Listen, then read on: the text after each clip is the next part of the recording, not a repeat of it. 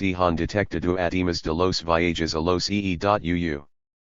Por los militares peruanos, otros viajes con fines de coordinación, asesoría y ayuda en materia de lucha contra subversiva y contra las drogas, por ejemplo a España fue el ministro de Defensa, para lo mismo vino al Perú el británico jefe militar que se reunió con el ejército peruano, y se han producido intercambios similares con los franceses.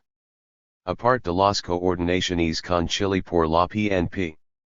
Y acaba de venir el general, inglés Clutter Basque uno de los jefes de la subversión en Malaysia a dar charlas en el IPAE. Apoyo de otras potencias y organismos internacionales.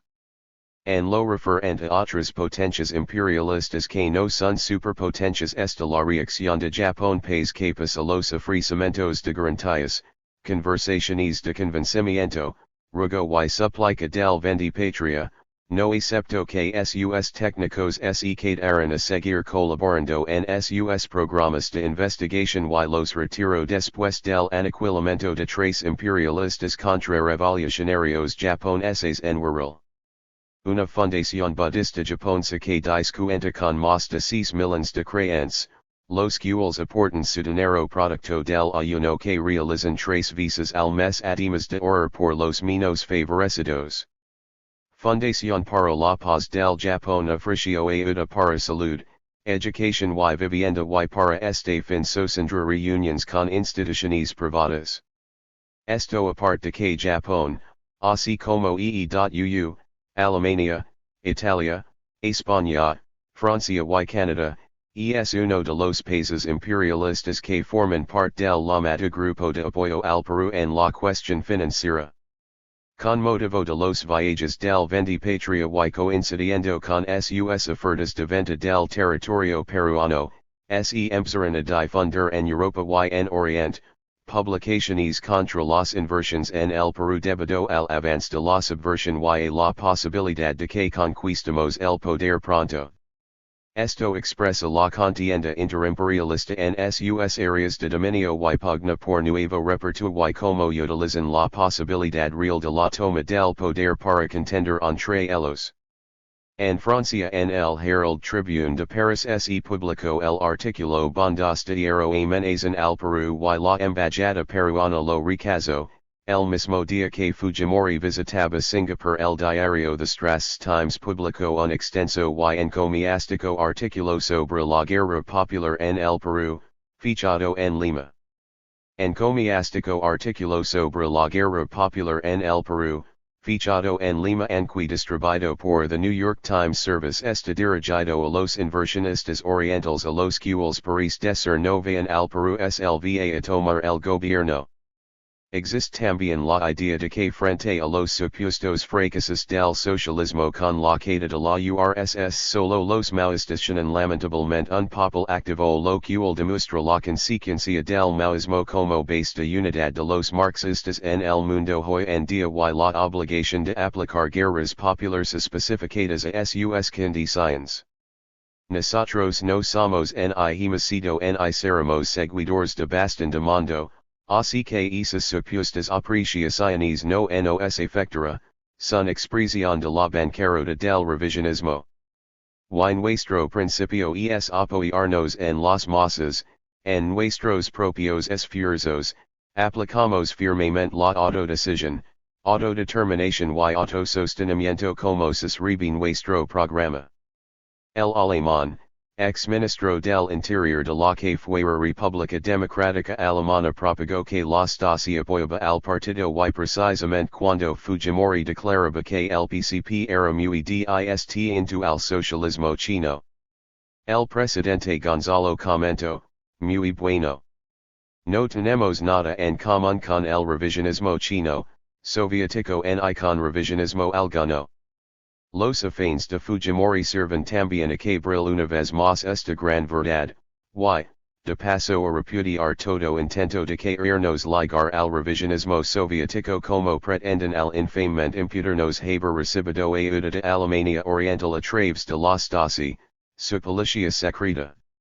Este no es sino un nuevo engendro yanqui que sirva, además, a la reacción peruana, la declaración de ese ex-ministro del Interior de ese país, es simplemente la invención del podrido revisionismo y agent yankee que busca hacer servicios meritorios a su nuevo amo.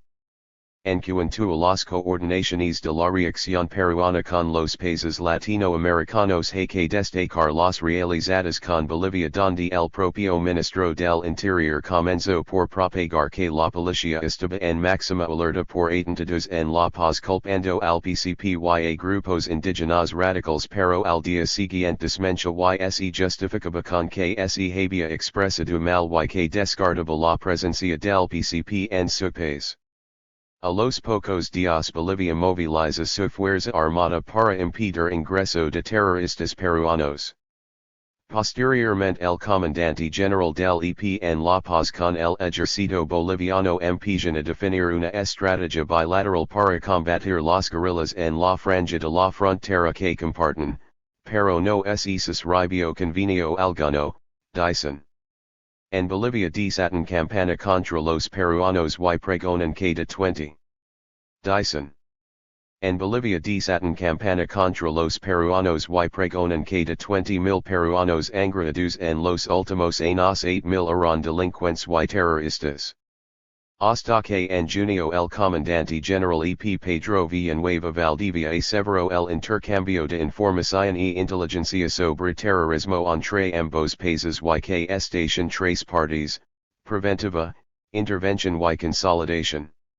En las conmemoraciones de la batalla de Ayacucho el coronel Alberto Jara Almonte, agregado militar del Perú en La Paz dijo que los ejércitos y pueblos latinoamericanos deberían luchar hermanados contra la amenaza de la subversión armada. Otro hecho reciente apoyo a la reacción peruana y al imperialismo yanqui principalmente en la guerra de baja intensidad es la participación de los organismos de DDHH. Que por acuerdo de su reunión internacional en Japón van a denunciar las violaciones hechas por los grupos alzados en armas. Entre ellos Amnistía Internacional y Americas Watch quienes tibiamente y presurosos respondieron las graves imputaciones del genocide de actuar con timidez y tibieza frente a los execrables asesinatos cometidos por el terrorismo, de ser tantos útiles. Y como era de esperar, dado su carácter se definieron por el lado de la contrarrevolución planteando que ellos siempre habían denunciado las atrocidades, sobre todo nuestras. Empero Americas Watch, el 30 de octubre nos envió una carta pidiendo que investiguemos sobre un caso ocurrido en Puno con prisioneros de guerra del ejército, documento que fue rechazado por la Cancillería peruana porque nos otorga el status de fuerza beligerante que según ellos no lo tenemos. Amnistía Internacional por su parte publicó extensamente su rechazo a las atrocidades del PCP que fue calificada como disposición positiva por la Cancillería peruana por haber rectificado su posición. Delamarnos grupos terroristas y ya no grupos políticos de posición, criticó simultáneamente que haya dicho que las fuerzas de seguridad hayan desaparecido y ejecutado a miles en las zonas de emergencia, rechazó igualmente que diga que existe un levantamiento generalizado o que tengamos control de territorio y que debe señalar con precisión que el terror es el principal método de los terroristas. La respuesta del jefe de la región América, sobre los datos respondió que el fiscal los confirmó en julio del 90 y que hubo error de traducción en lo de levantamiento generalizado reemplazándolo por existe un conflicto que ha ido extendiéndose por todo el país, que la primera vez que condenaron nuestras acciones fue el 83 y que ahora la diferencia está en que la condena es más explícita, sobre Fujimori dijo, ha sido decepcionante. La realidad de la situación de los DDHH. En el Perú está muy alejada de las promesas hechas hace más de un año, el balance de los primeros 13 meses puede considerarse negativo. Afortunadamente en los últimos 2 meses, puede considerarse negativo. Afortunadamente en los últimos 2 meses, se ha notado una disminución de las denuncias de desapariciones. El embajador peruano a Luna denunció al PCP en la sexta comisión legal de la Asamblea de la ONU quisieran reemplazar a la nación más antigua de Sudamérica por una comunidad totalitaria calcada en modelos que felizmente la historia ha superado dicho, y que su gobierno ha sido especialmente cuidadoso de garantizar el más pleno derecho a los DD.HH. Al combatir ese flagelo, la ONU denuncia al PCP por violación de derechos del niño por los métodos de reclutamiento y sus acciones sangrantes con que imponen su presencia en las comunidades rurales y áreas metropolitanas, pues violan los derechos más fundamentales del niño y atentan contra la propia vida. Los expertos del comité que vigila el cumplimiento de la Convención de los Derechos del Niño de la ONU expresaron su preocupación por la red de escuelas clandestinas en las que los ideólogos de SLADs traen a niños. Entre 5 y 10 años. Todos estos niños son obligados por el método del miedo o del chantaje a participar en las campañas de adoctrinamiento con las que pretende asegurar el futuro. Bien nutriendo sus filas con nuevos cuadros políticos o con nuevos cuadros de aniquilamiento, por primera vez se asiste un fenómeno de inmigración basado por la huida provocada por la violencia, pero lo más triste es que ataca a las instituciones sociales que intentan ayudarles noticia de la agencia EFE. Aquí vemos el apoyo al gobierno peruano de organismos que NISE sabe quién son pues habla de expertos, lo claro y con cierto es que la ONU sigue cumpliendo su papel imperialista contra-revolucionario y no puede imputarnos ningún crimen a la niña y acude al expediente del reclutamiento que sabe muy bien que no es forzoso y al del adoctrinamiento porque el tema la ideología. Pero ellos si pueden incorporar o formar scouts o adoctrinar lo mismo que las iglesias, los comunistas no podemos. Porque violamos derechos y ahí donde está la libertad de expresión de ideas. No existe sino libertad para difundir sus ideas. Esta es otra prueba más del carácter de clase de SUSDD.HH.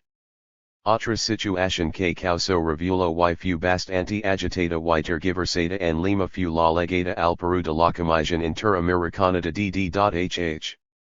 De la OEA, en torno a la cual se propuló un supuesto amotinamiento y acción provocadora de los prisioneros de guerra de Canto Grande en Lima, nada de esto ocurrió y el organismo habló con curas, con autoridades militares como el general Arauco o el general Pérez y con el genocida 20 patria quien le presentó la denuncia del gobierno peruano acerca de los tres supuestos casos imposibles de ser probados porque no los cumplimos, el de la criatura que voló en una torre minada porque no los cumplimos, el de la criatura que voló en una torre minada por derrubción.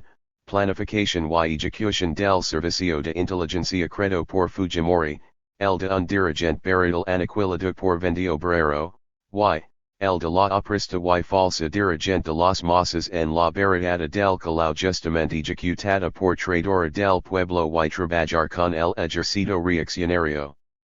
Pero del genocidio perpetrado por su compinche García Pérez no dijo absolutamente nada.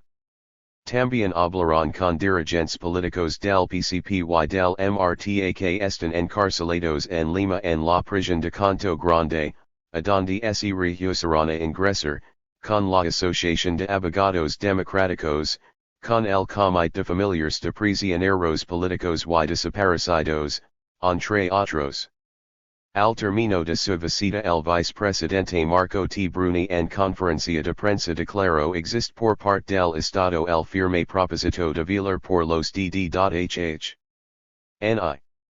La lucha por superar la pobreza ni la defensa de la democracia o el Estado de Derecho pueden justificar asesinatos selectivos, destrucción de infraestructuras, torturas, desapariciones forzosas ni el empleo del terror como condición social para imponer determinadas ideas, han disminuido la violaciones pero persisten serios problemas en utilización de acciones de garantía como habeas corpus y amparo, garantías para entidades que violan por derechos humanos, hasta el momento no ha sido sentenciado ningún miembro de las fuerzas del orden por violación de DD.HH.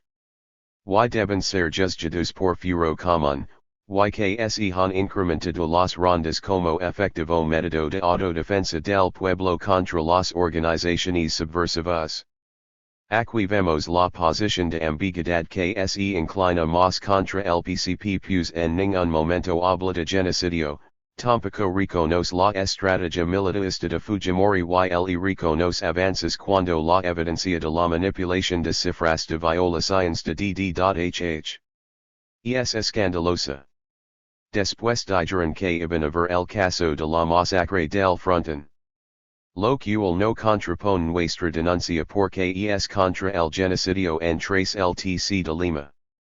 También se difundió la noticia a través de EFE desde Madrid que los comités de solidaridad con Perú y Latinoamérica, 8 españoles, 1 portugués y otro irlandés, emitieron un comunicado sobre la situación económica y social del Perú, afirman que la situación ha provocado una agudización de la espiral de la violencia y que la respuesta del Estado peruano sigue siendo exclusivamente militar, acrecentando la guerra sucia que por cuarto año consecutivo situa al Perú como el primer país con el primer número de detenidos desaparecidos, aquí se ve como un organismo internacional critica al gobierno y al PCP.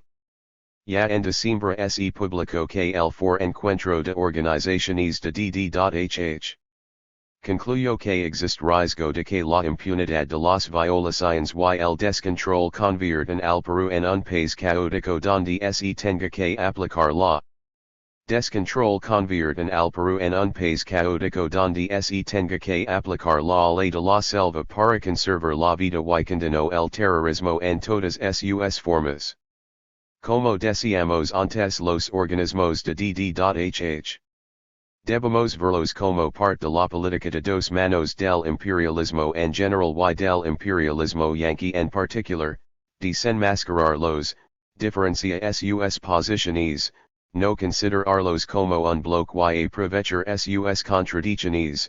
Nuestra política es usar todo aquello que pueda ser útil a la revolución y que permita esclarecer la política genocida de la contrarrevolución.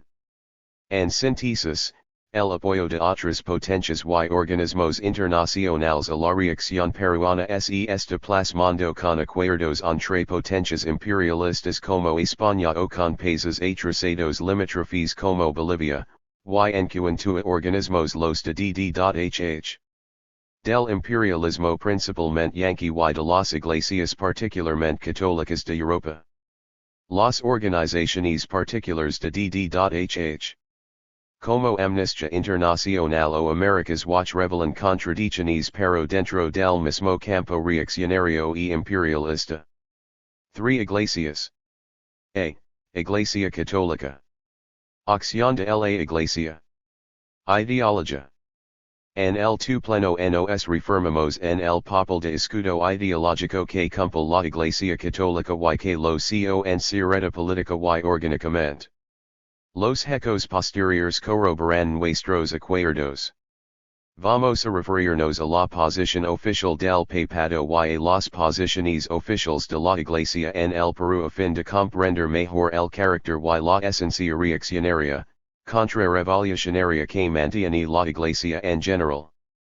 El 10 de mayo del 91 fue publicada la 3 Encíclica Social del Papa Juan Pablo II, Centésimas años, 100 años después de la encíclica Rerum Novarum del Papa León XIII.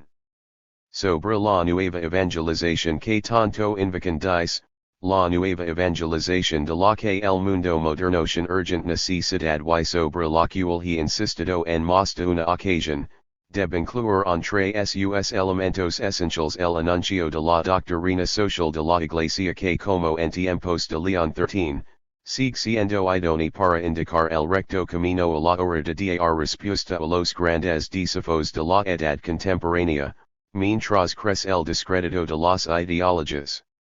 Como entonces, hay que decir que no existe verdadera solución para la cuestión social fuera del Evangelio y que, por otra parte, las cosas nuevas pueden haller en el su propio espacio de verdad y el debido planteamiento moral. Al igual que el imperialismo difunda la supuesta caducidad de las ideologías para vender su ideología evangélica rancia, trasnocada, falsa, de viejo oscurantismo idealista y siempre opuesta a lo nuevo, para combatir las injusticias y certezas las palabras del presidente Gonzalo en la entrevista, Marx nos enseñó la religión es el opio del pueblo, es una tesis marxista plenamente válida hoy y mañana lo seguirá siendo, que la religión es un fenómeno social producto de la explotación y que se irá extinguiendo conforme la explotación vaya siendo barata y una nueva sociedad siguiendo. Estos son principios que no debemos soltar y que debemos tener siempre presentes. Ligado a lo anterior este recordar también que el pueblo sin religiosidad, lo que llamas ha sido en isira abis para calich por sus profundos intereses de clase sirviendo a la revolución y en siritu a la guerra popular, debiendo quedar sumamente claro que esa religiosidad la respetamos como un problema de libertad de conciencia religiosa, como lo reconoce el programa sancionado por el Congreso. El problema de la nueva evangelización se refiere expresamente como ven los jerarcas eclesiásticos, el papado en siritu, el papel de América Latina, como ellos mismos lo dicen. La mitad de los católicos del mundo están en América Latina y decía ya el actual Papa en el año 84. En consecuencia están buscando utilizar el medio milenio del descubrimiento de América para llevar adelante un llamado movimiento de nueva evangelización. En síntesis lo que ellos piensan es esto, con el descubrimiento de América se inició la evangelización en el año 1494. Oficialmente pues bien, al cumplirse este nuevo centenario quieren desarrollar una nueva evangelización en función de defender el bastión, la mitad de la filigresia, la mitad del bastión que sustenta su poder, eso es lo que buscan. Así los jerarcas, el papado apuntan a defender sus posiciones en América y servir al imperialismo norteamericano que es quien domina principalmente en América Latina. Pero hay que entender este plan dentro de una campana y un plan mundial, ligado a las relaciones con la Unión Soviética con motivo del milenio de su cristianización, o los vínculos con el revisionismo chino, las acciones de la Iglesia en Polonia, en Ucrania, etc., es un plan mundial dentro de eso juega la nueva evangelización.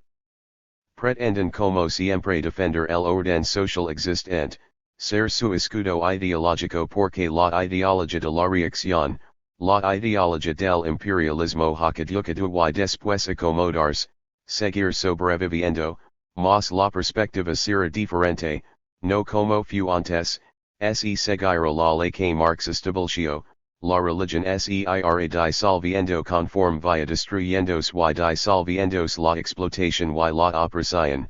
Y como ellos sirven a clases explotadoras y la que viene no es una clase explotadora, el papado no podrá sobrevivir, y la religiosidad tendrá que irse disolviendo, entretanto hay que reconocer la libertad de conciencia religiosa hasta que los hombres, avanzando en nuevas condiciones objetivas pueden tener una conciencia clara, científica y transformadora del mundo.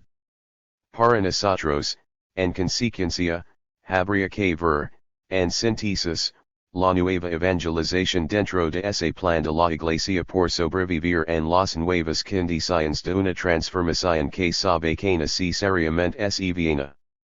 Prosiguiendo con la encíclica, textualmente está contra la violencia revolucionaria, contra la lucha de clases, contra las guerras justas y revolucionarias, los grupos extremistas, que tratan de resolver tales controversias por medio de las armas encuentran fácilmente apoyos políticos y militares, son armados y adiestrados para la guerra, mientras que quienes se esfuerzan para encontrar soluciones pacíficas y humanas, respetuosas para con los legítimos intereses de todas las partes, Permanecen.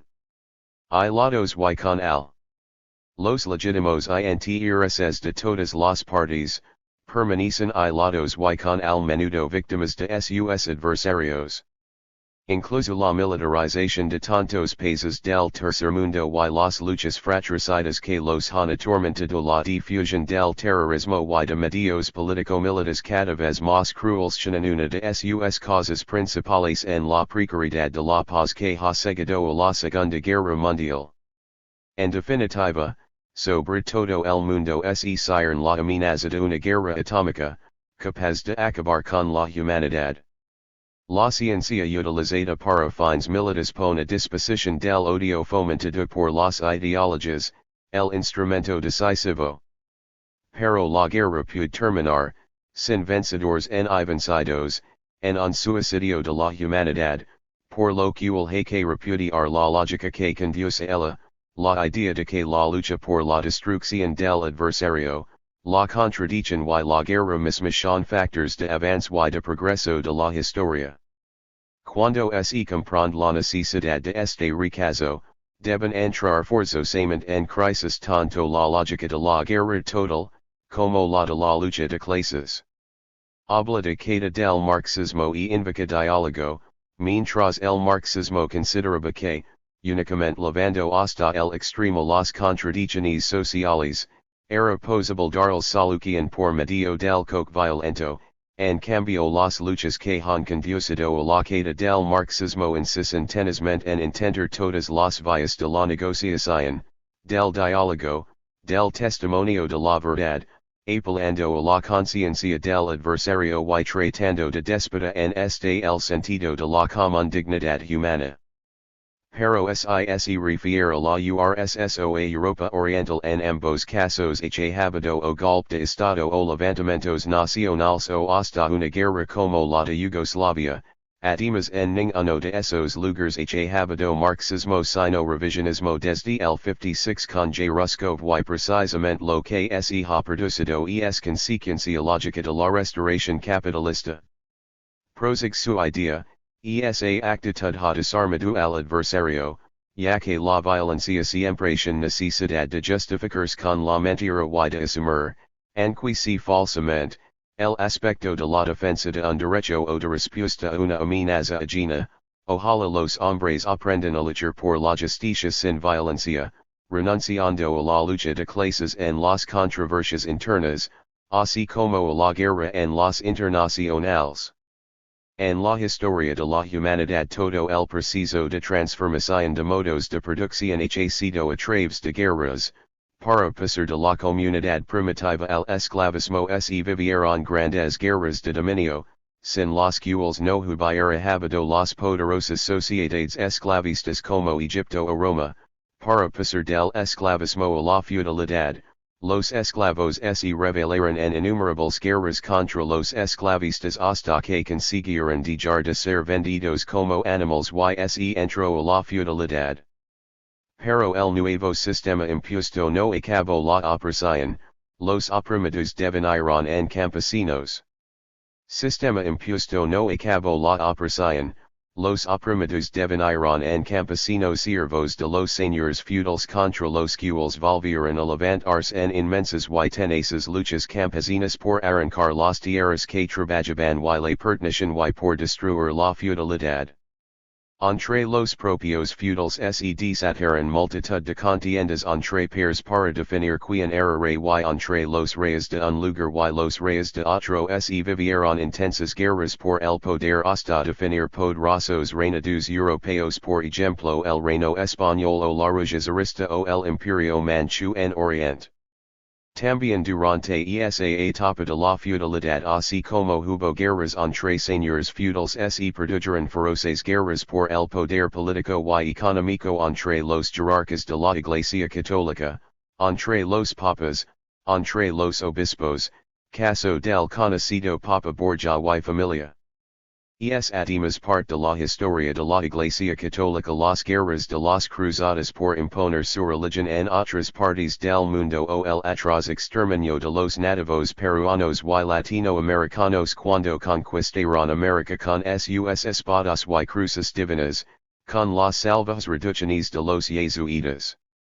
Luego, derrumbada la feudalidad se desenvolvió el capitalismo y generó el proletariado, última clase explotada de la tierra que ha de destruir ese ominoso sistema también con guerras, pero guerras revolucionarias que por fin acaben con todos los sistemas de explotación, en rumbo definitivo de la humanidad hacia su verdadera libertad, y la violencia que pregonamos los proletarios, los comunistas como vanguardia de la clase, no necesitamos justificarla en I mentimos sobre su necesidad, ante un sistema iniquo que provoca guerras de rapina como las dos guerras mundiales imperialistas que costaron como 60 millones de muertos que es lo que por materialismo histórico corresponde.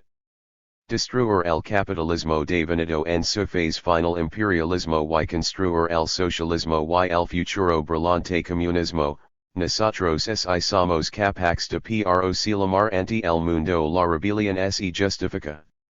Así que esas famentidas palabras de ola e incienso encubren realidades para atacar la violencia revolucionaria justa, correcta y necesaria y defender la violencia contra-revolucionaria, injusta, errónea, defensora de la explotación y la opresión. Difunda su concepción idealista teocrática de revelación cristiana como medio para comprender la realidad, por otra parte, el hombre credo para la libertad leva dentro de sí la herida del pecado original que lo empuja continuamente hacia el mal y hace que necesite la redención. Esta doctrina no solo es parte integrante de la revelación cristiana, sino que también un gran valor hermenéutico en cuanto ayuda a comprender la realidad humana, corresponde solamente a Dios separar a los seguidores del reino y a los seguidores del milenio. Este juicio tendrá lugar al final de los tiempos. Pretendiendo anticipar el juicio ya desde ahora el hombre trata de suplantar a Dios y se pone su.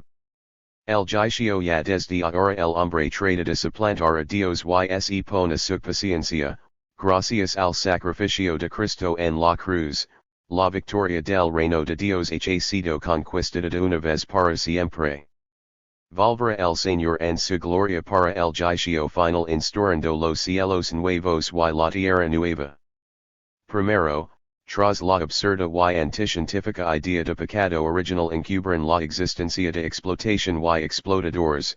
Segundo, el hombre no necesita de ningún crucificado ni de redención alguna no emanciparse de la explotación y opresión y su emancipación es obra de su propia acción, y tercero, creen en un imaginario juicio divino final, es su concepción, entonces porque se erigen por encima de su Dios y nos juzgan como seguidores de su supuesto milenio al calificarnos de terroristas.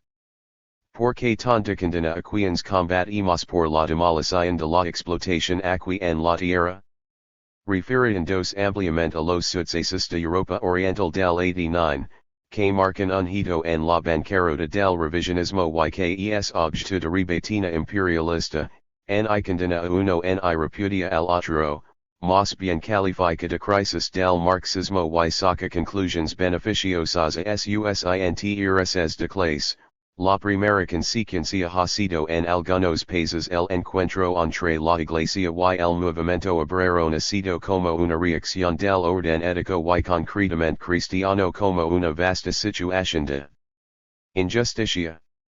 Durante casi un siglo dicho movimiento en gran parte había caído bajo la hegemonía del marxismo, no sin la convicción de que los proletarios, para luchar eficazmente contra la opresión, debían asumir las teorías materialistas y economicistas, en la crisis del marxismo brotan de nuevo las formas espontáneas de la conciencia obrera, que ponen de manifiesto una exigencia de justicia y de reconocimiento de la dignidad del trabajo, conforme a la doctrina social de la Iglesia.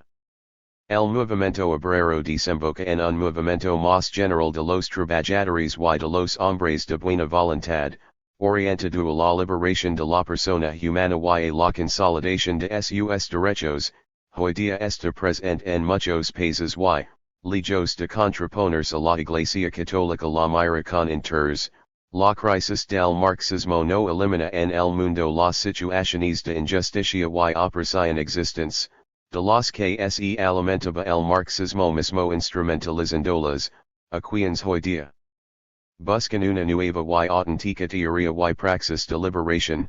La Iglesia no ofrece solo la doctrina social y, en general sus enseñanzas sobre la persona redimida por Cristo, sino también su compromiso con espíritu de ayuda para combatir la marginación y el sufrimiento. Aquí reconoce la influencia del marxismo en el movimiento obrero y como piensa que la crisis del marxismo entonces aplica a Rio revuelto ganancia de pescadores, viejo sueño de la Iglesia Católica de dirigir al proletariado, y como las cosas no han desaparecido el sale como la solución con su doctrina social. Un comentario del presidente Gonzalo Clarísimo para juzgar esas ideas esl. Comentario del presidente Gonzalo Clarísimo para juzgar esas ideas esl siguiente. Si subsisten los problemas y las situaciones de injusticia y sufrimiento humano que causaron su aparición, como realmente es, solo que hoy cada vez más agravados, extendidos y totalmente insoportables por no corresponder en absoluto al desarrollo social alcanzado, más aún habiéndose vivido el socialismo con sus conquistas y grandiosas perspectivas bajo la dictadura del proletariado, única forma estatal bajo la cual puede construirse y desarrollarse, el comunismo existe y combate cada día sustentado en los intereses de clase del proletariado y en la defensa de las masas populares del mundo, hoy y en lo inmediato en medio de una compleja y intrincada lucha de clases y enfrentando una ofensiva convergente y siniestra del imperialismo. El revisionismo y la reacción mundial desenvuelta en collusion y pugna a la cual se suma la Iglesia Católica no solo ideológica sino política y organizativamente, el comunismo hoy como y mañana combate y combatirá siempre, inconmovible seguro de la victoria final, bajo las rojas y inmarcesibles banderas del marxismo-leninismo maoísmo, la todopoderosa teoría del proletariado internacional. El arma decisiva de Marx, Lenin y Mao, 2 de Mayo del 91. Sobre el desarrollo de las fuerzas productivas las reduce al ejercicio personal de buscar a Dios, en fin el desarrollo no debe ser entendido de manera exclusivamente económica, sino bajo una dimensión humana integral. No se trata solamente de elevar a todos los pueblos al nivel del que gozan hoy los países muy ricos, sino de fundar sobre el trabajo solidario una vida más digna, hacer crecer efectivamente la dignidad y creatividad de toda persona, su capacidad de responder a la propia vocación y, por tanto a la llamada de Dios. El punto culminante del desarrollo conlleva al ejercicio del derecho de buscar a Dios, conocerlo y vivir según tal conocimiento. Persiste en su defensa cerrada de la propiedad privada porque es un derecho natural del hombre a gozar de los bienes creados por Dios y adquiridos con el sudor de su frente, con su trabajo que no explota sino que dignifica y adirige su defensa con el supuesto destino universal de esos bienes, esto es, no impedir el derecho de los otros hombres a apropiarse de una parte de la creación de Dios con su propio trabajo. Dice que ya León 13 afirmaba y argumentaba, carácter natural del derecho a la propiedad privada, este derecho es fundamental en toda persona para su autonomía y su desarrollo, ha sido defendido siempre por la Iglesia hasta nuestros días. Asimismo, la Iglesia enseña que la propiedad de los bienes no es un derecho absoluto, a la vez que proclamaba con fuerza el derecho a la propiedad privada. El pontífice afirmaba con igual claridad que el uso de los bienes, confiado a la propia libertad, está. Con igual claridad que el uso de los bienes, confiado a la propia libertad, está subordinado a, destino primigenio y común de los bienes creados y también a la voluntad de Jesucristo.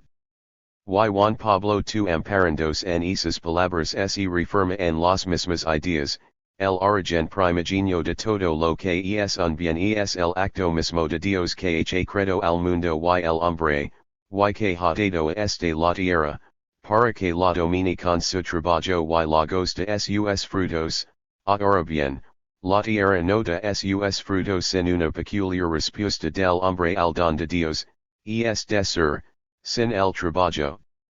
Es mediante el trabajo como el hombre usando su inteligencia y su libertad, logra dominarla y hacer de ella su digna morada. De este modo se apropia una parte de la tierra, la que se ha conquistado con su trabajo, y ahí el origen de la propiedad individual. Obviamente le incumbe también la responsabilidad de no impedir que otros hombres obtengan su parte del don de Dios, es más, debe cooperar con ellos para dominar juntos toda la tierra. Así incubra base económica capitalista, plus valía y relations de explotación. Define la familia como centro, la primera estructura fundamental a favor de la ecologia humana es la familia, hay que volver a considerar la familia como el santuario de la vida, es sagrada, es el ámbito donde la vida, donde Dios puede ser acogida y protegida de manera adecuada contra los múltiples ataques a que está expuesta, contra la llamada cultura de la muerte, la familia constituye la sede de la cultura de la vida. En el capitalismo, más en el imperialismo, la familia es para proteger la herencia de los bienes adquiridos con la explotación, es un concepto contract apuesto a la sociedad comunista en la cual todo el conjunto velará por todos.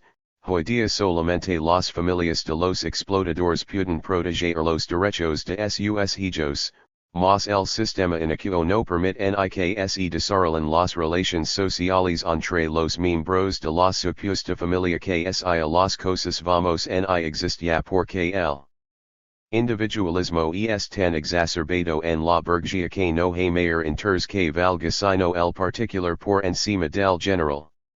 Y en el proletariado y en las masas populares no existe ni siquiera el derecho a decidir cuántos hijos pueden tener y le imponen programas de control de la natalidad que la propia iglesia facilita encubiertamente, oficialmente prohíbe el aborto pero por debajo trabaja tras el estúpido y mendaz slogan de paternidad responsable.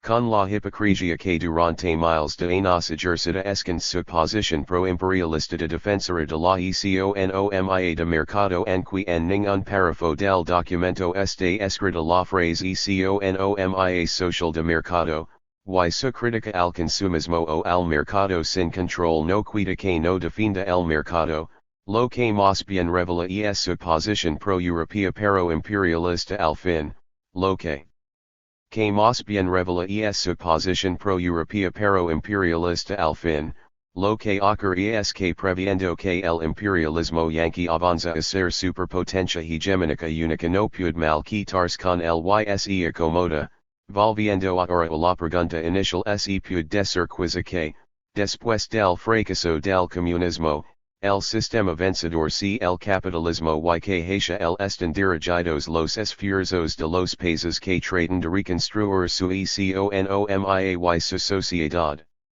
Es quizá este el modelo que es necesario proponer a los países del tercer mundo, que buscan la vía del verdadero progreso económico y civil. La respuesta obviamente es compleja. Por capitalismo se entiende sistema económico que reconoce el papel fundamental y positivo de la empresa, del mercado, de la propiedad privada y de la consiguiente responsabilidad para con los medios de producción, de la libre creatividad humana en el sector de la economía. La respuesta ciertamente es positiva en que quizá sería más apropiado hablar de economía de empresa, economía de mercado o simplemente economía libre. Pero por capitalismo se entiende un sistema en el cual la libertad, en el ámbito económico, no está encuadrada en un sólido contexto jurídico que la ponga al servicio de la libertad humana integral y la considera como una particular dimensión de la misma, cuyo centro es ético y religioso, entonces la respuesta es absolutamente negativa, la solución marxista ha fracasado, pero permanecen en el mundo fenómenos de marginación y explotación, especialmente en el tercer mundo, así como fenómenos de alienación humana, especialmente en los países más avanzados, contra tales fenómenos se alza la voz de la Iglesia. La Iglesia notion modelos para proponer, para este objetivo la Iglesia ofrece, como orientación ideal y indispensable, la propia doctrina social, la cual como catedica reconoce la positividad del mercado y de la empresa, pero al mismo tiempo indica que estos han de estar orientados hacia el bien común. Esta doctrina reconoce también la legitimidad de los esfuerzos de los trabajadores para conseguir el pleno respeto de su dignidad y espacios más amplios de participación en la vida de la empresa, de manera que, trabajando juntamente con otros y bajo la dirección de otros, pueden considerar en cierto sentido que trabajan en algo propio al ejercitar su inteligencia y libertad. La empresa no puede considerarse únicamente como una sociedad de capitales, es al mismo tiempo una sociedad de personas, en la que entran a formar parte de manera diversa y con responsabilidades específicas los que aportan con el capital necesario para su actividad y los que colaboran con su trabajo. La luz de las cosas nuevas de hoy ha sido considerada nuevamente la relación entre la propiedad individual o privada y el destino universal de los bienes, la propiedad de los medios de producción tanto en el campo industrial. Bienes, la propiedad de los medios de producción tanto en el campo industrial como agrícola, es justa y legítima cuando se emplea para un trabajo útil. Pero resulta ilegítima cuando no es valorada o sirve para impedir el trabajo de los demás, la obligación de ganar el pan con el sudor de la propia frente supone, al mismo tiempo, un derecho. Una sociedad en la que este derecho es ignorado sistemáticamente y las medidas de política económica no permiten a los trabajadores alcanzar niveles satisfactorios de ocupación, no puede conseguir su legitimación ética en la justa paz social, la propiedad se justifica cuando crea en los debidos modos y circunstancias, oportunidades de trabajo y crecimiento humano para todos. Concibe un estado de Moberg's equilibrado, con tres poderes, Leon XIII no ignoraba que una sana teoría del estado era necesaria para asegurar el desarrollo normal de las actividades humanas. Por eso el Papa presenta la organización de la sociedad estructurada en tres poderes, legislativo, ejecutivo y judicial. Tal ordenamiento refleja una visión realista de la naturaleza social del hombre la cual exige una libertad adecuada para proteger la libertad de todos. A este respecto es preferible que un poder esté equilibrado por otros poderes y otras esferas de competencia, que lo mantengan en su justo límite. Es este el principio del Estado de Derecho, en el cual es soberana la ley y no la voluntad arbitraria de los hombres. Defiende la dictadura burguesa contra la dictadura del proletariado, la Iglesia aprecia el sistema de la democracia en la medida en que asegura la participación de los ciudadanos en las opciones políticas y garantiza a los gobernados la posibilidad de elegir y contractola a sus propios gobernantes o bien la de sustituirlos oportunamente de manera pacífica. Por eso mismo no puede permitir la formación de grupos dirigentes restringidos que, por intereses particulares o por motivos ideológicos, usurpan el poder del Estado. Una auténtica democracia es posible solamente en un Estado de Derecho y sobre la base de una recta concepción de la persona humana. La Iglesia tampoco cierra los ojos ante el peligro del fanatismo, o fundamentalismo de quienes, en nombre de una ideología con pretensiones de científica o religiosa, creen que pueden imponer a los demás hombres su concepción de la verdad y del bien. No es de esta índole la verdad cristiana. Al no ser ideológica, La fe cristiana no pretenden cuadrar en un rigido esquema la cambiante realidad sociopolítica y reconoce que la vida del hombre se desarrolla en la historia en condiciones diversas y no perfectas. La Iglesia, por tanto, al ratificar constantemente la trascendente dignidad de la persona, utiliza como método propio el respeto a la libertad. Finalmente creemos necesario conocer su concepción acerca de los Tanhoyen. Finalmente creemos necesario conocer su concepción acerca de los Tanhoyen dia pregonados dd.hh, después de la caída del totalitarismo comunista y de otros muchos regímenes totalitarios y de seguridad nacional, asistimos hoy al predominio no sin contrastes, del ideal democrático junto con una viva atención y preocupación por los derechos humanos. Pero precisamente por esto, es necesario que los pueblos que están reformando sus ordenamientos den a la democracia un auténtico y sólido fundamento, mediante el reconocimiento explícito de estos derechos.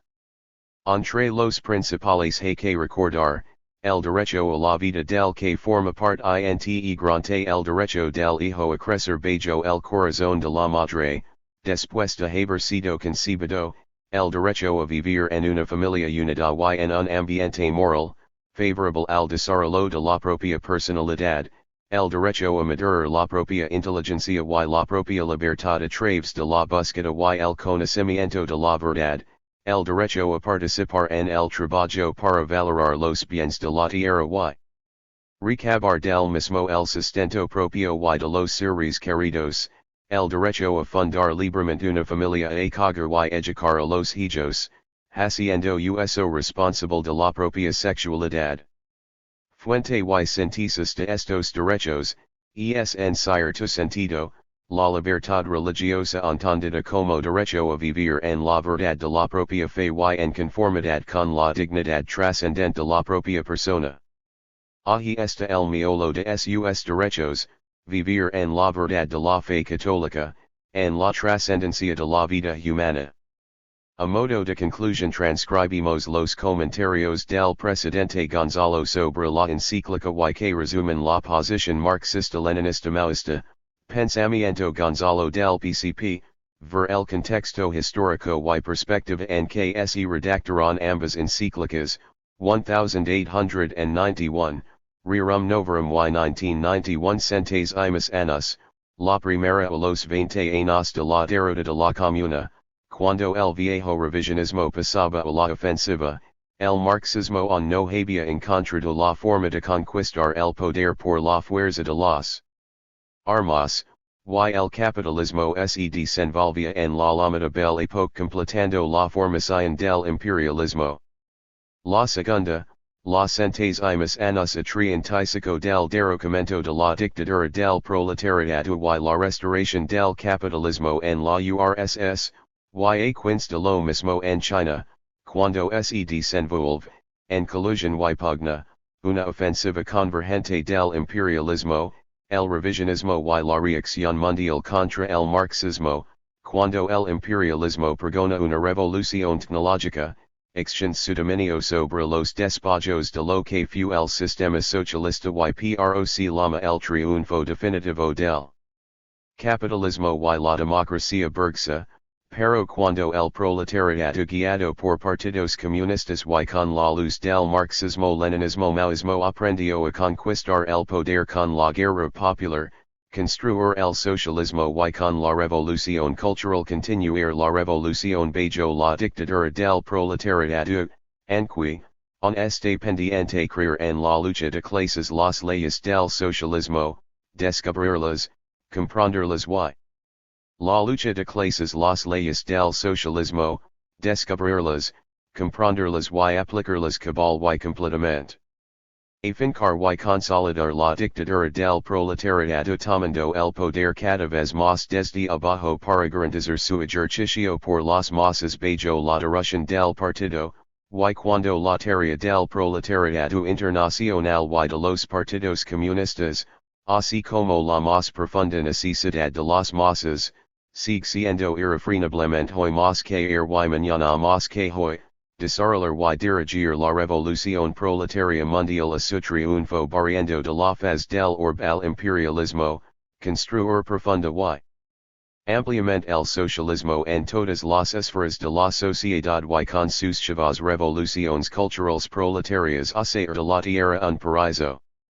El comunismo, el inicio del reino de la libertad para toda la humanidad.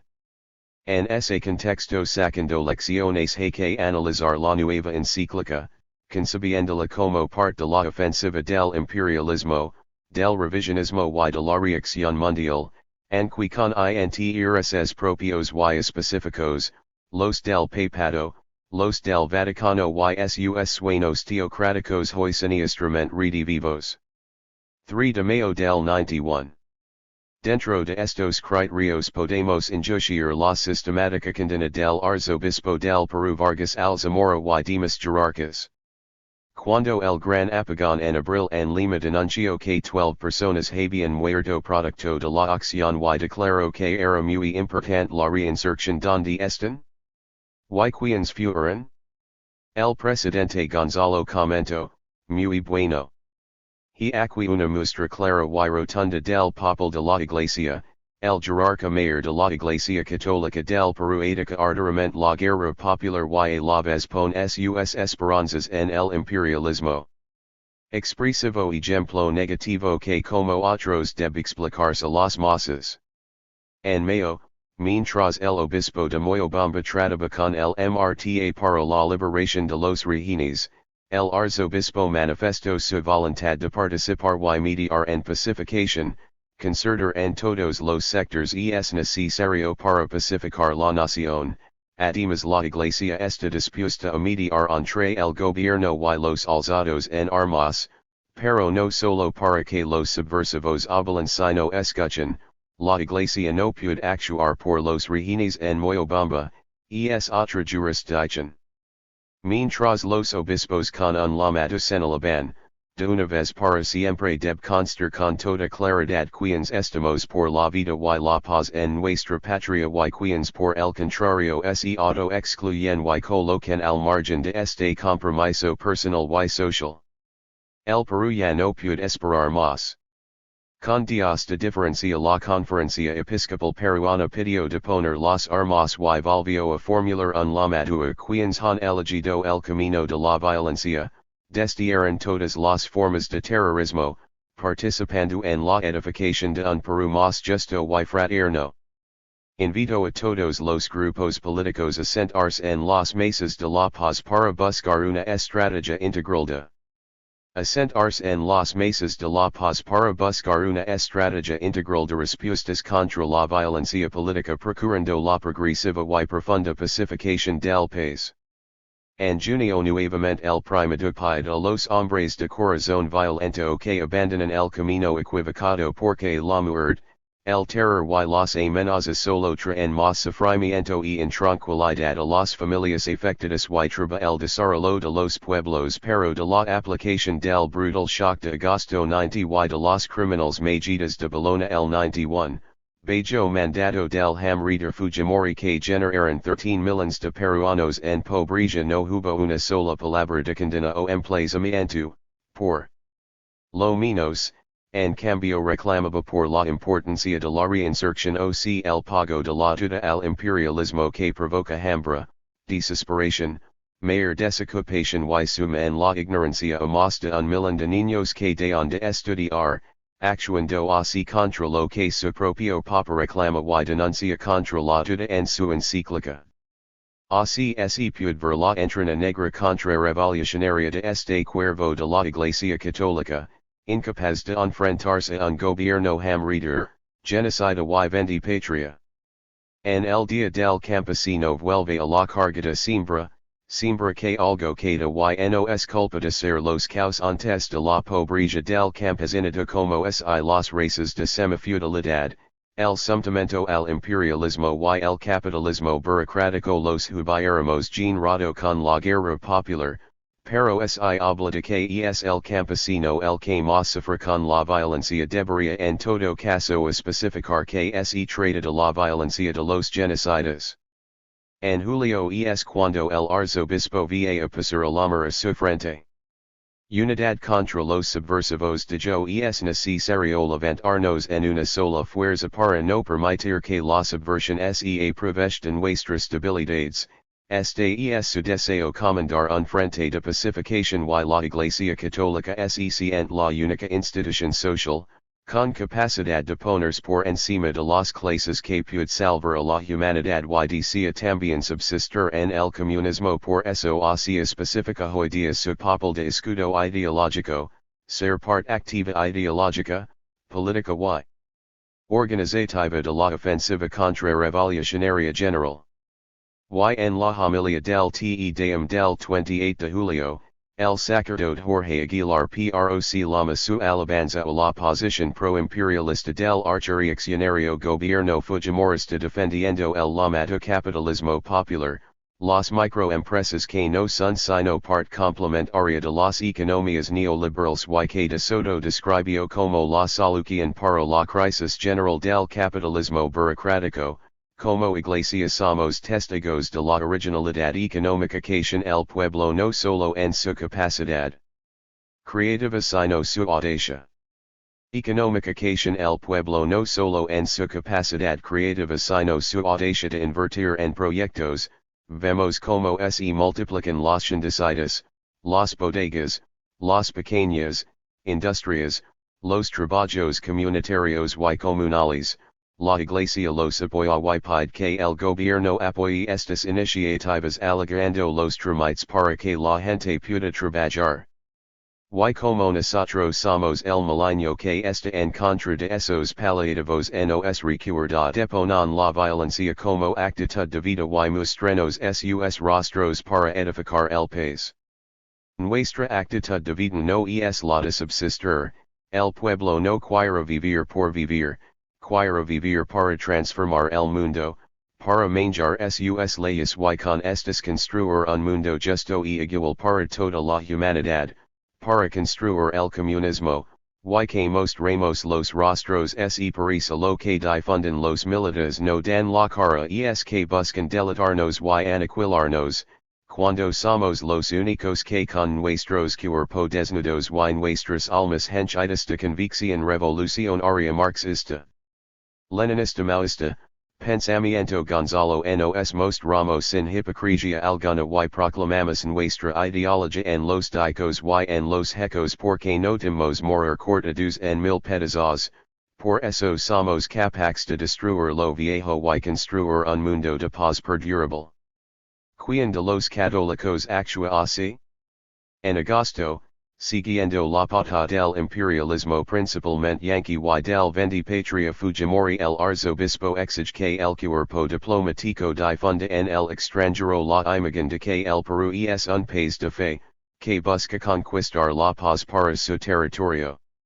En septiembre el obispo Danmert otro jerarca Cuervo Negro, sin la desvergüenza de hablar de un Perú de paz en un país sangriento de hambre y en una misa por la paz le habla al presidente Gonzalo y le dice que le va a perdonar la vida a él y a sus seguidores.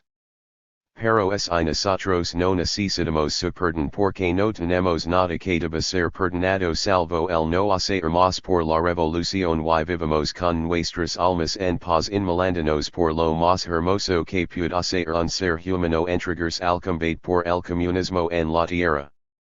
Acaban de difundir un folleto paz en la tierra Conferencia Episcopal Peruana, reflexiones dicen para estos tiempos de violencia. Pasa no haber lo estudiado se puede apreciar que en el punto sobre juicio sobre la situación, de 9 puntos que conchan 5 son dirigidos directamente contra el PCP y la guerra popular, parte de que nada justifica la violencia usando el pretexto de las ideas, los terroristas no tienen consideración por la vida humana y la subordinan al logros de sus objetivos, que la violencia, es fruto de una mentalidad negativa, que los grupos terroristas alzados en armas contra el Estado peruano violan las mínimas normas humanitarias que deben aplicarse en un conflicto armado pruebas. No las hay por eso no las ponen, que busca la violencia terrorista. obtener el poder imponiendo el terror para lograr el sometimiento, desprecio y odio frente a los más pobres. Los otros puntos son la sometimiento, desprecio y odio frente a los más pobres. Los otros puntos son la violencia ejercida por ciertos elementos de las fuerzas del orden, para sumarse a los anteriores una violencia llamada paramilitar.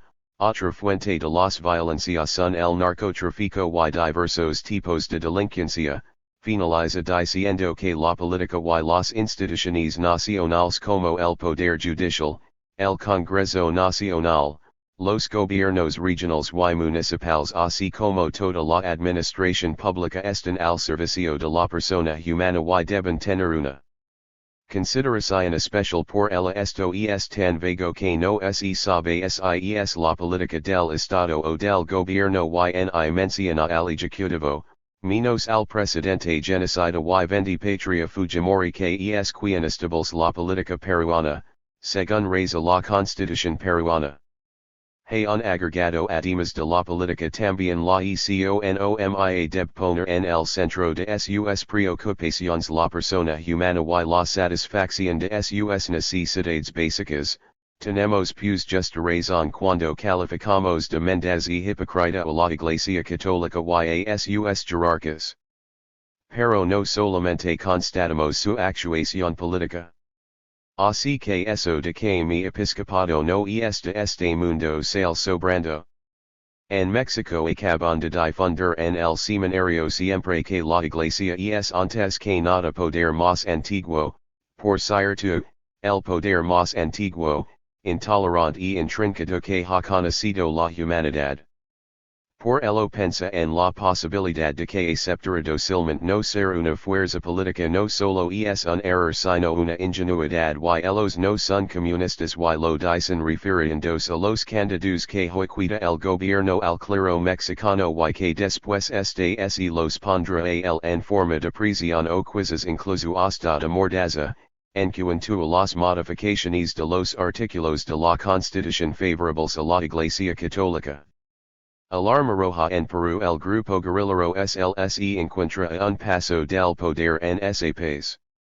Esta advertencia fue publicada originalmente en el diario Avvenire, órgano perteneciente a la Conferencia Episcopal Italiana, publicado en el Mercurio de Santiago de Chile. Resumiendo, la Iglesia Católica en el mundo y en el Perú está actuando dentro de la ofensiva contra-revolucionaria general ideológica, orgánica y políticamente, cumpliendo un papel cada vez más activo. Planes y campanas como las ideas vienen de la práctica y vuelven a ella para transformarla. El papel de escudo ideológico que está desarrollando esta reaccionaria institución lo está plasmando a través de una intensa actividad política y proliferando una serie de organismos de pacificación de religiosos y política y proliferando una serie de organismos de pacificación de religiosos y de seglares. Mencionarmos algunos de sus planes y campanas cumplidos durante esta campana. Como viramos en la sesión preparatoria del tu pleno va participar en el PES, Plan de Emergencia Social de Fujimori que fue un fracaso completo del que se retiró en aguda contradicción con el gobierno. Han prosguido con sus planes propios de subsistencia con las donaciones principalmente del gobierno yanqui y más de otros imperialistas europeos, sobre todo en el campo y en las barriadas de las ciudades. Caritas es una muestra, ali manipulan las necesidades de hambre para comprar a las masas por sus estómagos y ganar adeptos a su ideología anticientífica basada en la fe y en la caridad que no es sino conciliación de clases. Otro plan muy activo es el de la llamada pacificación, colabora al fin en el Consejo por la Paz y sobre sus vueltas y revueltas ya tratamos largamente. Pero lo principal es el conjunto de campanas propias dentro de las cuales están el acto por la paz en la Plaza Francia de Lima donde la Asociación Peruana de Estudios por la Paz con el cura MC Gregor opinó sobre el Consejo por la Paz y dijo que iba por buen camino, que la reunión de octubre permitiría unir todas las fuerzas de nuestro país en Una sola dimensión contra la guerra popular. En ese mismo acto político organizado por el Instituto Paz y Vida, el arrepentido de su teología de la liberación, el cura Gutiérrez calificó al partido de sanguinario, que no respeta la vida de nadie, que no deben hacerse ningún tipo de consideraciones, que la matanza de sacerdotes y dirigentes vecinales muestran que se actúa contra los que no se considera enemigos. Otras marcas como las de los pueblos jóvenes de Lima, donde el partido actúa con fuerza, también en el cono norte como la marca por la paz y los dd.hh. De los distritos de Independencia, Comas, Los Olivos, convocada por la Comisión Peru, Vida y Paz en la que hablarán los laicos comprometidos. Una de las más propagandizadas fue la de Canto Grande, hasta por el lugar era estratégicamente importante para ellos sacar un contingente y agitar contra la guerra popular pero los ciertos que ni con mañas, curas, bibliotecas parroquiales, catequistas, parroquias y demás organizaciones vecinales, clubs de madres, comedores populares, comunidades cristianas, organizaciones no gubernamentales etc. pudieron reunir ni a 400 personas y la llamaron gran movilización por la paz y el desarrollo. No pasaron de portar unas cuantas banderolas blancas con queremos paz. Y los niños no se usan, los niños se respetan. Cumpliendo su parte activa en el reparto de tareas contrarrevolucionarias como la campana negra del supuesto uso de niños para desprestigiarnos ante las masas, sabiendo la iglesia, porque bien informada que esta, de que esa era una imputación falsa y un plan armado por la reacción. Otra. Esta, de que esa era una imputación falsa y un plan armado por la reacción. Otra consigna no Alhambra y al terror. ¿Quién son los causantes del Alhambra? ¿Quién son los genocidas? Otra nosotros somos madres que servirnos a la comunidad y buscamos la paz y pero las madres también se dividen en clases y siendo pobres o proletarias pueden convertirse en laqueas de la reacción o siervas del imperialismo o agents de las FF.A. YPP genocidas, hasta suplunas y cuchillos de sus propios hijos, entonces el problema es desenmascarar y diferencia que clase de madre seso del pueblo o contra el pueblo y a que planes de la comunidad se está sirviendo consciente o inconscientemente.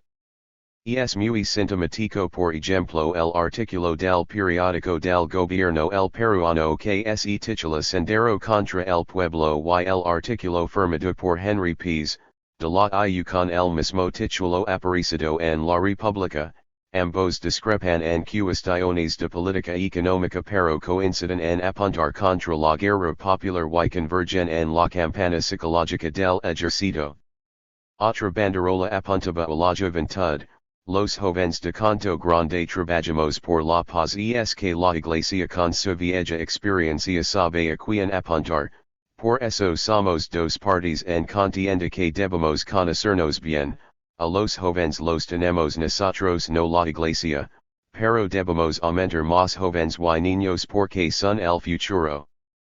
Ali entonaron el himno nacional que es un himno de opresión y habló un supuesto representante de un frente amplio por la paz y el desarrollo de San Juan de Lurigancho. Ya de estos organismos de desarrollo y paz hemos tratado en la movilización de la población y recursos en la llamada estrategia yanqui de guerra de baja intensidad. Dijo que había que vencer el temor a quienes asesinan dirigentes en nombre del pueblo, demandó apoyo al gobierno para el desarrollo del distrito, que se cumpla la ley que financia el vaso de leche y solicitó parque industrial para los jóvenes así como el desarrollo de los pequeños y microempresarios, su rechazo contra nosotros lo limitó a invocar la autoridad de los votos de los demoburgueses porque ya no pueden impedirnos, como lo hacían antes, que estamos desligados de las masas, ahora a plan. A cuantos votos ha obtenido el PCP. Concurrieron también los alcaldes de Iu de San Juan de Lurigancho y de Villa El Salvador. Es correcto que fue un fracaso, sin embargo debemos aprender a conocer bien al enemigo, estratégicamente menospreciarlo y tácticamente tenerlo muy en cuenta porque así van a usar su contingente y moverlo contra la guerra popular. Por eso es necesario hacer contracampañas de desenmascaramiento ideológico político para que las masas no se dejen engatusar por una de las instituciones más recalcitrantes de la reacción y no permitan que las utilicen a provechosos de su respetable religiosidad popular. O las compren por su hambra. La respuesta antes, durante y después con zozobra local fue de gran efecto, pero debemos potenciar la con volantes, pintas, incursiones en asambleas y sobre todo potenciamos la doble política y infiltrarse en todo tipo de organizaciones y desenmascararlos, socavarlos hasta. Infiltrarse en todo tipo de organizaciones y desenmascararlos, socavarlos hasta destruirlos. Son aparatos amarillos o grises y ahí debemos actuar en función de impulsar los preparativos de la insurrección.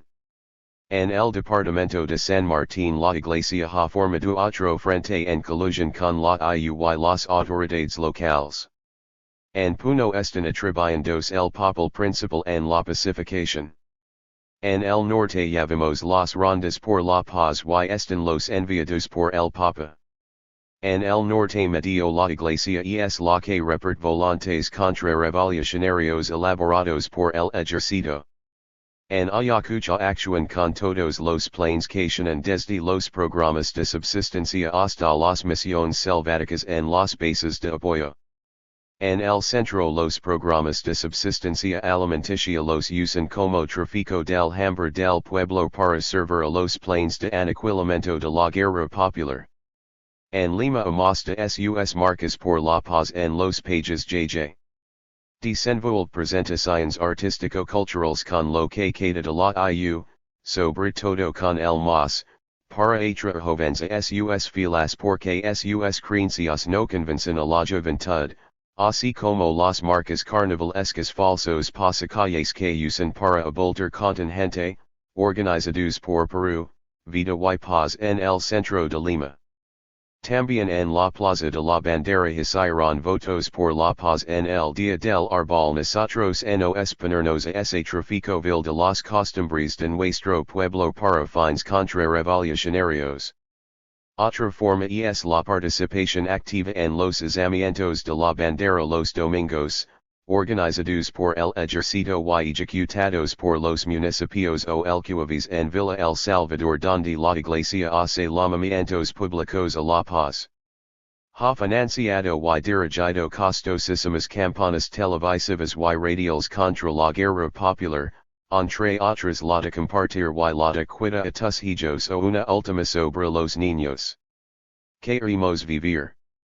Y está convocando al minuto de silencio en todo el país para el Día Mundial de la Paz. Luego, sigue avanzando en su posición capitulacionista de fomentar el diálogo, especialmente con el MRTA origindos como intermediaria, como ya lo hizo en Mayo en Moyobamba en el mes de junio, la Conferencia Episcopal de Acción Social, CEAS, a través de su secretaria ejecutiva informó a la Agencia Alemana de Prensa, DPA, sobre sondeos iniciados en Suecia y Alemania por la Iglesia Católica Peruana para promover un diálogo de paz entre el gobierno del presidente Fujimori y los grupos subversivos. Dijo, la Iglesia posee informaciones según las cuales el grupo Tupac Amaru está dispuesto a sentarse a la mesa para dialogar sobre pacificación y que muchos integrantes del PCP grupo que no tienen absolutamente ninguna voluntad política de dialogar, decían abandonar ese grupo. Dijo también que el gobierno había sido claro en afirmar abandonar ese grupo. Dijo también que el gobierno había sido claro en afirmar que no iba a dialogar con gente que está armada, pero también sabemos que hay algunos sectores que estarían muy interesados en abrir puertas. que al interior del MRTA había dos tendencias una dispuesta y al comienzo de negociaciones para una rendición y un diálogo y otra muy fuerte todavía que mantiene la postura de la lucha armada y las actuales condiciones de su guerra. Que por otra parte el PCP está tratando de empujar a las fuerzas del MRTA para aislarlas en remotas regions de la selva hacia la frontera con Ecuador o Colombia.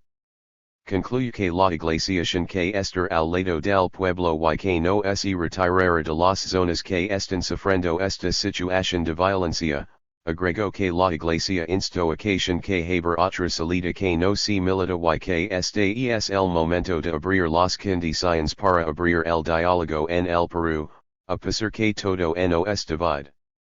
Estas simples frases finales son otra de las demostraciones de que estamos en el equilibrio estratégico. La Iglesia también está recuperando posiciones para defender el sistema contra la guerra popular y siendo que este es el momento y no se puede pasar a circunstancias inmanageables para ellos. Invitaron al gobierno alemán a recibir informes sobre los derechos humanos en Lima y promovieron la venida de una comisión católica europea de DD.HH. Que coincidió con la comisión de la OEA en Inters anti-convergencia política.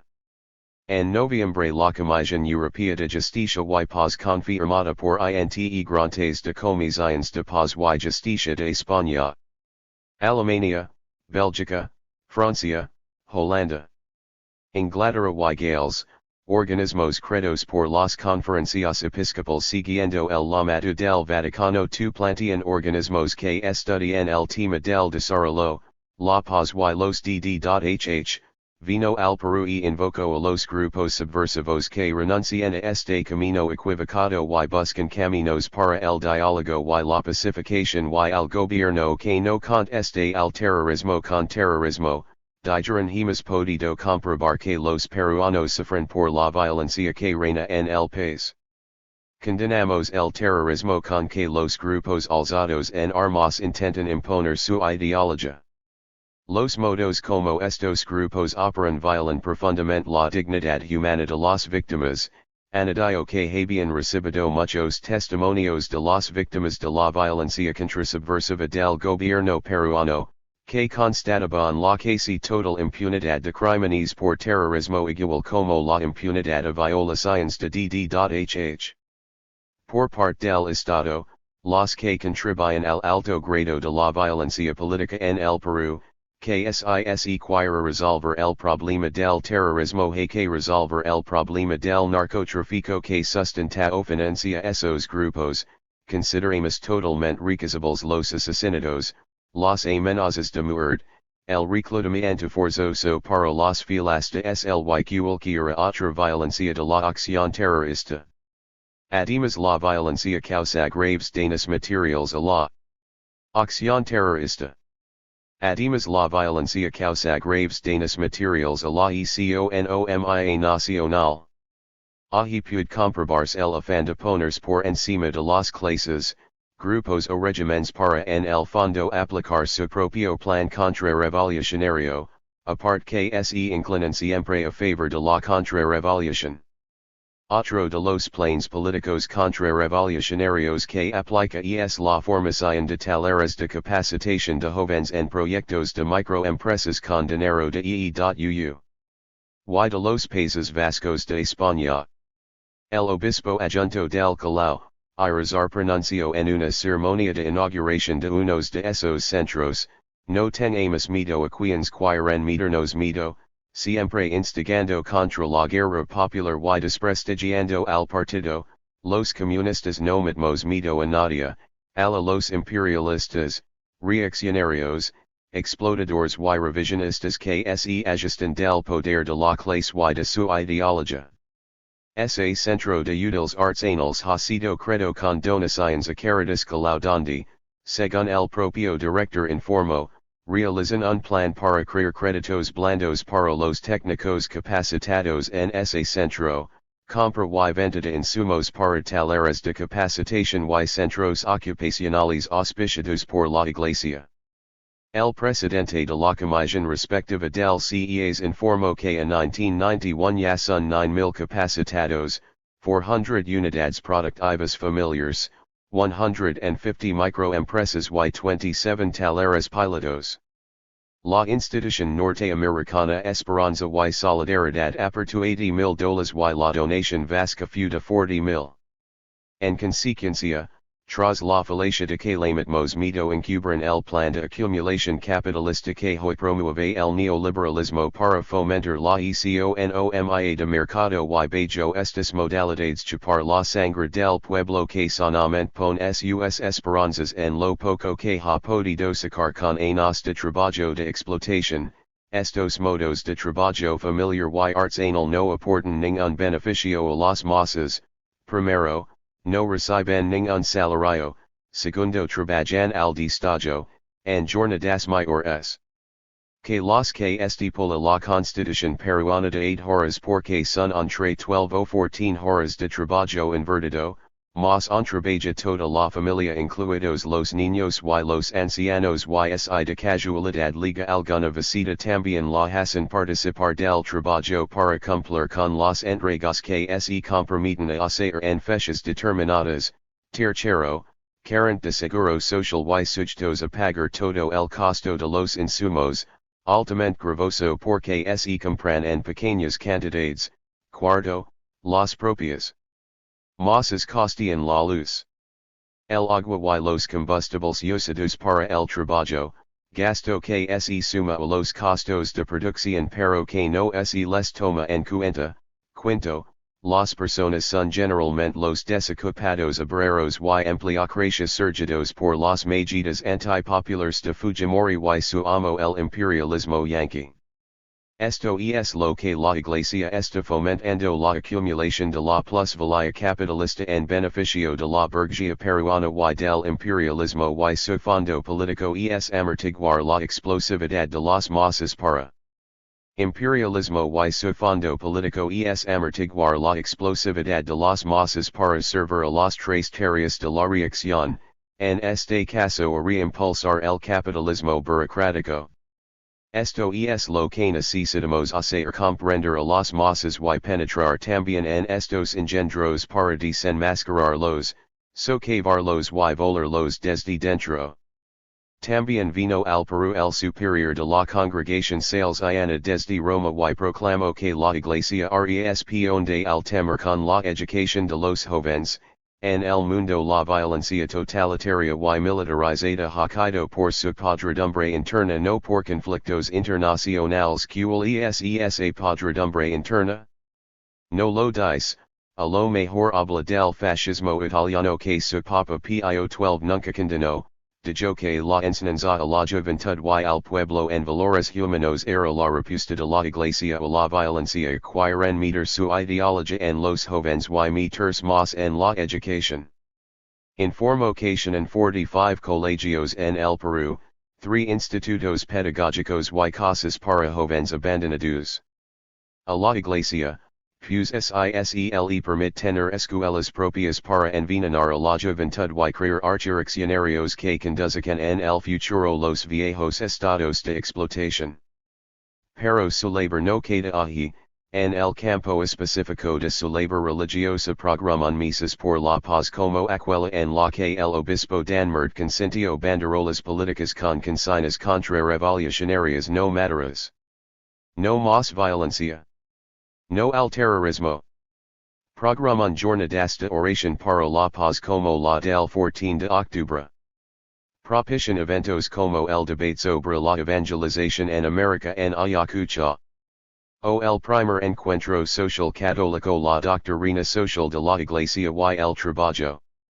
Una opción ante la crisis en los que en vez de centrar en sus funciones religiosas los emprenden contra la guerra popular desde las palabras de la inauguración hasta las de la clausura como cuando el nuncio apostólico Luigi da Sena manifiesta, hoy nos vemos amenazados violentamente por el terrorismo que asesina sacerdotes, primero los empresarios, los dueños del capital, políticos, los reaccionarios y revisionistas, civiles, explotadores, gamonales, laqueos, supluens, y militas, los genocidas, y destruye toda iniciativa pública y privada en favor del progreso y el desarrollo.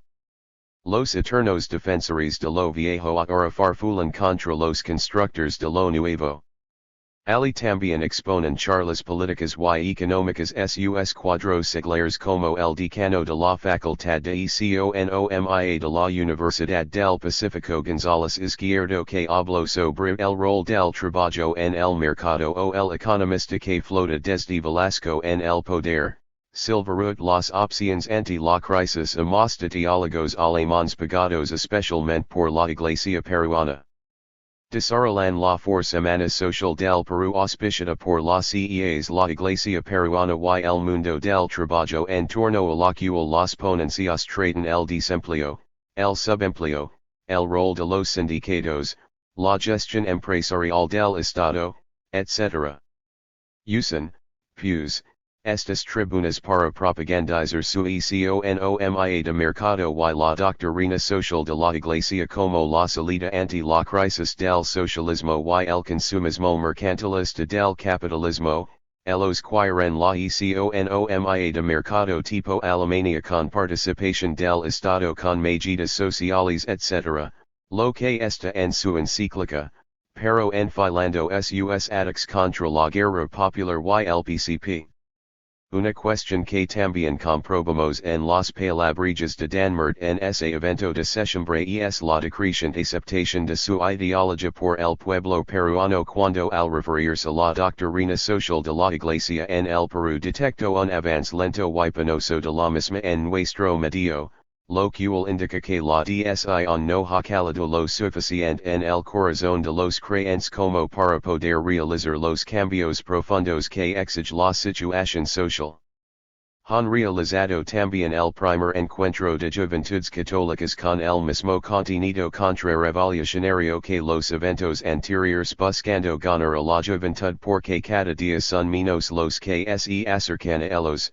Pero como se van a definir por la Iglesia Católica potros encobertados que buscan lo nuevo y que en este país han vivido 11 años de sus vidas el más grandioso proceso de transformación revolucionaria. Y mientras ven que la una pregona sumigen el otro aplica rebelión, se escuchan promesas de un cielo que nunca nadie ha visto y ven mundos nuevos construidos en poquísimos tiempos históricos. Su posición lógica, consecuente, es de tender hacia la revolución y este es el entusiasmo revolucionario que nosotros debemos seguir estimulando para que se incorporen más a la guerra popular. Lo mismo en las mujeres que son la mitad del mundo. Todos estos actos son eminentemente políticos contrarrevolucionarios que apuntan tras bambalinas de la pacificación a aniquilar la guerra popular. Por eso también actúan como supluns y delatores o se interponen algunos en pleno combate. Pero debe quedar bien claro que estos planes y campanas son programadas por los jerarcas de la Iglesia peruana siguiendo las órdenes de la más alta jerarquía del Vaticano y que muy distinta es la actitud de algunos religiosos, elementos de base que viven en el campo y que aunque son muy pocos también sienten la necesidad de participar en la revolución y con ellos aplicamos la política de frente único. Aniquilamiento de sacerdotes y monjas. Los curas. Aniquilamiento de sacerdotes y monjas. Los curas políticos. En la sesión preparatoria del tu pleno, página 187 certeramente planteábamos, la Iglesia también plantea exigencia de estrategia antisubversiva al gobierno, a su retorno de Roma el arzobispo Vargas Alzamora condenó enérgicamente la actitud criminal de los grupos subversivos y dijo la pacificación es una tarea impostergable para todos los peruanos. La Iglesia ha iniciado campaña compartir 1990, bajo la socapa de la ayuda a los 50,000 desplazados de las zonas de emergencia. En el mes de octubre ha salido a luz como la Iglesia desarrolla sus organizaciones para combatirnos y como hace años habían organizado aparatos para enfrentarnos. En su visita al Perú el Papa dijo, vuelven la mirada hacia Ayacucho, en este tiempo y de nacimiento a la Comisión de Misiones en Zonas de Emergencia de la Conferencia de Religiosas del Perú, la forman part 40 congregaciones, fu creta hace 5 años, el 85 como resultado de la primera visita papal, cumplen labor en la sierra, en zonas de emergencia, ofrecen instrucción, alfabetización, en las escuelas locales y comunales. Son un instrumento de penetración ideológica, de socavamiento a la guerra popular utilizando su condición de mañas y mujeres, batalón femenino contrarrevolucionario para protegerse mejor y generar escándalo en caso que se le atacara. La Iglesia cumple papel ideológico, político y organizativo, esto debe ser desenmascarado y conocido por el pueblo para que se vea que la lucha de clases enfrenta que ponerse por encima sonando con el reino de los cielos encubra ardorosos cruzados, frenéticos contrarrevolucionarios aquí en la tierra. Nosotros diferenciamos lo que es Iglesia como institución reaccionaria defensora del orden de explotación y la religiosidad del pueblo que no es sino la creación social en la que se refugia para explicar su situación de hambre o pobreza.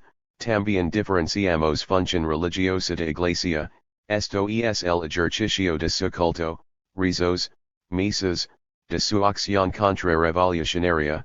Nos basamos en el programa del partido que concibe la libertad plena de creer y no creer, y dentro de la Iglesia. Diferenciamos lo que es jerarquía de elementos de base.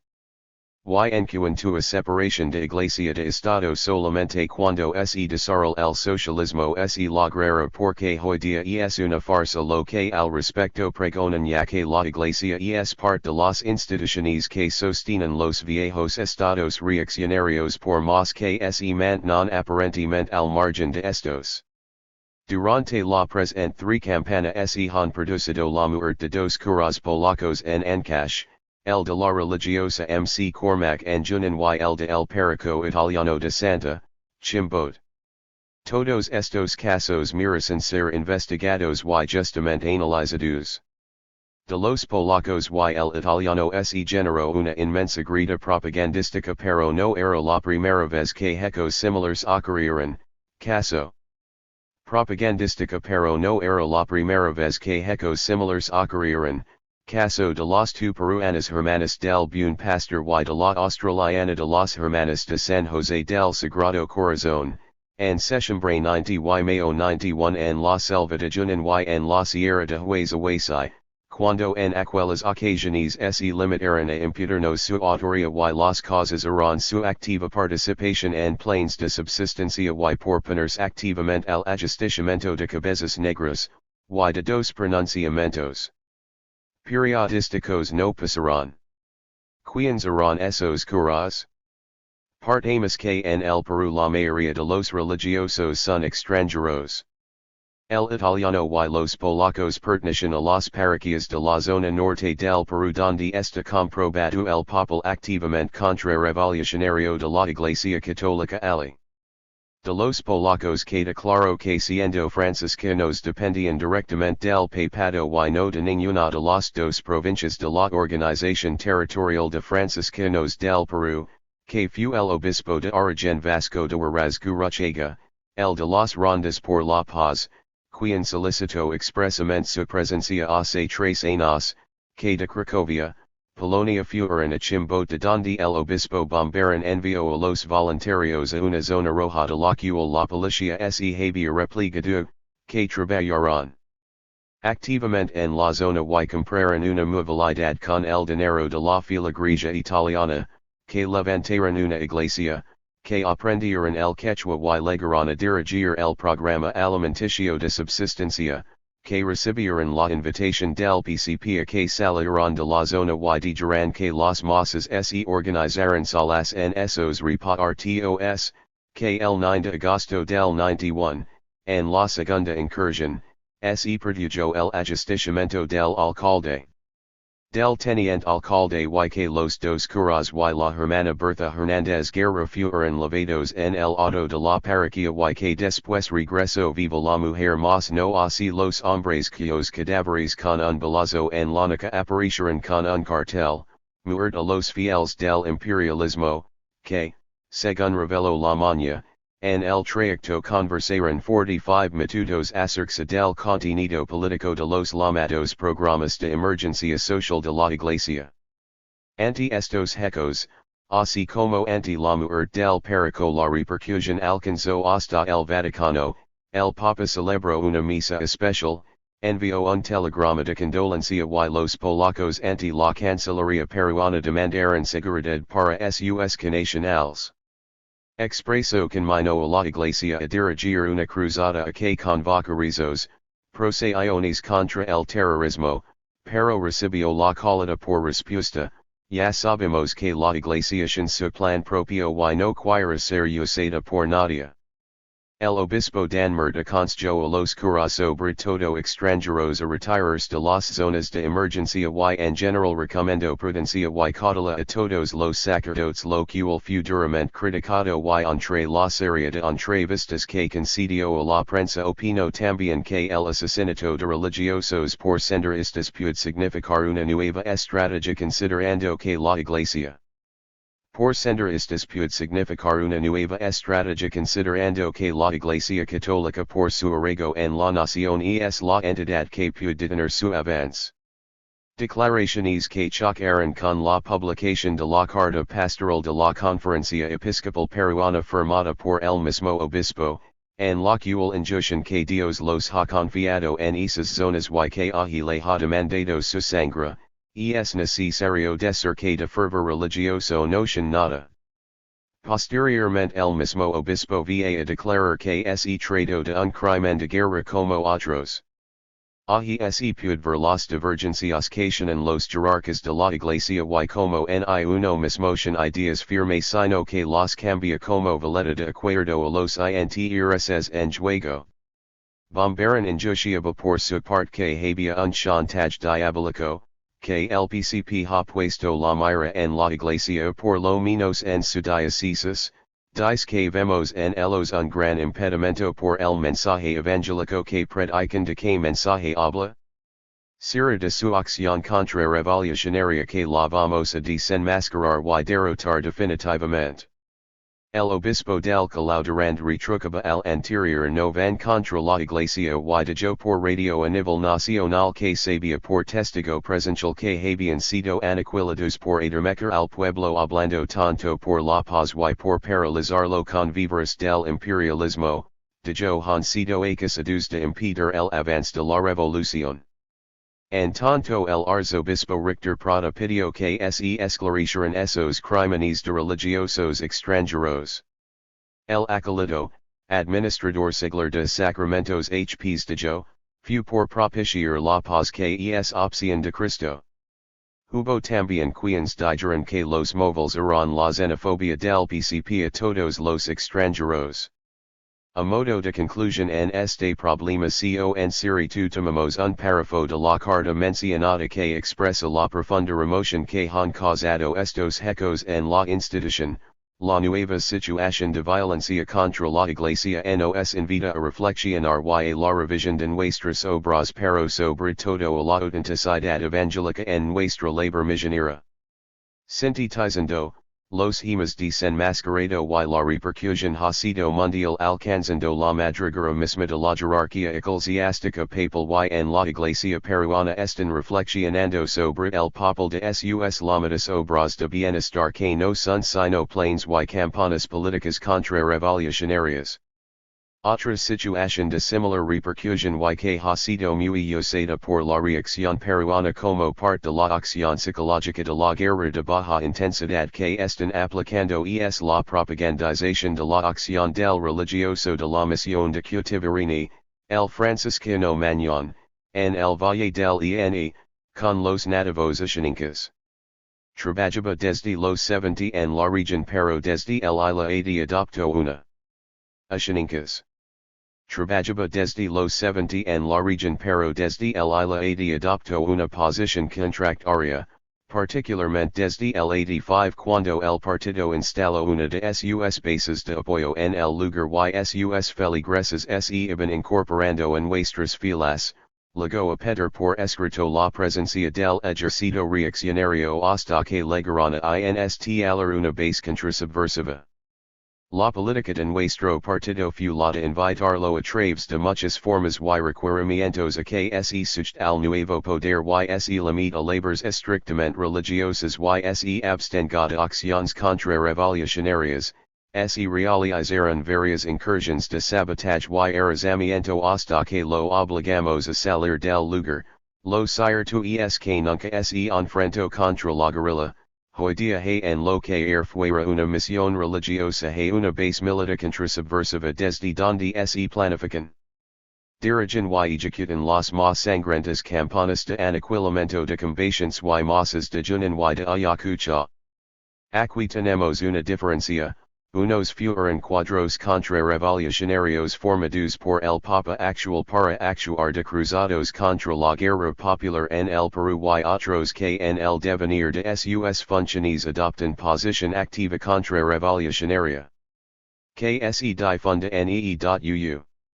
Que la Iglesia tenga que volver a las catacumbas y actuar en la clandestinidad parece más bien remordimiento de conciencia por sus pecados mortales cotidianos de pronunciarse sistemáticamente por el imperialismo, el revisionismo y la reacción peruana, contra el proletariado y el pueblo peruano contra el poderoso marxismo-leninismo maoísmo, pensamiento Gonzalo y parte de las ridículas campanas de guerra psicológica. Finalmente, queremos decir algo del tráfico vil que hizo Fujimori durante este primer año de gobierno de la religiosidad del pueblo peruano con los vírgenes que leran y el santon brasilino, que nítido que intereses están detrás de las campanas de los vírgenes que leran y de Joao de Dios, así como el protervo papal de expreso. He aquí un monstruoso y siniestro manjo demagogico de los atrasados fondos del pueblo, la más sucia manipulación de la religiosidad popular traficando con la miseria y sufrimiento del pueblo y con la desesperación, incentivando y exaltando la más embrutecedora superstición que pretende cerrar el paso a la toma de conciencia política para que las masas no asuman su destino en sus propias manos. Este burdo y artero manjo muestra métodos fascistas de la llamada psicología de masas y además revela acción del imperialismo yanqui, son planes y ensayos sobre cómo desarrollar sus operaciones psicológicas contra la guerra popular y manjo y control de la población para sus tres tareas. Versariamente estas cuestiones.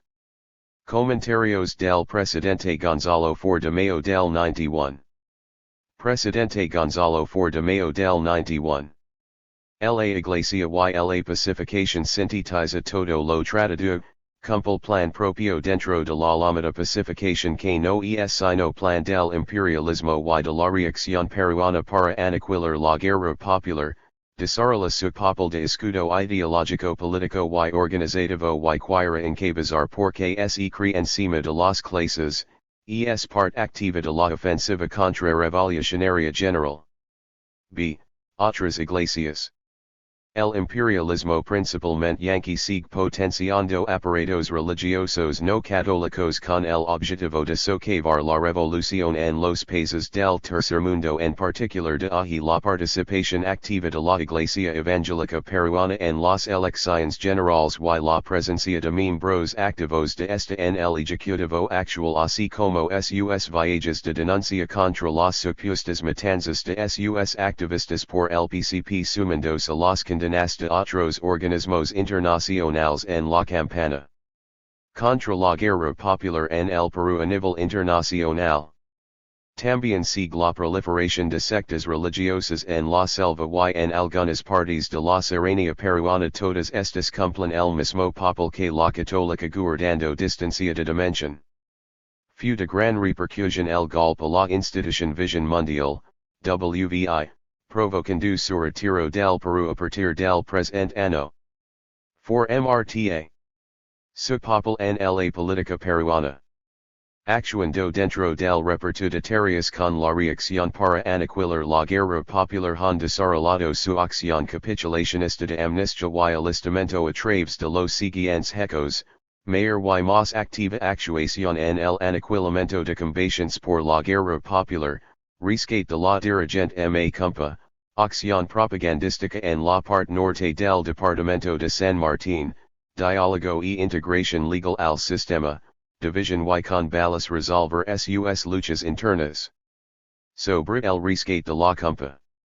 Evidentemente con ayuda de las fuerzas policiales se cometieron una serie de negligencias externas desde la no citación de la detenida por juez alguno o el tipo de cargo que se usó o los cambios del personal de escolta a última hora hasta la actitud parlotera y resuena con los miserables de la guardia en el trayecto e incluso la muerte de elementos policiales presentes en los hechos, incluyendo el balimiento y escandalosa farsa de que se había pretendido fugar una de las acusadas que la vinculan al PCP. De que se había pretendido fugar una de las acusadas que la vinculan al PCP. Todos estos hechos demostraban que no se quería que se pudiera esclarecer nada acerca del papel que cumplió el opera en la salida de Pola y compañía y la queda de esa dirigente tenía que haber provisto de nuevos datos o elementos para el juicio pero como las condiciones no estaban maduras para destapar el asunto entonces se fabricó el escape. Muy bueno es el comentario del presidente Gonzalo al respecto. Otro oportuno escape parte de entrepecar diligencia sobre la salida de Pola sus seguidores, es que como parte de su contienda está en el tapet. Sobre la gran acción en el norte de San Martín en su propio comunicado plantean que fue una campaña político-militar para llamar la atención de la opinión pública nacional e internacional sobre la situación de abandono de la región, la corrupción de muchas de sus autoridades y el abuso y prepotencia del comando político-militar. El objetivo político define el tipo de acción y esta es una simple acción de propaganda. ¿Y para qué llaman la atención? No hay causas de sistema de explotación o si del carácter de la sociedad semi-feudal semi-colonial o capitalista burocrática, tampoco causas de superestructura política o si del carácter del viejo estado que a través del cual actúa un gobierno de clase que tampoco ven porque para ellos el problema de Fujimori y esta política inhumana del gobierno del señor Fujimori o de la estafa de las promesas electorales o la sumisión ante la banca internacional o la entrega de nuestra soberanía. Traves del convenio antidrogas para ellos no es explotador Granbergs terrateniente ni imperialista principalmente yankee. Por lo tanto hacen una lucha armada para que cambien a un precedente inhumano y se resuelvan los problemas del país. Y en cuanto a la propia acción propagandística no ha sido sino una de las miles de acciones que desde hace más de 11 años larga y altamente superamos bajo la forma de combats guerrilleros tipo ataques a puestos policiales. Simultáneamente no en una sino en todas las regiones del país y como parte de un conjunto de acciones armadas complementarias como sabotajes, bloqueos, apagones, tomage de armas y captura de rehenes o retención de fuerzas en ciudades y puntos estratégicos incluyendo acciones masivas de propaganda como base asambleas populares de agitación y propaganda armada incluyendo juicios populares. De modo que no es sino en chiquito y deformado un tipo de acción propagandística que le fracasó. Su centro fue llamar la atención pero hasta la fecha no han atendido los problemas del departamento y de que se de paso ni siquiera denunciaron el genocidio que hoy prosigue. Lo de la política con prisioneros para nosotros es más bien nuestra rutina y la aplicamos en todo el sentido político que corresponde porque a los presos en combate se le plantea se quieren regresar, se quieren desertar o se. Presos en combate se le plantea se quieren regresar, se quieren desertar o se quieren incorporar, nunca los entregamos, por principio, Al enemigo como espectacularmente y con la Iglesia Católica lo hicieron ellos violando precisamente uno de los acuerdos de Ginebra que tan escrupulosamente dicen respetar, su propuesta de que la Cruz Roja Internacional ingresara también fracasó, el juego de la reacción de diferencia terrorismo de subversión también fue un ensayo fracasado.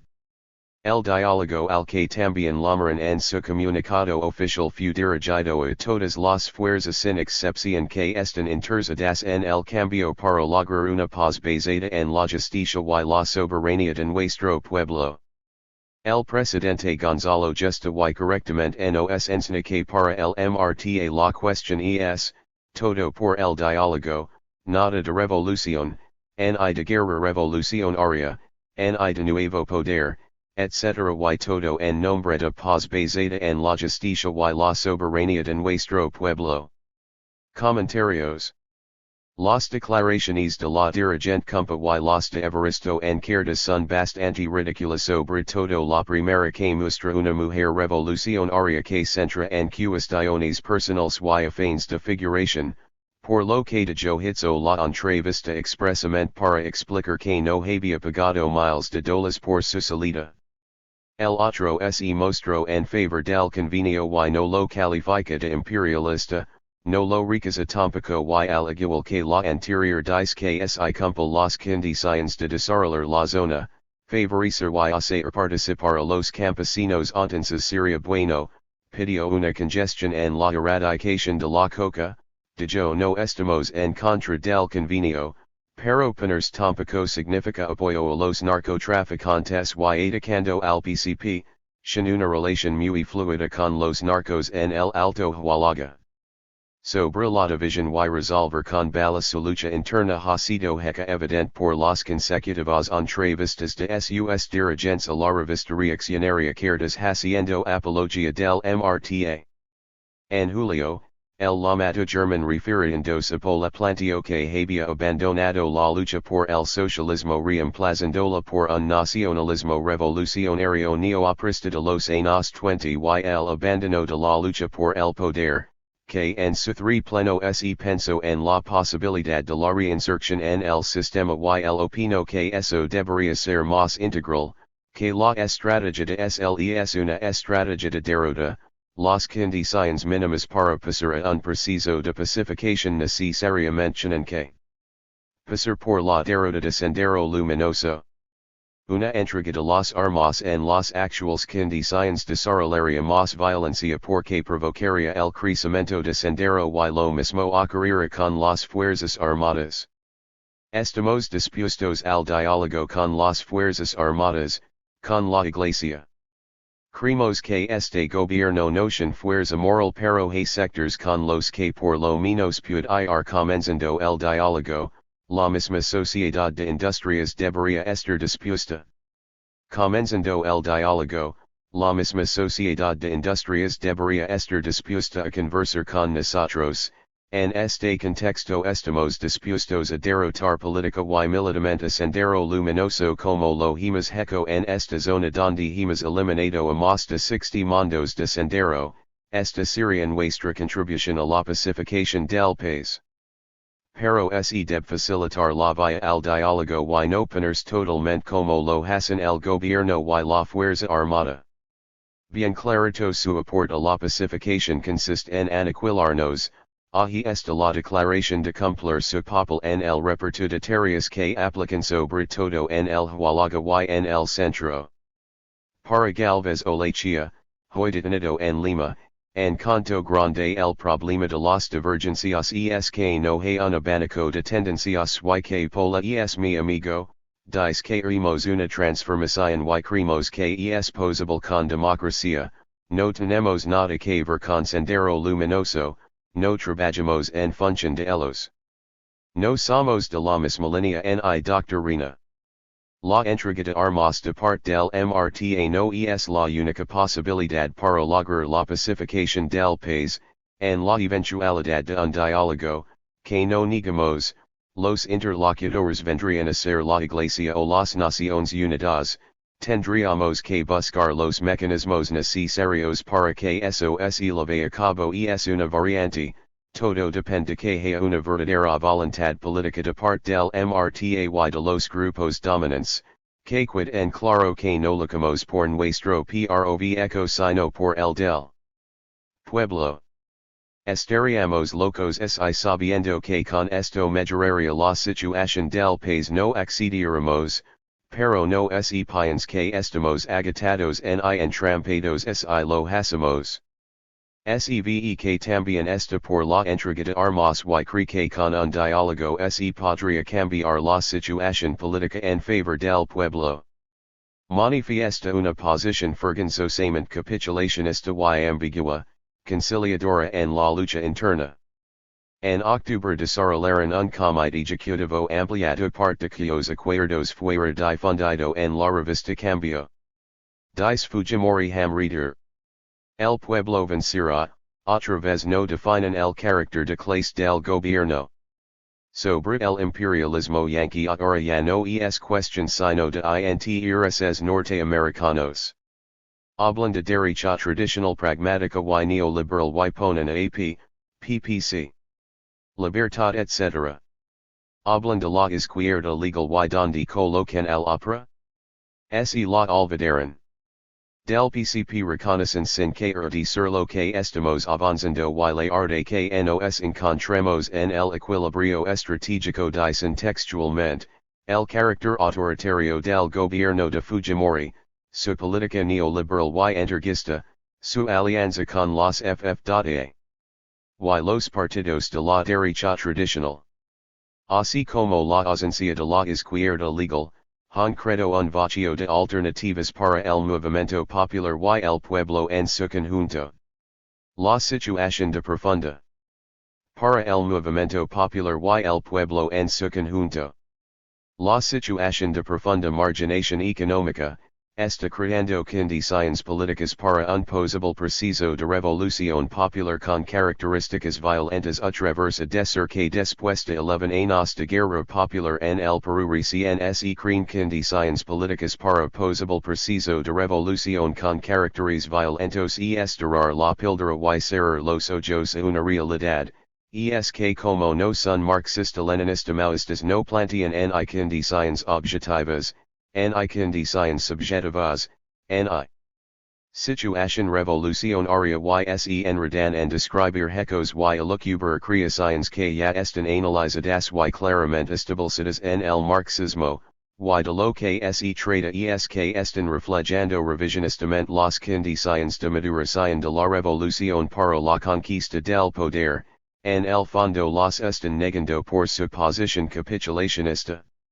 Bueno, pero prosigue y dice que en estas posibilidades, de una u otras maneras sendero luminoso quiere capitalizar estos elementos para ampliar su radio de acción política y militar, sin embargo la táctica asumida con afirma una vez más que el camino escogido conduce inevitablemente a su derrota estratégica nosotros no es que queremos ampliar radio de acción, lo que queremos es potenciar la guerra de movimientos y impulsar los preparativos para la insurrección y desarrollar el equilibrio estratégico para conquistar el poder en todo el país. Le dual la existencia de la República Popular de Nueva Democracia, la potenciación de los combates guerrilleros como emboscadas y asaltos, los sabotajes, los aniquilamientos selectivos y las acciones de agitación y propaganda armadas. Concluyen que entonces hay un fugifascismo versus un senderofascismo si así fuera su consecuencia lógica sería la que Suazazar Tapia la viene proclamando un frente amplio antifascista, pero su reacción hepática pica no burguesa y principalmente revisionista le nubla el fondo de lo que están reconociendo, el equilibrio estratégico, la polarización de fuerzas entre el régimen Grand Burgs, terrateniente burocrático y pro-imperialista de Fujimori y por otro lado el Partido Comunista que avanza. En ser centro unificador de todas las fuerzas susceptibles de ser unidas por la guerra popular y la República Popular de Nueva Democracia. El resto es sobre su acción, desobediencia civil, hacia la rebelión popular. O si simplemente aplicar la lucha dentro de un artículo de la Constitución peruana. Por eso afirmamos que están marchando más hacia su amnistía y alistamiento. Y para el imperialismo yanqui, como dijo una revista no es más que un demonio conocido. La entrevista de Pola Borges el revisionista de Nicaragua, también encartas es otra declaración de capitulación y admiración por el opera y con afirmo lo que German declaró. No habla como marxista sino como renegado del marxismo, no invoca para nada al marxismo y de la situación del revisionismo en la URSS. No invoca para nada al marxismo y de la situación del revisionismo en la URSS dice que Gorbachov no pudo prever la desintegración. Del convenio antidrogas no dice NIPIO solamente dice los norteamericanos priorizan una eliminación represiva y eso nos ponemos claro. Al convenio no. Del PCP dice es el hermano enemigo de los sectores más reaccionarios de nuestro país, porque uno y otro son necesarios, se alimentan mutuamente. Que tenemos visión mesiánica o somos un fundamentalismo islámico o que nos creemos los únicos depositarios de la verdad o la versión peruana de Pol Pot igualito a lo que dijo Fujimori en Bangkok y para nada menciona que somos un partido comunista con ideología marxista-leninista maoísta, pensamiento Gonzalo.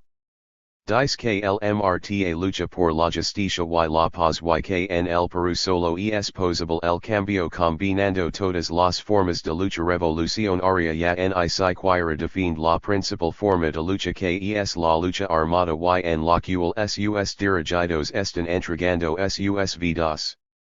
Hace poco acaban de publicar un comunicado de un frente nuevo que se llama Patria Libre. Este organismo es uno de los canales a través del cual el MRTA podría insertarse en la política peruana postulando a las futuras elecciones o amnistiarse y alistarse en el viejo estado. Ali hablan de un plan de salvación popular y que están por la paz con justicia social y el gran diálogo nacional. Su situación y perspectiva. Sintetizando el MRTA está avanzando en su camino capitulacionista y actuará más activamente contra la guerra popular en este repertorio de la reacción peruana y el imperialismo, incluso se podría vender al imperialismo yanqui ahora que el social imperialismo soviético está en bancarrota y las relaciones con Cuba son un tanto indefinidas y en crisis. Los que siempre han aplicado bastante mando tendrán que optar para enrolarse en la amnistía y el alistamiento por aniquilarnos vendiendos. Al mejor postor, después de todo el opera no es su única carta.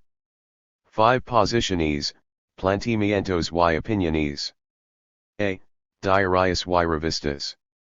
En mayo los periódicos El Comercio, Expreso, La República, Ojo y las revistas cartas y oiga presentaron un documento sobre subversión al primer ministro.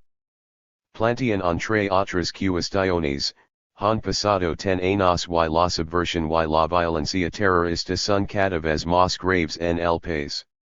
Ahora resulta más evidente que nunca que para encarar esta guerra no convencional con las armas de la democracia se requira urgentemente nuevos planteamientos y del respaldo de decisiones políticas y institucionales de singular trascendencia. Propone Consejo Superior de Defensa ad hoc presidido por el propio presidente. Crear instancias en las que participen la. Presidido por el propio presidente. Crear instancias en las que participen la Iglesia, los partidos políticos, las organizaciones empresariales, laborales y otras, crear un comando operativo unificado dedicado exclusivamente a combatir la subversión, organismo vertical operativo y estable, con un jefe dotado de amplios poderes, poniendo bajo su mandato a todas las fuerzas del orden, policías, aviadores, militares, servicio de inteligencia, de salud, etc., dependiendo solamente del presidente, prioridad presupuestal. Continuidad en el mundo, unificar y reforzar los servicios de inteligencia, Fondo Nacional de Defensa Interna, todo esto en el plano del sistema de defensa y militar. Abarcando además cuestiones en el campo judicial, mayor seguridad, estimulos y capacitación, modificar las penas, prisión perpetua, más severidad con los menores, simplificar los procedimientos, ampliar plazos de prevención preventiva, reservar a la justicia como en todo caso de violación de DD.hh. Reorganización del sistema carcelario, evitar que siga siendo una escuela de subversión y ponerlo al servicio de las labors de inteligencia. En el campo educativo, campana de educación y una estrategia integral destinada a promover en los colegios, universidades y centros formativos del magisterio, los valores éticos y esencialmente progresistas del sistema democrático.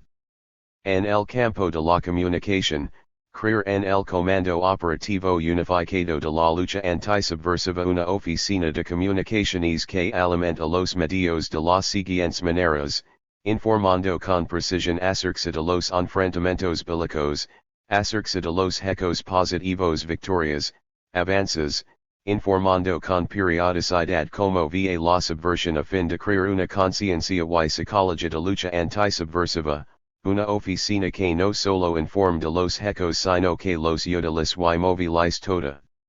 Una estrategia de información, aprovechar las ventajas que ofrecen los medios escritos para la lucha ideológica recurriendo al estudio detallado de toda la producción doctrinal de SLYLMRTA, con el fin de refutar en términos didácticos la teoría misma de la violencia subversiva, suscitar permanentemente debates y entrevistas acerca de la estrategia antisubversiva a fin de recoger aportes y involucrar crecientemente a los políticos y dirigentes empresariales, laborales, etc.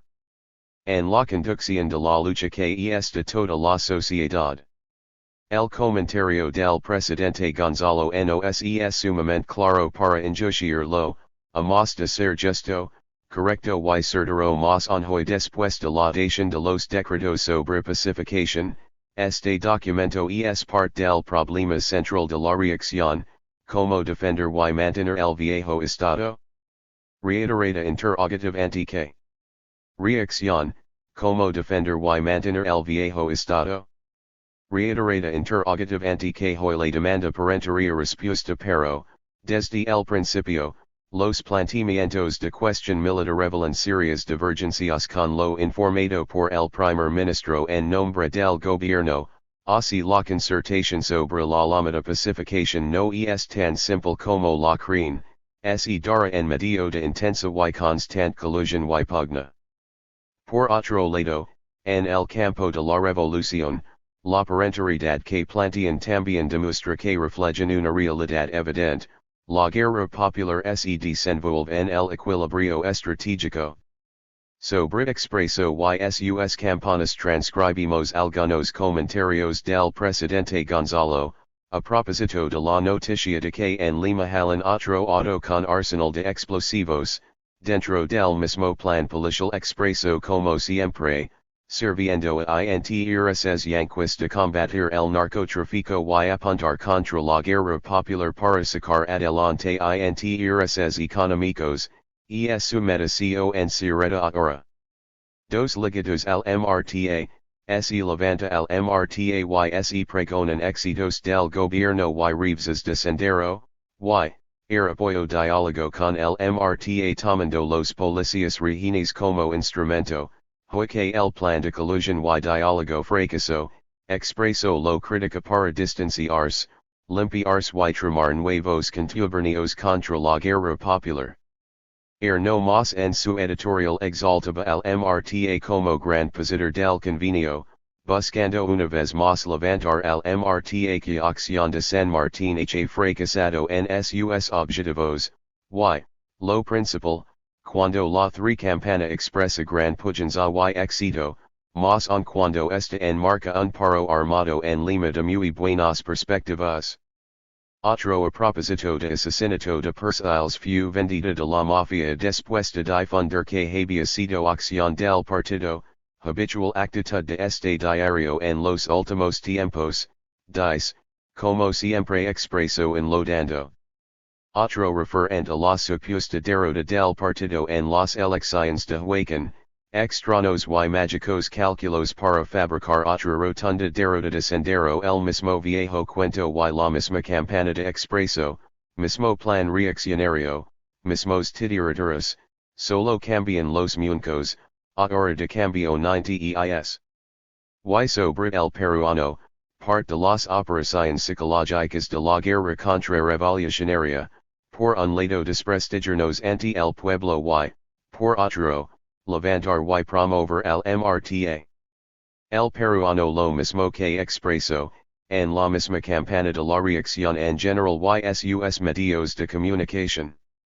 Referente el comercio con motivo de supuesta noticia de tras enfrentamientos, efectivos y encaderan armamento ascenderistas, el presidente Gonzalo comenta, el comercio informó sobre lo mismo el 3/6, bajo el titulo, efectivos militares dieron muerte a 30 senderistas. Los muertos del 3 se tornan hoy presuntos muertos y el decano pasa a centrar en una. Del 3 se tornan hoy presuntos muertos y el decano pasa a centrar en una significativa parte del armamento con que actúa sendero luminoso en el Alto Hualaga, fue recuperada por el ejército. Este y otros ejemplos muestran como el comercio, el diario de la independencia y veracidad según pregona como lima, se suma más activamente cada vez y con igual o mayor arteria y cinismo a la campana de expreso contra el partido y la guerra popular. Y con motivo de un artículo de guerra en la página editorial del mismo diario la generación frustrada que apunta contra la juventud forjada en once años de guerra popular, el comentario se vuelve aún más contundente. He aquí una muestra de la campana ideológica que proponen los directores de periódicos y revistas. Quieren contraponer a la juventud con la guerra popular. Pero, como esa campana ideológica está viciada en sus bases y perspectivas, empeñados en combatirla a fondo y la destrozaremos. En conclusión, la propuesta de los periódicos fue rechazada en los hechos porque al genocida patria le conviene aplicar su plan propio, la promulgación de sus decretos de pacificación expresan una divergencia de fondo con la propuesta de los periodistas en cuanto no se echan en cuenta a las organizaciones políticas, civiles, sino que potencia el poder militar. Por tanto los diarios han estado actuando con su propio plan y agudizarán sus divergencias. B. Opiniones.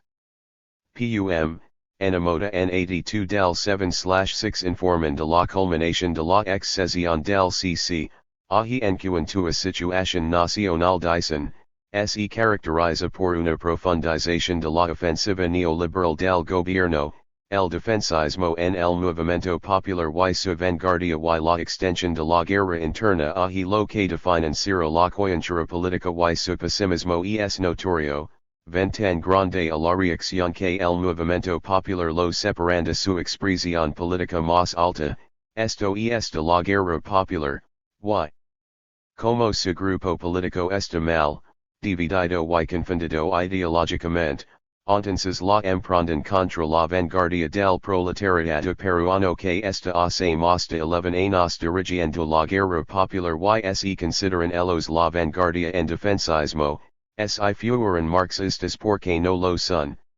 burgueses, entenderían que la guerra es la continuación de la política y la forma más alta de resolver las contradicciones. Based comparar la respuesta del pueblo argentino o del boliviano con la del pueblo peruano para demostrar la alta calidad de la respuesta popular aquí, y está respondiendo con su sangre y se le abre más la posibilidad de conquistar el poder con las armas en la mano, en todo el país dirigido por el Partido Comunista, y se candidatos proporcionales de masas populares en lucha vamos, pues, en I punto de comparación, de modo que, la respuesta popular en el Perú es mucho más alta en calidad, y cantidad, no ver esa realidad es partir de un pesimismo burgues. De ahí su respuesta ante la Esa realidad es partir de un pesimismo bergs. De ahí su respuesta ante la coyuntura LCC del PUM ha aprobado como línea táctica inmediata y de corto plazo el desarrollo de un movimiento de resistencia activa al neoliberalismo y la contrainsurgencia, prevención y contención de los golpes del senderismo, y recuperación de la iniciativa política de las masas y su vanguardia ejemplo la marca contrarrevolucionaria del diputado Let's con una decena de personas y sus banderas blancas de rendición y alianza reaccionaria en la carretera central de Lima, recordando el ajusticiamiento del 20 obrero pumista, en el momento más oportuno y favorable al gobierno por el cual ellos votaron. Sobre el equilibrio estratégico opinaron en su documento oficial de la ex conferencia nacional lo siguiente, para el análisis de la situación política, buscar entender lo que Sendero Luminoso anuncia al proclamar el paso de una nueva etapa de la guerra, a partir de la conquista de un supuesto equilibrio estratégico frente al Estado y las FFA. Es evidente que en esta declaración hay alta dosis de voluntarismo y bravuconada y una tercera negativa a reconocer los fallos y perdidas sufridas durante la última campaña ligada al boicot electoral. Si como si, lo cierto es que Sendero está forzando la máquina para producir un salto crucial en su acumulación de fuerzas y su capacidad de combate. Lo de la supuesta derrota del boicot lo hemos refutado largamente en elecciones, no. Guerra popular, SIYASA documento ni lo token porque le quema. Anti el equilibrio estratégico a plano voluntarismo esto en política se llama ultrismo izquierdismo y en el fondo es derechismo, como lo prueban? El ultrismo está definido en el marxismo como la desviación que no ve las condiciones objetivas y fuerza la realidad para actuar sobre ella basándose en la voluntad, es no manjar leyes, pero podría decirse nuestro preciso que durante tantos años estamos forzando la realidad. Quien ha planteado el carácter semi-feudal, semi-colonial y capitalista burocrático de la sociedad peruana? Nosotros y también somos nosotros quienes estamos develando el carácter reaccionario del viejo estado terrateniente burocrático, pro-imperialista quien antes, que partido político lo ha demostrado ante las masas? Quien ha definido el carácter de la revolución democrática hoy en camino ininterrumpido al socialismo y a través de revoluciones culturales llegar al comunismo? El presidente Gonzalo, el PCP.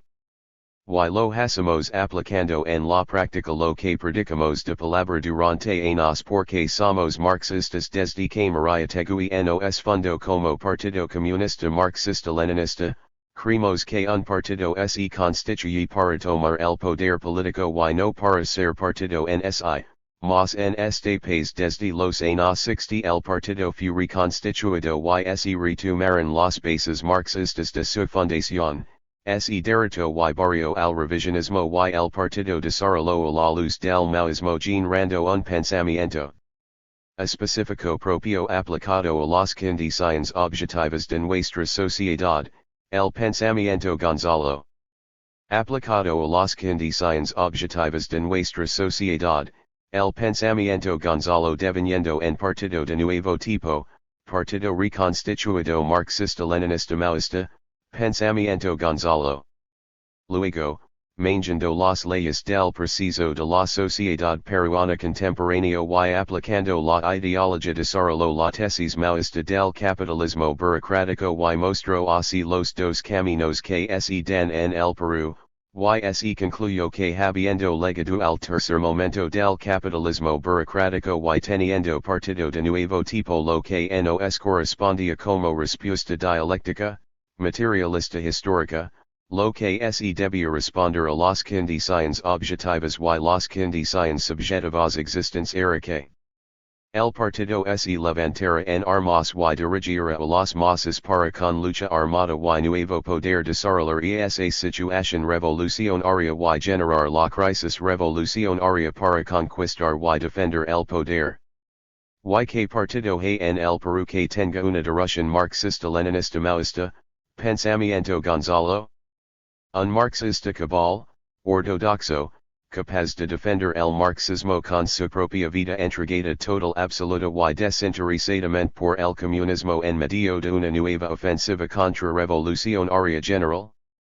Quien ha desarrollado el marxismo elevándolo a niveles que nise imaginan que aporta a las revoluciones en el mundo hoy, quien ha establecido todas esas leyes de la sociedad, del Estado, del partido, de la revolución, de la guerra popular, del ejército y del nuevo poder?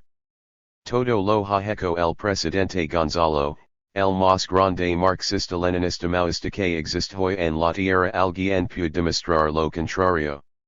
Luego teniendo ideología, derrotando líneas contractarias, partido de nuevo tipo y jefatura del presidente Gonzalo. Alguien podría decir que no tenemos masas? ¿Podría una guerra popular sostener sin masas? Quien, que partido hoy en día ha levantado a las masas hondas del campo, a las masas pobres de las ciudades, al proletariado lo ha organizado en su vanguardia en el Perú? Hasta los propios grupos nacionalistas burgueses centroamericanos lo reconocen en los todos juntos han podido hacer lo que nosotros estamos recién empezando a hacer. No sin sentido, pues, que habiendo partido marxista leninista maoista, pensamiento Gonzalo, habiendo jefatura y habiendo guerra popular en segunda etapa por tantos años y a tantas masas se las pueda estar forzando y a nosotros nadie nos podrá decir que traficamos con los principios porque palabra que damos la cumplimos, dijimos retomar y desarrollar a María Tegui y lo consumimos, dijimos y la y la cumplimos. Hoy decimos conquistaremos el poder y lo haremos hasta proscribir el socialismo, las revoluciones culturales y el comunismo. Lo que pasa con el PUM es que como partido que representa los intereses de la burguesía tiene la dirección del proletariado y se refugia en cretinismo parlamentario y en negar las condiciones objetivas y subjetivas. Y así como se opuso a retomar y desarrollar a María Tegui, hoy también se pone al marxismo-leninismo maoísmo, pensamiento Gonzalo, es por carácter de clase. Al marxismo-leninismo maoísmo, pensamiento Gonzalo, es por carácter de clase de sus ideas. Pero así como suelen hacer se cachetan públicamente y después de imputar lo que no pueden probar pasana dar sus segundas razones de por qué decimos que estamos en el equilibrio estratégico y reconocen la existencia del mismo, lo que le preocupa es y donde quedaron ellos. Que le dirán sus bases? Dicen, el sentido que puede encontrarse. O si cation sentido lo que decimos, se resume en, a. Mantienen potencial defensivo para conservar sus zonas de retaguardia estratégica, b. Ejercito guerrillero y que se debe pasar de actos de pequeños grupos a concentraciones mayores de combations, c. Ampliar la participación de las masas en la guerra, para llevarlas a un coque violento y frontal con el Estado, d. Insistir en sabotage y terror en las grandes ciudades para colocar a las FF.A. YPP en posición defensiva, eso nunca lo podremos haber porque es un error militar. E. Enfrentar a la izquierda y a las dirigencias de masas que están fuera de su control, como obstáculos para la guerra, otra elucubración burguesa. Mejor sería que leeran textualmente nuestros documentos y sobre eso debatir, lo que ocurre es que lo ven con ojos burgueses, f. Ampliar el ámbito a todo el territorio nacional. Luego ven que estamos avanzando y los se están quedando, dispone de zonas de control estratégico, otras en vías de consolidación. En LSH anunciado pase de comités populares clandestinos a comités populares abiertos y bases de apoyo apuntando a estructura de poder real, siempre negando lo que existe, es verdad que ha logrado reunir un contingente numeroso de combatantes como no dicen que forcemos a las masas. Así como dijeron que no teníamos más ahora dicen que los tenemos pero a la fuerza, lo que no han conseguido es el paso al armamento, moderno y semi-pesado tampoco es cierto porque en esto estamos avanzando en arrancarlo a la reacción que es nuestra fuente principal. ¿Hay una industria de armas de guerra verdad? ¿Y de quién han aprendido en Ayacucho a hacer armas los ronderos? En materia de despliegue simultáneo y sostenido de fuerzas y de sosen estratégico, sendero el que mantiene clara supremacia se refieren frente al MRTA al que le atribuyen mejor armamento pero no dicen que ellos lo compran. Luego la ofensiva de el país estar centrada en producir duros golpes contra las rondas, y a mantener un estado de zozobra y confrontación en las ciudades.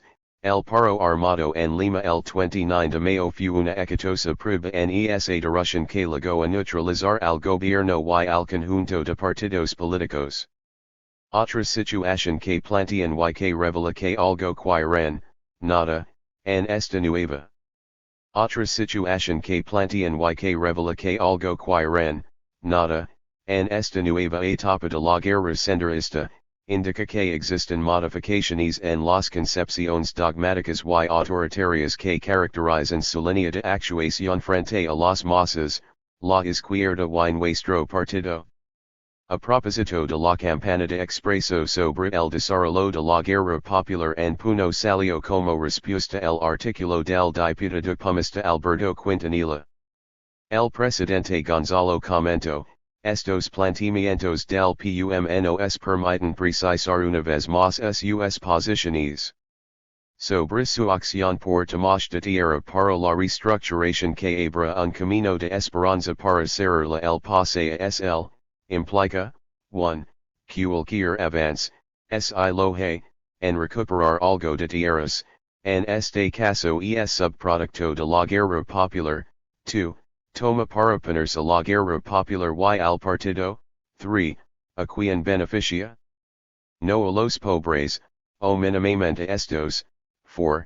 Además, el problema de la tierra que daban por superado, subsiste y lo que el partido de yo sobre la ley agraria de Velasco hoy lo repican, pero los especialmente pumistas, lo condenaban como ultrismo, dogmatismo, infantilismo así, pues, shannon que tragars todo lo que vomitaron.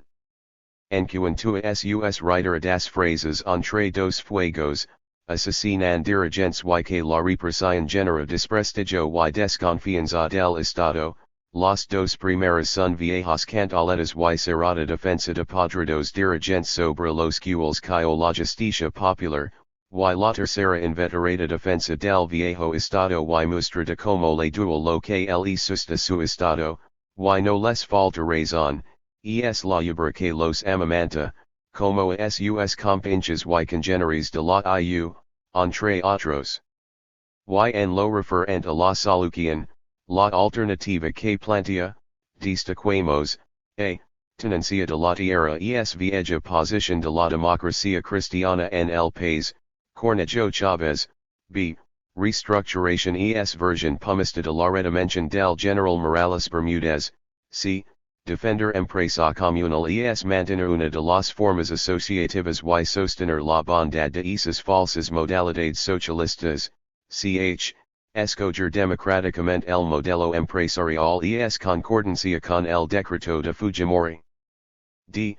Acuerdo regional agrario es una muestra más de sufrentismo, agricultores modernos, en gran burguesía, traficando con el regionalismo reaccionario.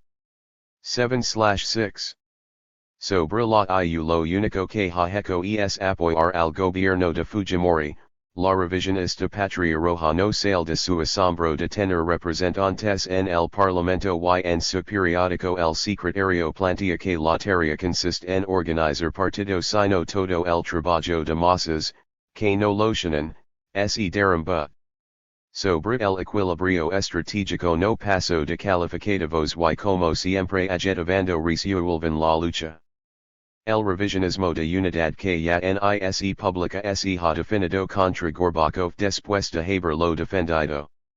Todos allí, también la isyl más siguen empanándose en limpiarse de sus votos. El. Allí, también la isyl más siguen empanándose en limpiarse de sus votos. El paro que convocaron sus dirigentes divididos para el 18/7/91 paro cívico o paro nacional popular para contraponerse paros armados que desarrollamos por todo el país fue un rotundo fracaso. Sendero marca el paso entrevista de la revista Oiga a Carlos Tapia quien fuera miembro de la Comisión de Defensa de Diputados y actualmente asesor del Sprotip Instituto dedicado a los migrantes de las zonas de emergencia, del 24 de junio. El derrotero de este individuo siempre se ha caracterizado por repetir lo que otros sustentaban, cogiendo un poco de unos y otro de otros. Su incapacidad de analizar es típica y la raíz es su posición de clase contra-revolucionaria, conocido traficante de María Tegui y parasito arribista, si ahora para sobre la guerra popular es por la desesperación de venderse al nuevo gobierno y muchos de los planteamientos que mal repite los encontramos en armas para la paz de Pedrolio, profundamente. Ajustado que hemos avanzado significativamente, se extiende en casi todo el territorio nacional, controla el 1% de la población del país y un territorio que equivale al 2 o 3%. Luego reconoce que tenemos nuevo estado, eso lo controlan directamente, ha ocasionado de acuerdo a su plan de desarrollo de base. Vacío de poder en un 8 al 10% del territorio nacional donde habitan aproximadamente el 5% de la población nacional, cuando hablo del 2% del territorio y 1% de la población allí es un estado, en el 5% allí está en disputa el estado, al viejo estilo de Mao son bases de apoyo móviles. Allegan tener 24 bases de apoyo, de esas 16 están en la Sierra Centro-Sur del país. Allí han construido un nuevo estado donde funcionan los comités populares, esta es la expresión concreta de la dictadura del nuevo estado, impone este funcionamiento con autoritarismo y violencia es una dictadura militar que no significa violencia contra el campesinado sino una actitud paternalista. El periodista Pedro Planas lo interroga podría decirse que está cumpliendo puntualmente las fases proyectadas en 1980. Responde si. Definitivamente, han planeado una estrategia integral dividida en fases, planes y campanas, con una rigurosidad que es rara en este país reconociendo, pese su odio de clase, el papel de estratega político, militar y filósofo del presidente Gonzalo. Anad. Muchas veces se subestima el bando centrista y no se entiende que Guzmán es tan filósofo que hizo su tesis sobre Kant y que al encontrarse con una filosofía de la guerra en la teoría maoísta ha podido establecer determinados principios filosóficos para desarrollar su estrategia. Se sorprende y adora al ver el papel del comité central y los planes. Se sorprende y adora al ver el papel del comité central y los planes estratégicamente centralizados y tácticamente descentralizados, la campana se prueba dentro de un plan que corresponde a una gran phase y el comité central toma el acuerdo. Las acciones operativas no se definen en el CC sino que corresponden a una descentralización táctica en cada frente. En contra de sus deseos registra que somos el partido político más importante. El periodista, hemos visto que tendría el control directo sobre 220,000 personas que es el 1% de la población nacional pero cuántos integrantes puede tener? Responde, si diremos veracidad a las cifras que dicen que han muerto, entre 10,000 y 12,000. Entonces sería el partido más grande del Perú, yo creo que es una cifra absolutamente exagerada y que hay muchísimos más civiles muertos. La cantidad de senderistas muertos debe ser entre 1,500 y 2,200, Ya con esa cantidad seria el partido político más grande de la izquierda. Lo que es I no quiere registrar aquí, es la existencia de EGP porque team registrar el equilibrio estratégico, es que como profetas de pasado los oportunistas solamente llegan a registrar lo que ya está demostrado en décadas de años como en nuestro caso hoy quien sele ocurriría negar lo que está reconociendo que existe. Solamente a un inicio, pero en cuanto a ejercito y no registra porque lo llevaría a afirmar lo que cree que todavía no existe. Ya veremos después cuando pasemos a la tercera etapa de la guerra y recién va a reconocer ejercito y equilibrio estratégico siempre ha sido así. Oblida, las four formas de combate guerrillero y de las cuales considera que 20% son de combats guerrilleros pero que los emprendemos contra las rondas, a los aniquilamientos le pon 4% y dice, a los no les interesa estas acciones de aniquilamiento ahora le va a interesar esas acciones cuando pasan a la fase del equilibrio estratégico y trabajan el proyecto insurreccional en las ciudades. Ese equilibrio estratégico notion que ver con la fuerza militar.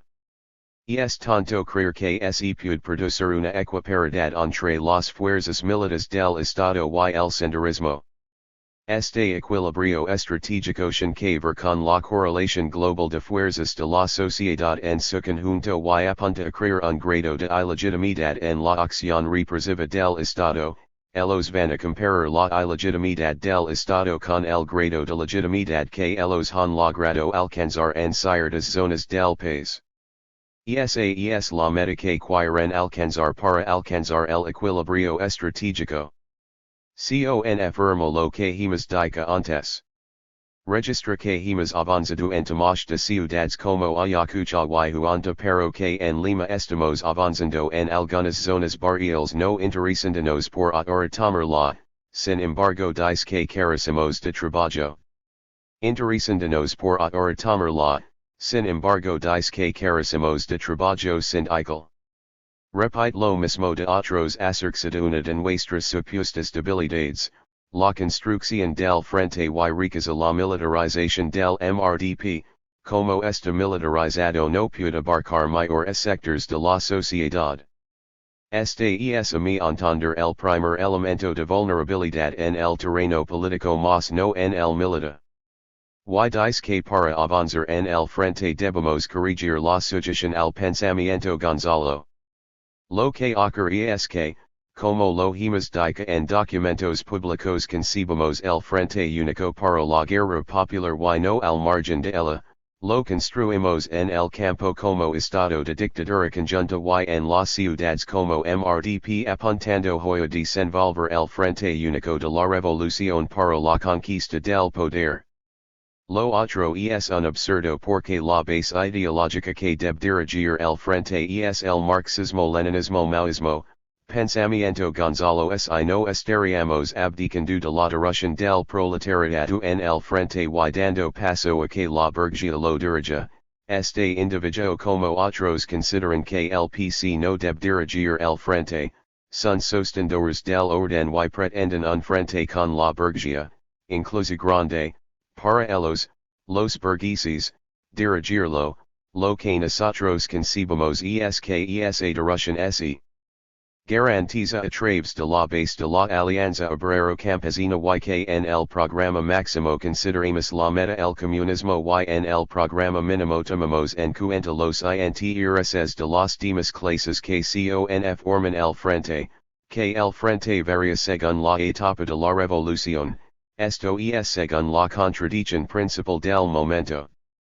En el fondo lo que ahora están aplicando para criticarnos es que como ya esa batalla de adjetivaciones no cala para desprestigiarnos, usan el expediente del sectarismo cuando son ellos los que se ponen a la dirección del proletariado y buscan la dirección de la burguesía. Segundo, juegan a que el socialismo ha fracasado, que el comunismo ha caducado y que no es una ideología que debe dirigir a las masas, y tercero, como ya muchos están planteando que conquistaremos el poder pero que el problema va a ser que no lo podremos sostener, que no será un proyecto viable, lo que pasará es que nos invadirán, que vendrá el poderoso gendarme mundial imperialista yankee a salvarlos y nos derrocarán. Es dentro de eso que imperialistas, reaccionarios y revisionistas se mueven para combatirnos hoy. Agrega que desde el 87, hay un cambio de la estrategia militar que tenía que ver con la organización de las rondas y la defensa civil, expresa su pleno acuerdo y dice que se debió hacer antes. Propone una tesis política que guía la acción militar que consistiría en un cambio de las relaciones económicas y un nuevo sentido de la democracia para construir una nueva estructura de poder donde el sentido de la democracia para construir una nueva estructura de poder donde el campesinado sea el protagonista y concluye que no puede ser una propuesta de restablecer el viejo estado que tan fácilmente fue derrotado por el senderismo y propuesta política común para movilizar a la sociedad civil y hacerla participar en esta lucha. Un imposible sin revolución democrática dirigida por Partido Comunista.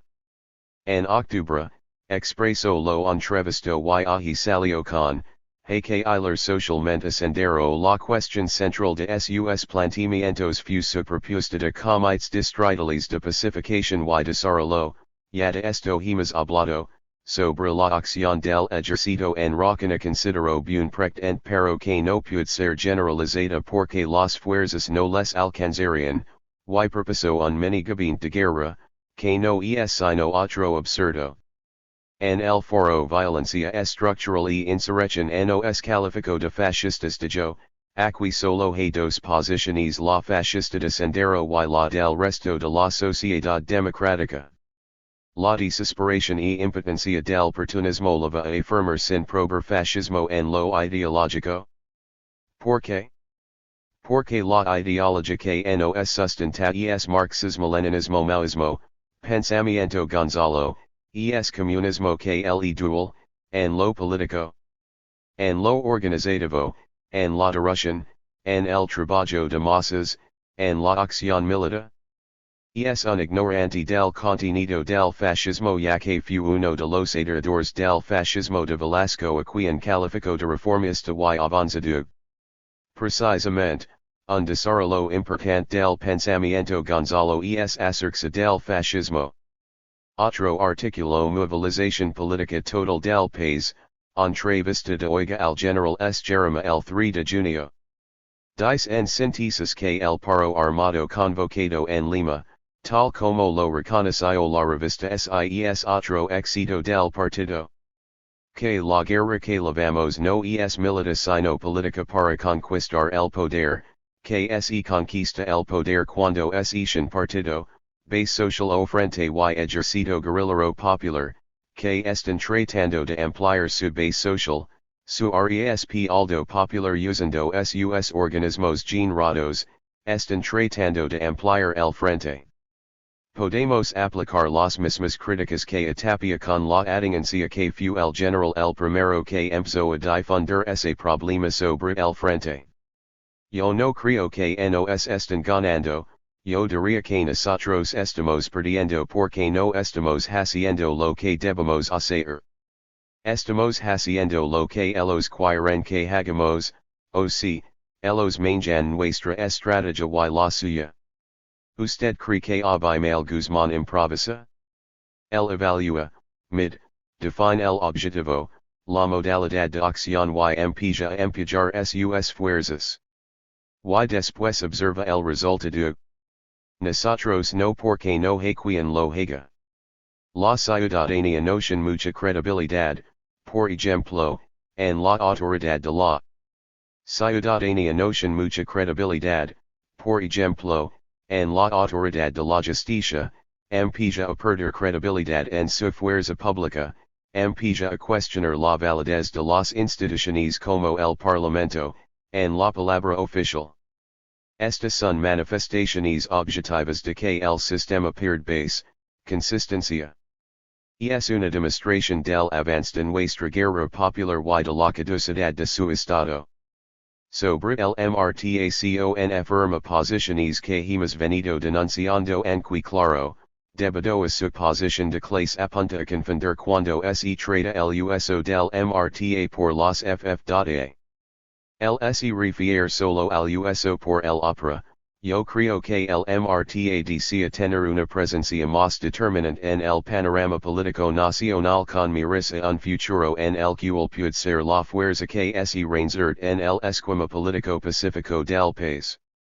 Desde el punto de vista militar hay mayor posibilidad de poderlo destruir o neutralizar entrevistador. Desde el punto de vista militar no hay punto de comparación entre el MRTA y SL? Responde, no, no la hay.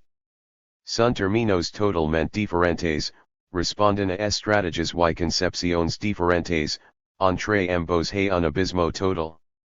ASL no le importa el MRTA. No porque el MRTA ha demostrado ser una fuerza que en su momento será aplastada, hoy el MRTA no constituye para SL ningún peligro. El MRTA su origen en el opera. No olvidemos que el opera rebelde es una facción que se separa del opera y de origen al mir, de los justos del mir nace el MRTA. Sobre la salida de Canto Grande, yo creo que ese fue un cañada delgado Parker por Pola, creo que durante el gobierno de Alan García el MRTA significaba una fuerza paramilitar que bien hubiera podido ser utilizada para jugar estratégicamente frente a la posibilidad de un golpe militar, cabe también la posibilidad que Alan García hubiera tenido en mente utilizar al MRTA para un posible enfrentamiento con Sendero. Vale la pena comentar el artículo de Alejandro Miro Quesada Cisneros en el Comercio quien propone una nueva estrategia. Parte que la subversión es un fenómeno eminentemente político y que tiene un objetivo, cambiar el sistema de gobierno. No solamente es eso, nosotros no solamente queremos cambiar el sistema de gobierno sino que lo principal y decisivo es cambiar la dictadura de las clases que mandan. La dictadura de clase del Estado, el sistema de Estado, derrocar, pues, a las clases reaccionarias de este viejo Estado y construir un nuevo Estado de dictadura conjunta, de frente único de cuatro clases en que el proletariado tenga hegemonía a través de la alianza obrero-campesina, único Estado de nuevo tipo que puede aplicar la nueva democracia. Esto es la dictadura contra los que explotaban y la democracia para el pueblo, no puede existir el nuevo Estado sin democracia, así como no se puede manejar la guerra popular. Nuevo Estado sin democracia, así como no se puede manejar la guerra popular sin democracia, es todo lo contrario de un viejo Estado y de una guerra injusta. Contrarrevolucionaria.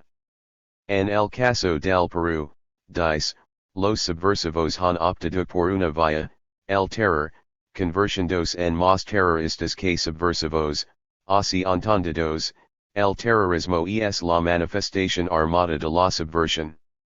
Este señor no conoce el problema militar, el terrorismo según la teoría de la guerra no es sino una de las formas de lucha que se usa en la guerra revolucionaria y no es la principal.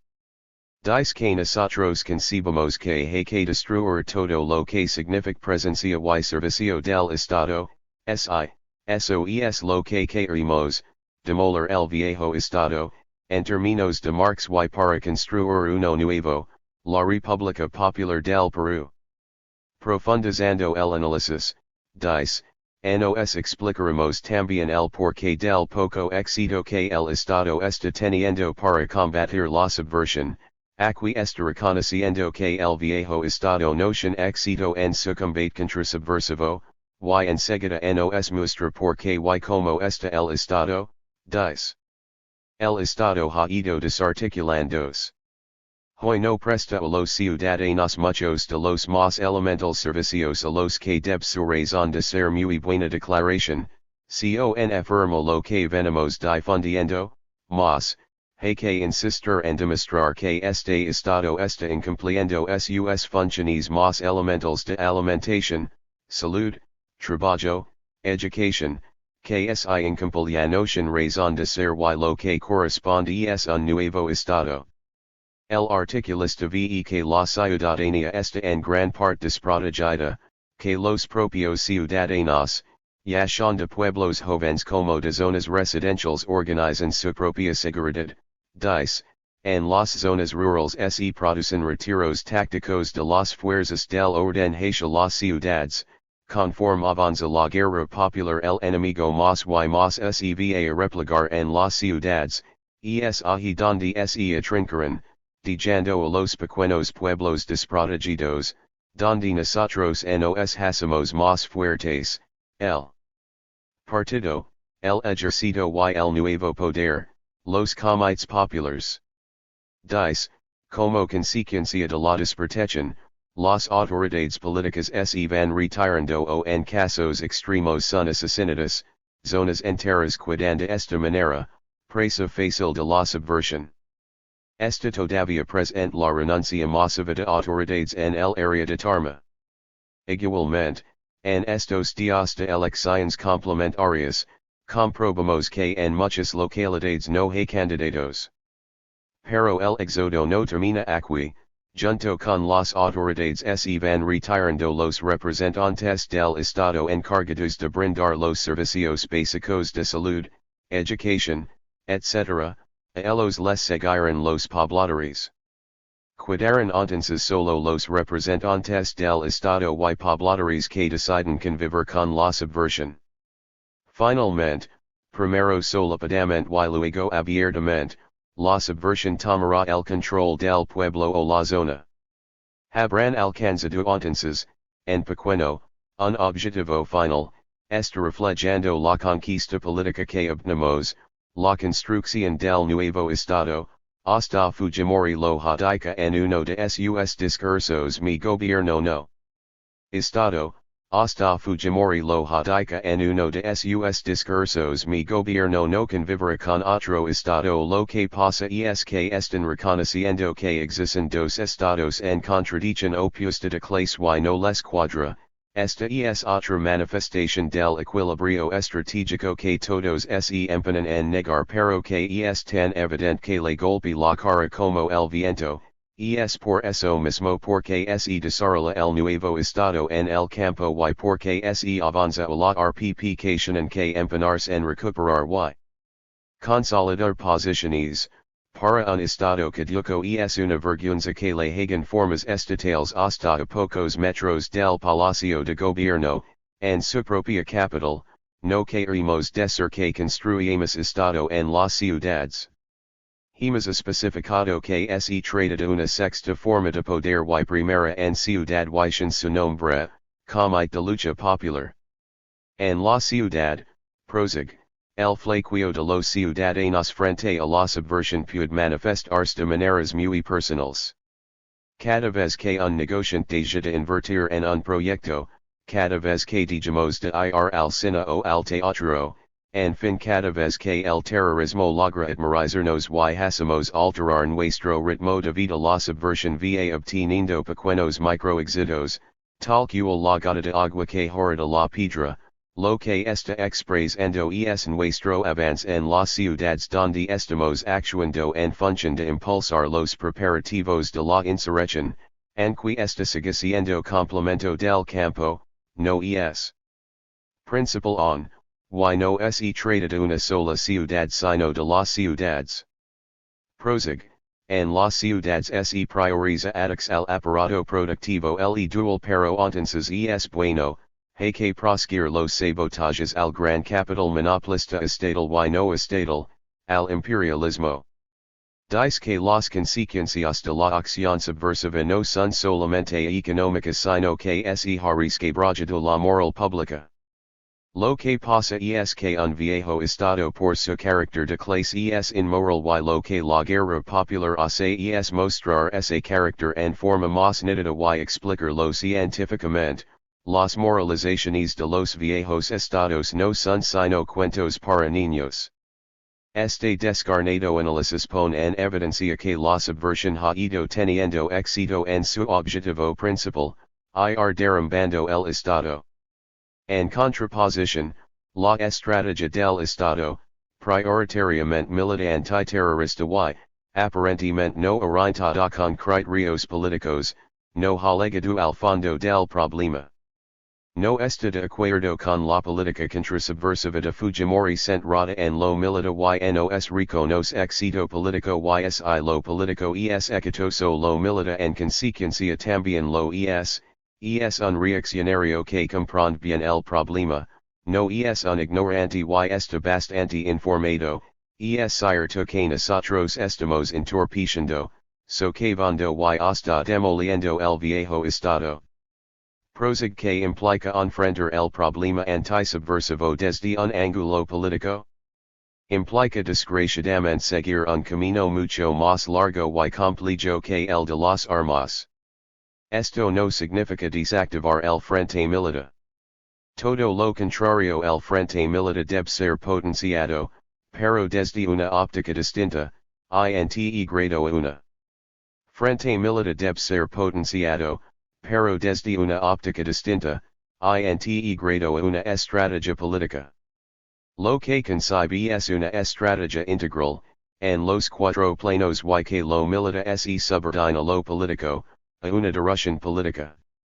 Dice el camino empieza por una real toma de conciencia de la ideología que nos sustenta, la democracia, aquella que representa la libertad y la paz, pero el pueblo peruano siente que cada día le recortan más sus derechos y libertades, Fujimori se empeña más en burlar el parlamento, en atacar el poder judicial, entonces de que democracia está hablando sino de la libertad para los que de arriba nos opriman impunemente, pero lo bueno es que está emplazando al nuevo gobierno, él está diciendo que si prosig pisatiendo su democracia pisatia su punto de partida para combatirnos y así van a fracasar, dice que contraponer la a la ideología de la subversión, el maoísmo, muy bueno, es ideología burguesa versus marxismo-leninismo maoísmo, pensamiento Gonzalo.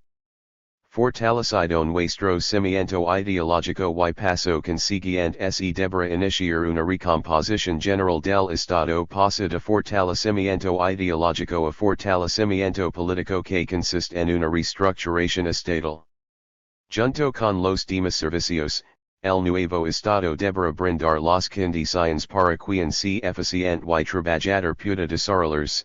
Esto es parte de la búsqueda de la legitimación que demanda el imperialismo, que los estados de sus aliados son capaces de satisfacer las necesidades elementales de sus ciudadanos, además piensa que debe surgir un nuevo estado, que surgiría según el bello las banderas de la democracia fortalecida, pero eso es imposible porque un estado de clases explotadoras.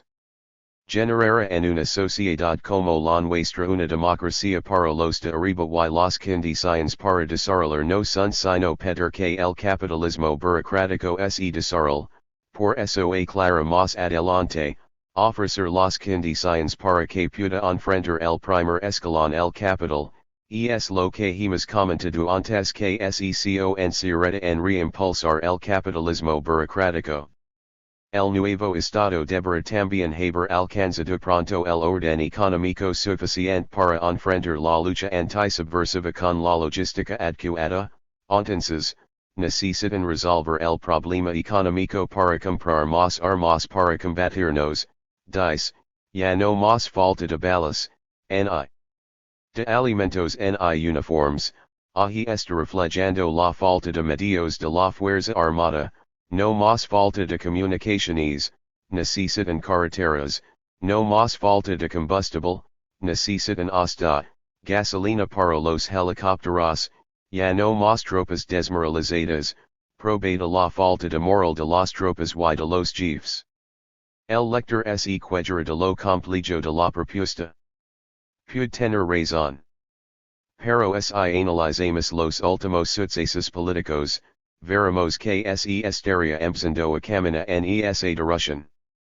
El aparato estatal se va poco a poco, reestructurando, lo que quiera es un camino evolutivo y refleja el pesimismo de clase explotadora. En la lucha antisubversiva se ve también avances, bien todavía explotadora. En la lucha antisubversiva SEVE también avances, si bien todavía embrionarios, con la activación del Consejo por la Paz, juntos, políticos y militares, la nación entera, cada uno en su especialidad, debemos enfrentar esta lacra que ha empezado a corroernos. Para el Estado no será fácil, posiblemente muchas instituciones deban ser íntegramente reestructuradas, esto es clave, nos está hablando de las tres tareas está reflejando la necesidad que tiene el viejo Estado peruano de reestructurarse, pero lo que está en debate es bajo que forma, si moverse más reaccionaria o la otra que sería una forma corporativa esto es lo que aún no se ha definido, más aún. El tu pleno nos plantea que pensemos en nuevas formas fascistas o en formas de moverse en las que se fortalezca cada vez más el ejecutivo. Para el Estado no será fácil.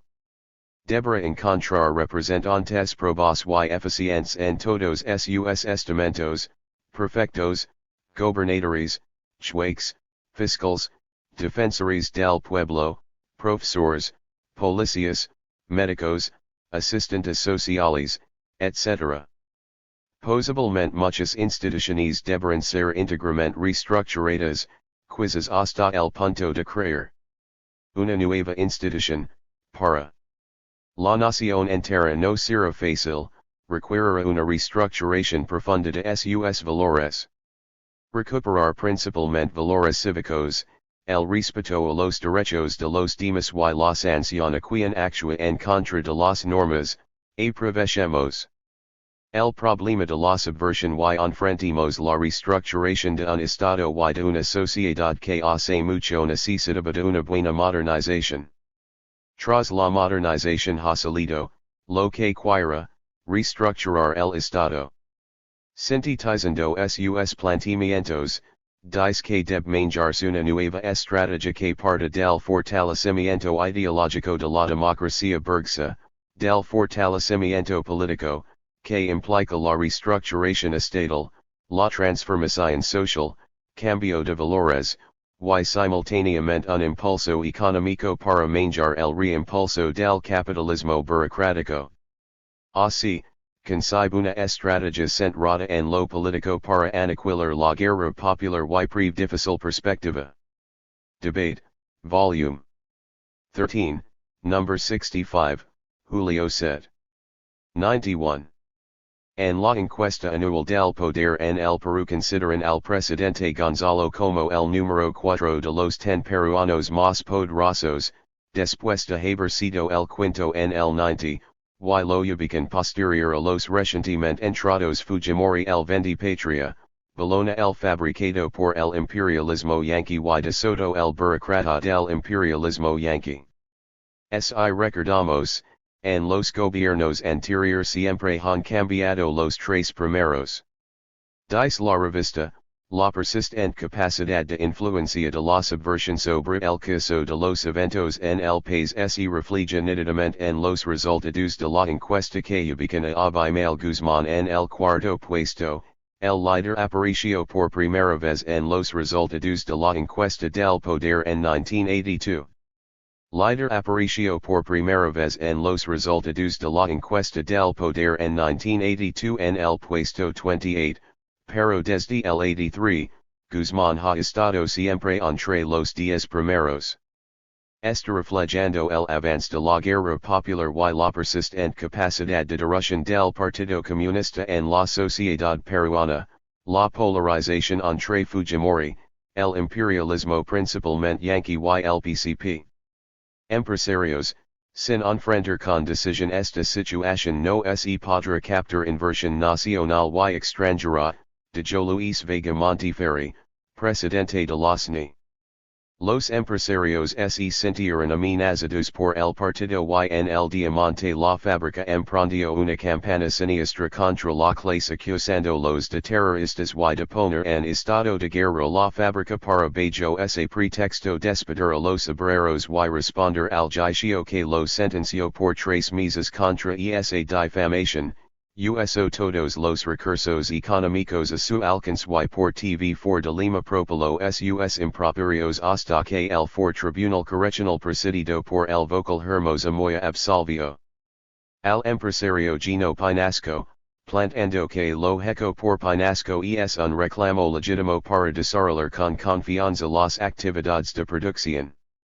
En conferencia de prensa el presidente de la SNI, Luis Vega Monteferri expresó que la sentencia honra la imagen del poder judicial en momentos en que los terroristas amenazan y tratan de debilitar al sector empresarial, que es fundamental para el desarrollo del país.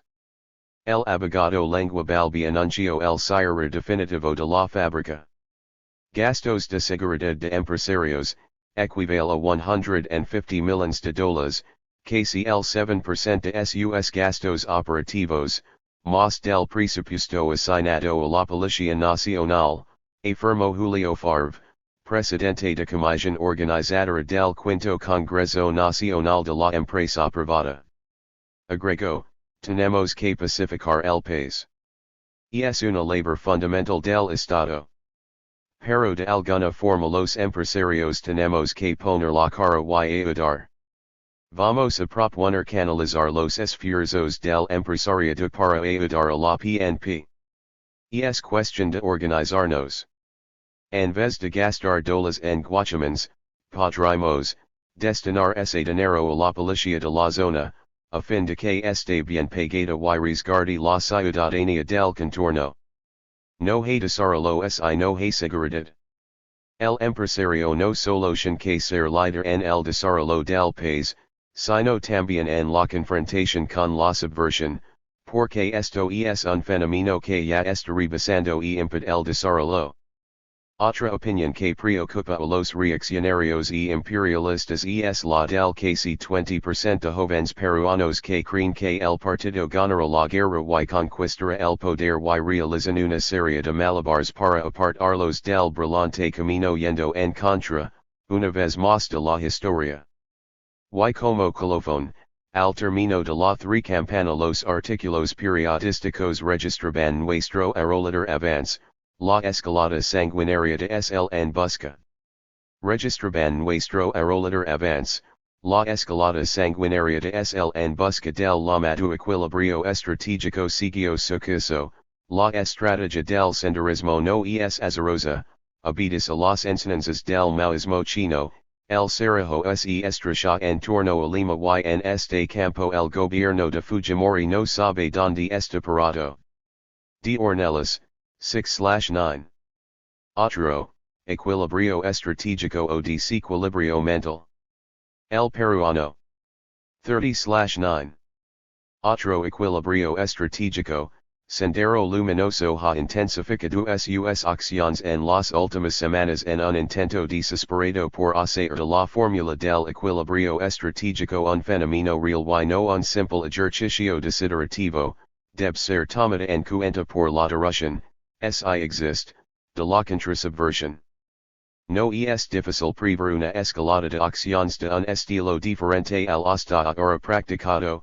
Sendero no es un enemigo débil ni superficial, subestimar al enemigo es la peor estrategia posible, mas aun cuando no hay razones para hacerlo, complacerse como lo hacen algunas autoridades gubernativas con que el llamado equilibrio estratégico si poco más que una frase no conduce nada.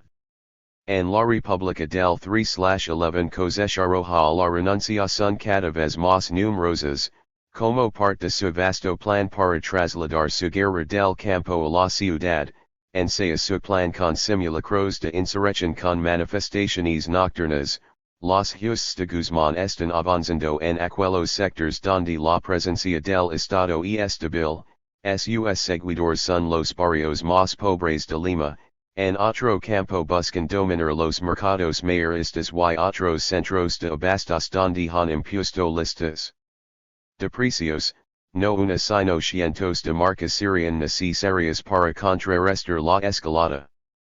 Gorriti decía ya desde julio, equilibrio estratégico, es una exageración calculada, buscan poner en tensión sus fuerzas para ponerse esa meta y cumplirla, Sin embargo si están marchando hacia eso, pueden lograrlo dentro de uno o dos años. El comercio decía en noviembre el accionar terrorista no ha decaydo en y mucho menos, en los últimos tiempos, las felices gestiones del primer mandatario, de nuestros diplomáticos y empresarios, en ofrecer al mundo una faz atractiva, son letra muerta frente a un accionar que distribuye toda iniciativa, se está padeciendo la misma falta de estrategia. La falta de seguridad no permitirá una reactivación económica en la que es indispensable el concierto de capitales y de tecnología extranjera. Sobre una sola base, seguridad otro abismal 95. Dice surge la hipótesis de derrota del sistema democrático frente a el alrededor de esa fecha, el haciendo gala de dureza se erige efectivamente como la autoridad.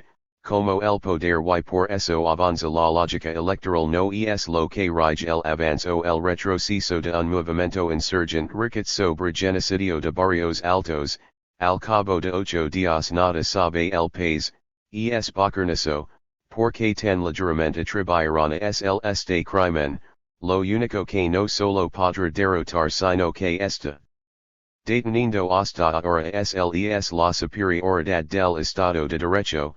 Entre dos o más terrorismos en conflicto el país notion election. De derecho, entre dos o más terrorismos en conflicto el país notion election posible.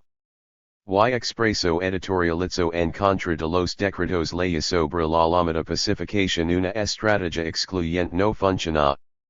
Sintetizando esta part las opinions de partidos, senderólogos, militares, periodistas, revistas económicas, todos reaccionarios, están reflejando el grandioso éxito de la tricampana el equilibrio estratégico, el avance en las ciudades y el cumplimiento de las estrategias y objetivos trazados. 1991, Preparatory Session of the Second Plenum. Contents. 1. Preparatory Session of the Second Plenum. 1.1 Frame of Reference. 1.2 Quotations 1.33 Strategies 1.3.1 Political Strategy, Conquer Power 1.3.2 Military Strategy, People's War Develop Mobile Warfare and Forge the Preparations for Insurrection 1.3.3 Strategy of Construction, Build the Conquest of Power Countrywide 1.4 Introduction 1.4.1 Errors and Injustices Preparatory Session of the Second Plenum. Outline of the Strategic Plan of Construction of the Report. Build the Conquest of Power in the Midst of the People's War. Frame of Reference. This will be the central report for the preparation of the session of the Central Committee. Several days ago an outline on the topic of building the conquest of power was distributed. We have revised this outline and added a fifth part, the 3 campaign to impulse, with the goal that this report will have all the pending questions that we are interested in handling. Afterwards, aside from studying documents, we have evaluated the balance of the 2 campaign to impulse and its expansion. Consequently, since this is our work, and what is appropriate today is to see the part of construction as a substantial problem and see it as an outline of the strategic plan of construction. It is also necessary that we look at the 3 campaign. Before beginning this exposition, we would like to recall what we concluded from the Congress. The Congress is an event of transcendental importance for the party, and we move and guide ourselves within its framework. Obviously we must guide ourselves on the basis of party unity, that is, Marxism-Leninism, Maoism, Gonzalo thought, on the program, and on the general political line. We would like to highlight point 6 of the program. It says, fight for the formation of the People's Republic of Peru as a class front based on the Worker-Peasant Alliance, led by the proletariat headed up by its Communist Party, as the formation of new democracy that carries forward a new economy, new politics, and a new culture. We know what this implies. It is very important in this moment within the perspective of conquering power throughout the country. It is intimately linked to point 14 which says, fight tenaciously and heroically for the total and complete triumph of the democratic revolution throughout the country, and with the culmination of this stage, immediately, without any pause, pass over to the socialist revolution along with the international proletariat and the people of the world, in order to continue humanity's march to its final goal, communism, by means of cultural revolutions. It is also very important that we bear in mind point 14 of the program. Evidently, we must complete the first stage of the revolution, for which the conquest of power countrywide is aimed. But the question doesn't end there. The problem is the continuation of the revolution, as a socialist one aiming at communism, linked to the international proletariat and the peoples of the world through all the zigzags and great struggles that will be unleashed through cultural revolutions. On this point 14, it is very important that we always reaffirm ourselves on our On this point 14, it is very important that we always reaffirm ourselves on our final goal, communism. If we did not do so, we would not be communists. On the other hand, we must focus on to and base ourselves on the characterization of this period made by this same Congress. The document tells us. But considering that the democratic revolution in the country is passing through a period characterized by 1. A deepening of the general crisis of Peruvian society, principally of bureaucratic capitalism. 2. An increase in the reactionary nature of the state, today with a fascist, corporativist, aprista government headed by the genocidal Garcia Perez. 3. The sharpening of the class struggle, with the masses realizing the necessity to combat and resist. 4. The people's war is developing vigorously and increasingly, and 5. The people need a people's republic built according to the principles of new democracy. This is a period that covers approximately 4 or 5 years, which is to say that we are moving forward within this period and the characterization made by the Congress is plainly valid. Item 1 talks about the deepening of the crisis of Peruvian society, principally of bureaucratic capitalism. The Peruvian Republic is living through its worst crisis within the third moment of bureaucratic capitalism, which is its destruction. All the daily events demonstrate it. Item 2 tells us that there is a major increase in the reactionary nature of the state. This is obvious since it is its path. When we characterized them as aiming at a new restructuring of the old state, this can be nothing more than its reactionarization. Thus, they try to fortify their state to better combat the people's war, because their state represents a rotten system. Obviously, now we are not dealing with Garcia, we are dealing with Fujimori and his new government. Even before the government took command of the Peruvian state it was deeply discredited, and in a short time, has shown all of his reactionary essence. Item 3 refers to the sharpening of the class struggle, and we see that it is happening. Furthermore, this sharpening of the class struggle takes as an example the People's War, and its innovative forms of struggle, for its daily combat. Events show this.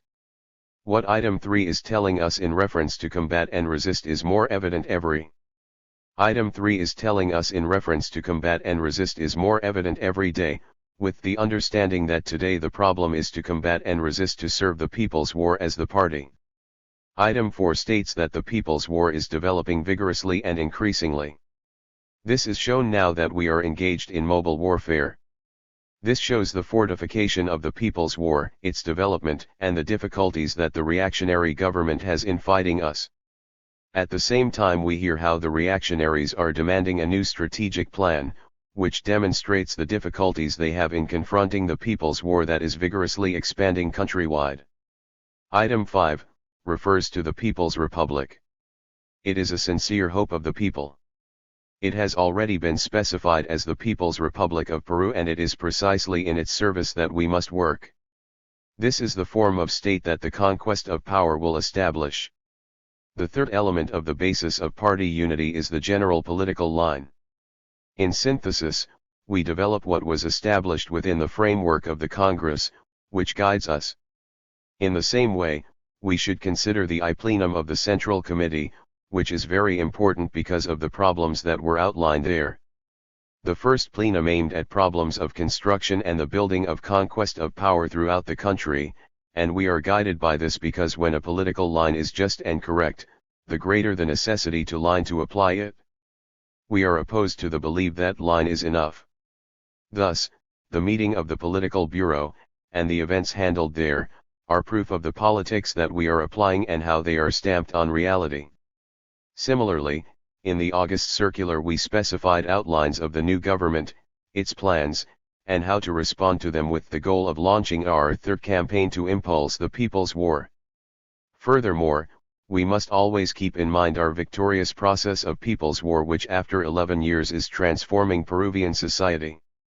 The war is the superior form through which the fundamental problems of the revolution are resolved and society is transformed to benefit the class and people. It is the principal form of organization. It is a war of masses, peasants, especially poor ones, the proletariat, and the petty bourgeoisie. We must see the role of the masses in the war.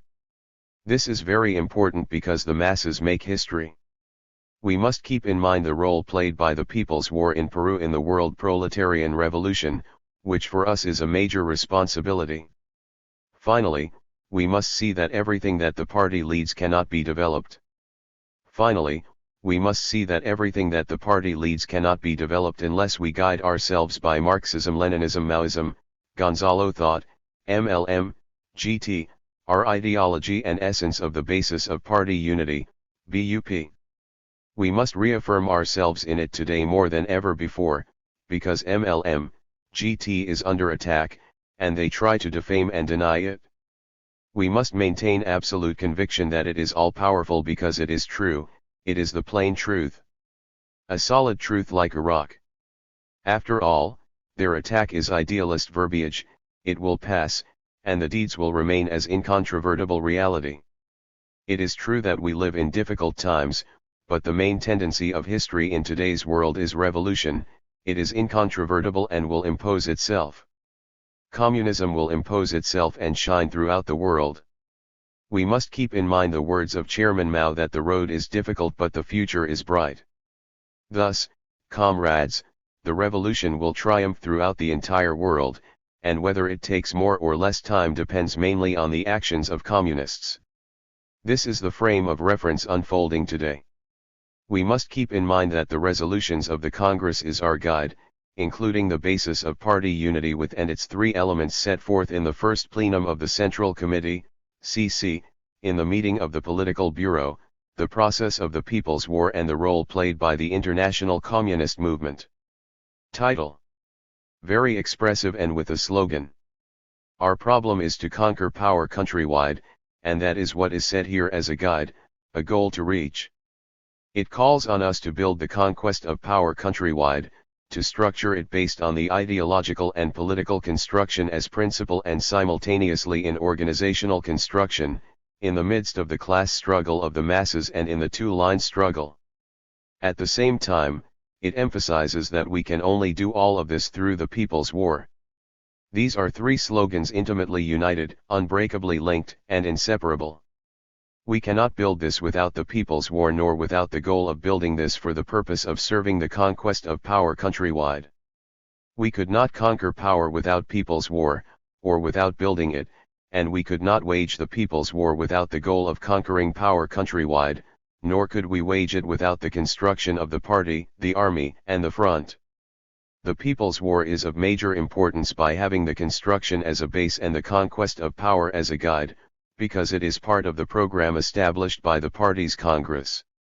The three slogans are, develop the People's War, build the conquest of power, and conquer power countrywide.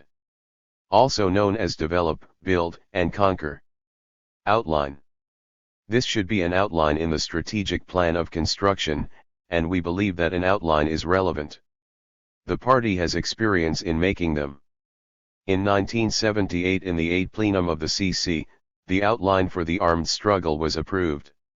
This expressed the particularity of our People's War, which should evolve in both the countryside and the city, with the countryside as the principal scenario of the war and the city complementary. In 1980, the party approved the outline of the militarization of the party by way of political and military actions, and a defined policy to complete the initiation of the armed struggle, established the organic forms needed to build the army, the detachments, the forms of struggle, and the elemental armed actions. Today, we are presented with the need for an outline to build the three instruments. This outline is more developed than the previous ones we have had, but we consider that it should be worked on and developed so that after being approved by the CC, it will begin to be applied as a pilot plan. After a reasonable time it will be approved in a definitive form and then evolve into the strategic plan of construction.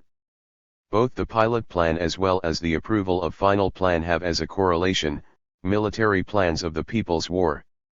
All of the above will carry us to a future plan for the conquest of power, which will be a military plan that specifies the People's War in its final stage, a plan that will also have its outline and a pilot plan, a plan that will address the control of the countryside, and will have a vertebral column in the new state in a much wider form. It will also contain the insurrections for the conquest of power in the cities, from the small, to the medium, to the large, the capital. Consequently, the principal thing this session should deal with, is this outline for the strategic plan of construction, which does not contradict the primacy of the People's War. Quotations. One may document pg 113. There are many who talk about the obsolescence of Marxism, which is nothing more than the putrefaction of revisionism which impedes the march of humanity. Chairman Mao, applying contradiction, taught us that the new is always imposed and replaces the old. This is a universal law. It is eternal like matter, no matter how many detours we run into. This means that the profound conviction of communists is in accordance with the process of development of matter. Mao also taught that the new is born in the midst of hardships and opens its path amidst very difficult struggles. At the end it imposes itself. This is how it has been, is, and how it will be. 2 may document, p. 105. The march of matter and humanity has given, as part of this material process, the ideology of the proletariat, that is the greatest ideology, because the proletariat is the last class in history, and the most complete ideology which cannot be prevented from developing. It is also good to emphasize that it is an ideology and system that differs from any other ideology and system, because today it is denied. They are the upholders of the obsolete irrationality of the 18th century. We communists are radical transformers, developers, and practitioners. We carry forward the most rational processes like the dictatorship of the proletariat, socialism, the goal of communism, and an immense historic process that will complete the long work of humanity, towards the realm of liberty. 3 may document, pg 105. Humanity has a course, and a nonlinear development with specifications and a specific nature. It is this way, because this is part of contradiction, it is the particular. Historical reality shows that we have had a process since primitive communism, slavery, feudalism, capitalism, and socialism, and that we have communism as the goal. This is the historical path of the class struggle. They are modes of production established independently at the will of anyone, as the product of the development of humanity, the process of the struggles of humans to meet their needs. The tortuous paths of today are nothing more than the expression of what was before. In history, there is no new and different system which has imposed itself all at once, it has always done so through a struggle. Which has imposed itself all at once, it has always done so through a struggle that was first laid down, consolidated, and then imposed upon.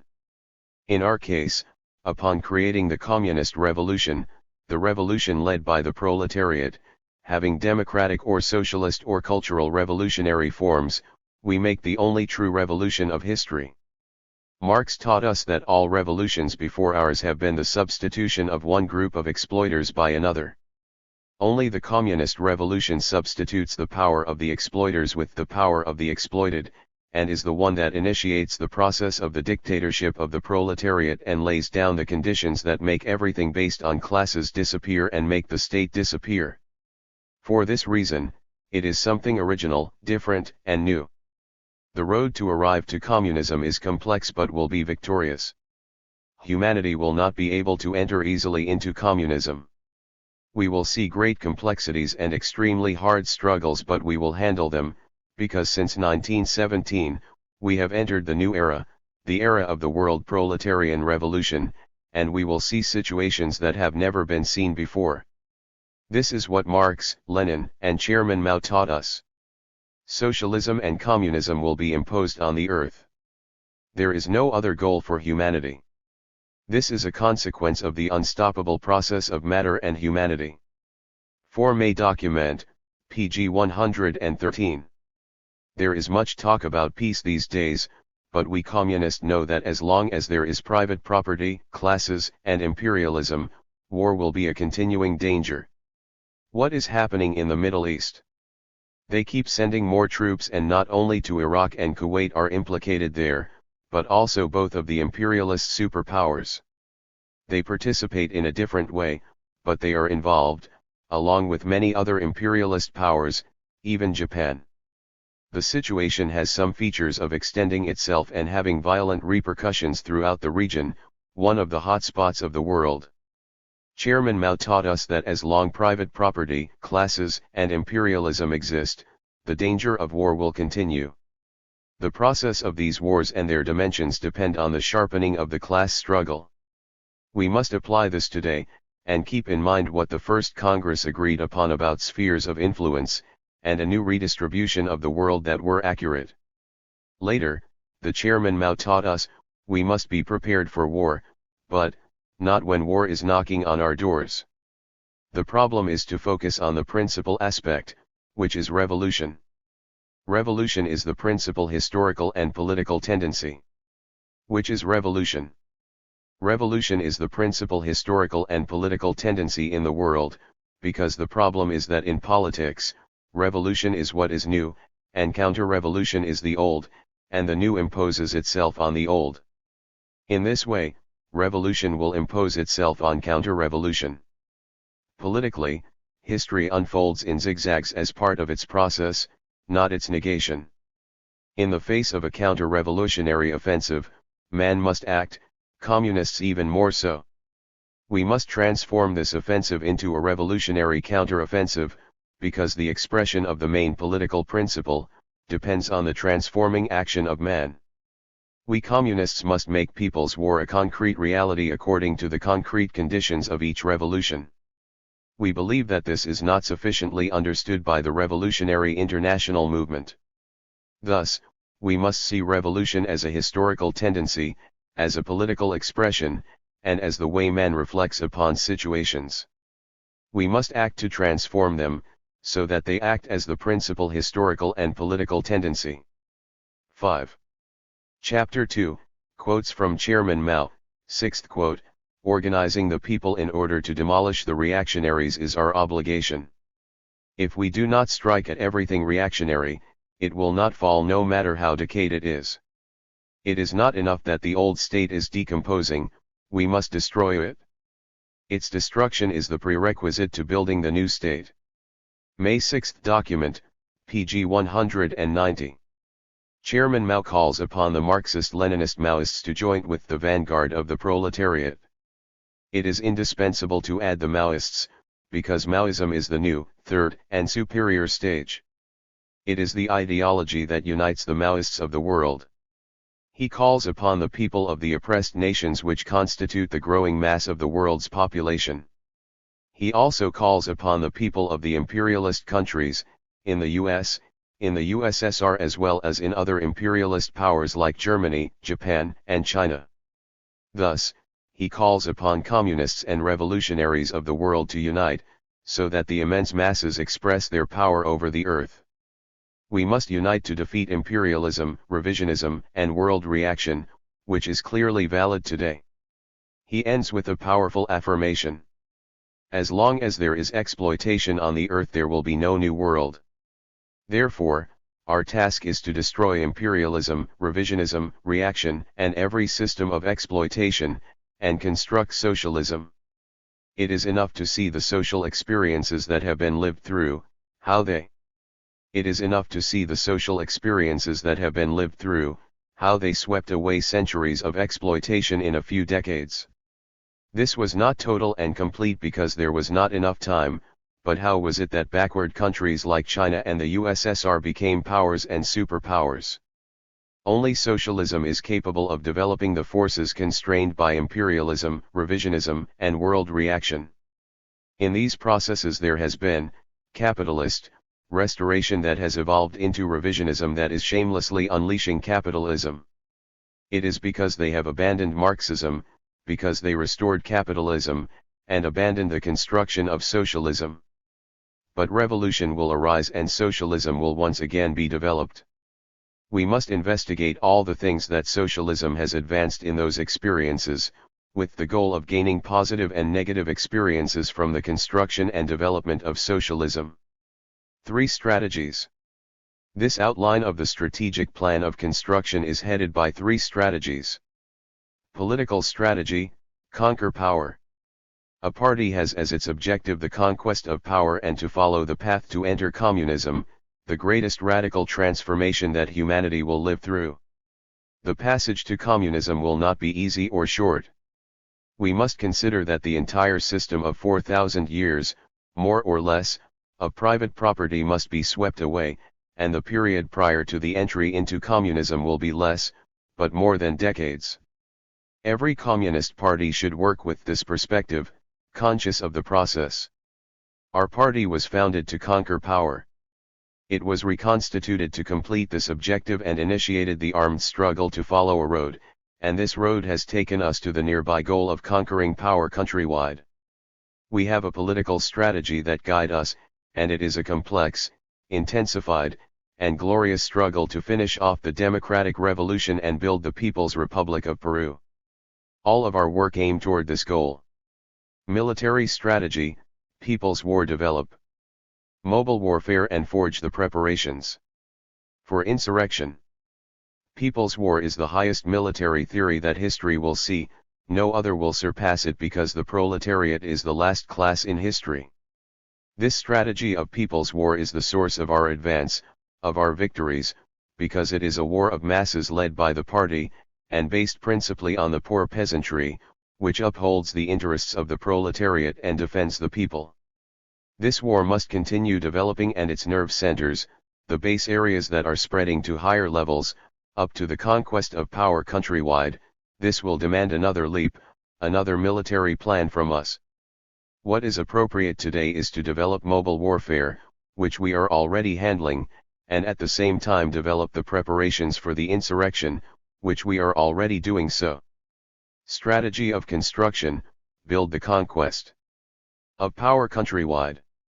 For the first time we propose 3 strategies. Today it is indispensable to propose a strategy of construction, a consequence of the process of the Peruvian Revolution and the People's War. We have dealt with the reasons for the title. Our problem now is to build this conquest and apply the principle of construction linked more closely to the 3 keywords, develop, build, and conquer. Introduction. 1 on optimism and party work, Peking Review 3738/PG8. Our point of departure is the law of the unity of opposites, the essence of our understanding, the universal law of contradiction. We must always base ourselves on that. We must apply contradiction to whatever task we begin, first taking it up with the conviction that it is possible, second, that without arduous and tenacious work, we will not complete it well. This governs the immediate goal today. To fear and not to fear is another contradiction. It is part of the human condition, it exists in the individual dimension and is natural. But in the class struggle, this takes on a much greater dimension, the contingencies are greater and more complex and the number of problems are greater. We may even have to master nature, which is still hardly understood today. Entering into the principal part of the quote, the greater part of humanity, the proletariat, and communists, put optimism on the first level. A strategic challenge to death, scorn for the hardships, and all the difficulties will be overcome, is what guides and sustains communists. The exception are the cowards and opportunists because they are not centered on the collective, on what is new, or on the perspectives of humanity. They see everything black, because the bottom of the grave is like that, but few think that way. Why be optimists? Being optimistic allows us to overcome difficulties, it is the condition to take each work seriously, allowing us to understand and investigate issues of concern. Only in this way can we see the diverse facets of things, take their essence and manage the laws that govern them, so that by applying them, we can transform the world. With those laws we can resolve contradictions, turn true tigers into paper tigers, from democratic revolution to socialist revolution, turn what is difficult into easy. For us today the task of conquering power countrywide is a new task. There are many problems we need to understand better, but we know that we have the conditions to solve them. Furthermore, we are aware that the people's war is a necessity and must be completed. All of this demands optimism from us, a great optimism to handle this new situation. We must recall the beginning. It was also a leap similar to today's, and we now have experience. The difference is that today, the leap is qualitatively superior. Hence, we must be optimists to complete our goal of conquering power. Hence, we must be optimists to complete our goal of conquering power countrywide. As always, Chairman Mao forewarned us about possibilities and realities, apparent possibilities, false ones, the supposed insurrection that the PUM dreamed about, real possibilities, the conquest of power countrywide, the People's Republic of Peru and the transition from democratic revolution to socialist revolution. This is not writing in the water, it is practice that is reaching its goals. Another contradiction is that there are some hotheads whose ardor butts their understanding. Impetuosity is good but not sufficient, we require cool heads and scientific judgment to analyze. Some say we have already conquered power but don't say how, or what plans to make. They only see the sparkling exaltation of victory but don't do anything to create it. Some only have cool heads, and from so much meditating and racking their brains, they end up being spectators. Tomorrow they will say, "See, I told you there were no conditions," at every minor setback we are faced with. They are the ones who wait for mistakes to show or jump up. War, then, needs both impetuosity and cool heads. Thus, we don't need sparkles that soon go out, nor cold spectators. We need to have revolutionary passion, counting on clear minds and a resolute will sustained by the optimism of conquering power countrywide. Peking Review, 27/28, pg 8. Errors and injustices. Sometimes, some comrades don't see their faults and only judge the faults of others.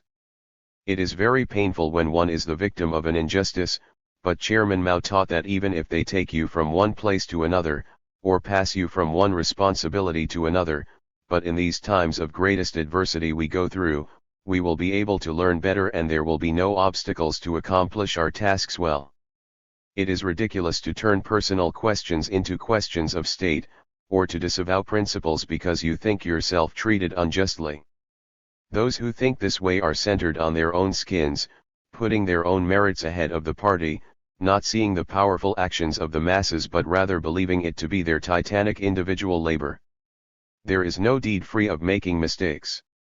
Unjust treatment will always occur.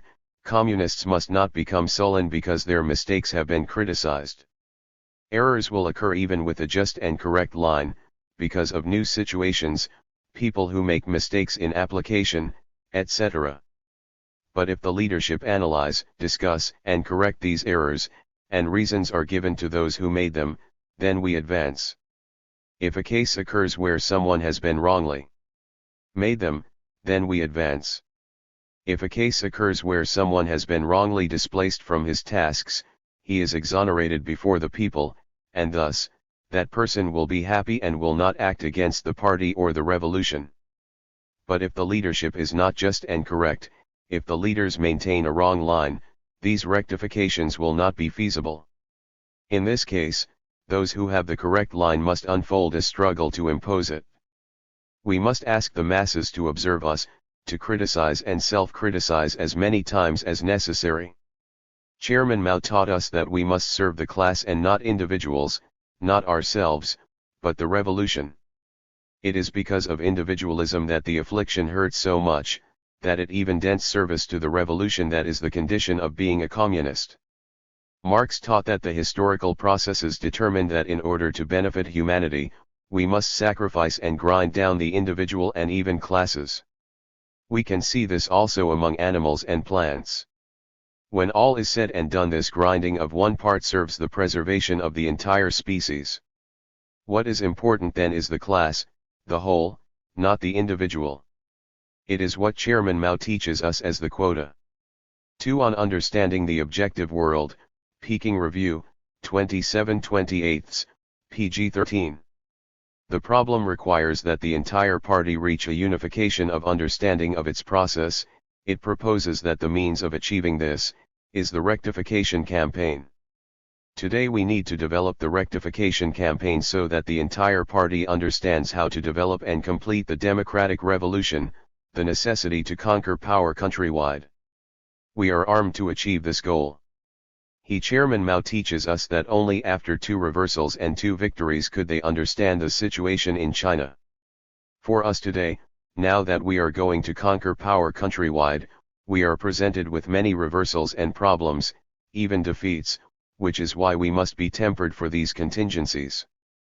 Don't forget that it is we, ourselves, who are responsible for our revolution.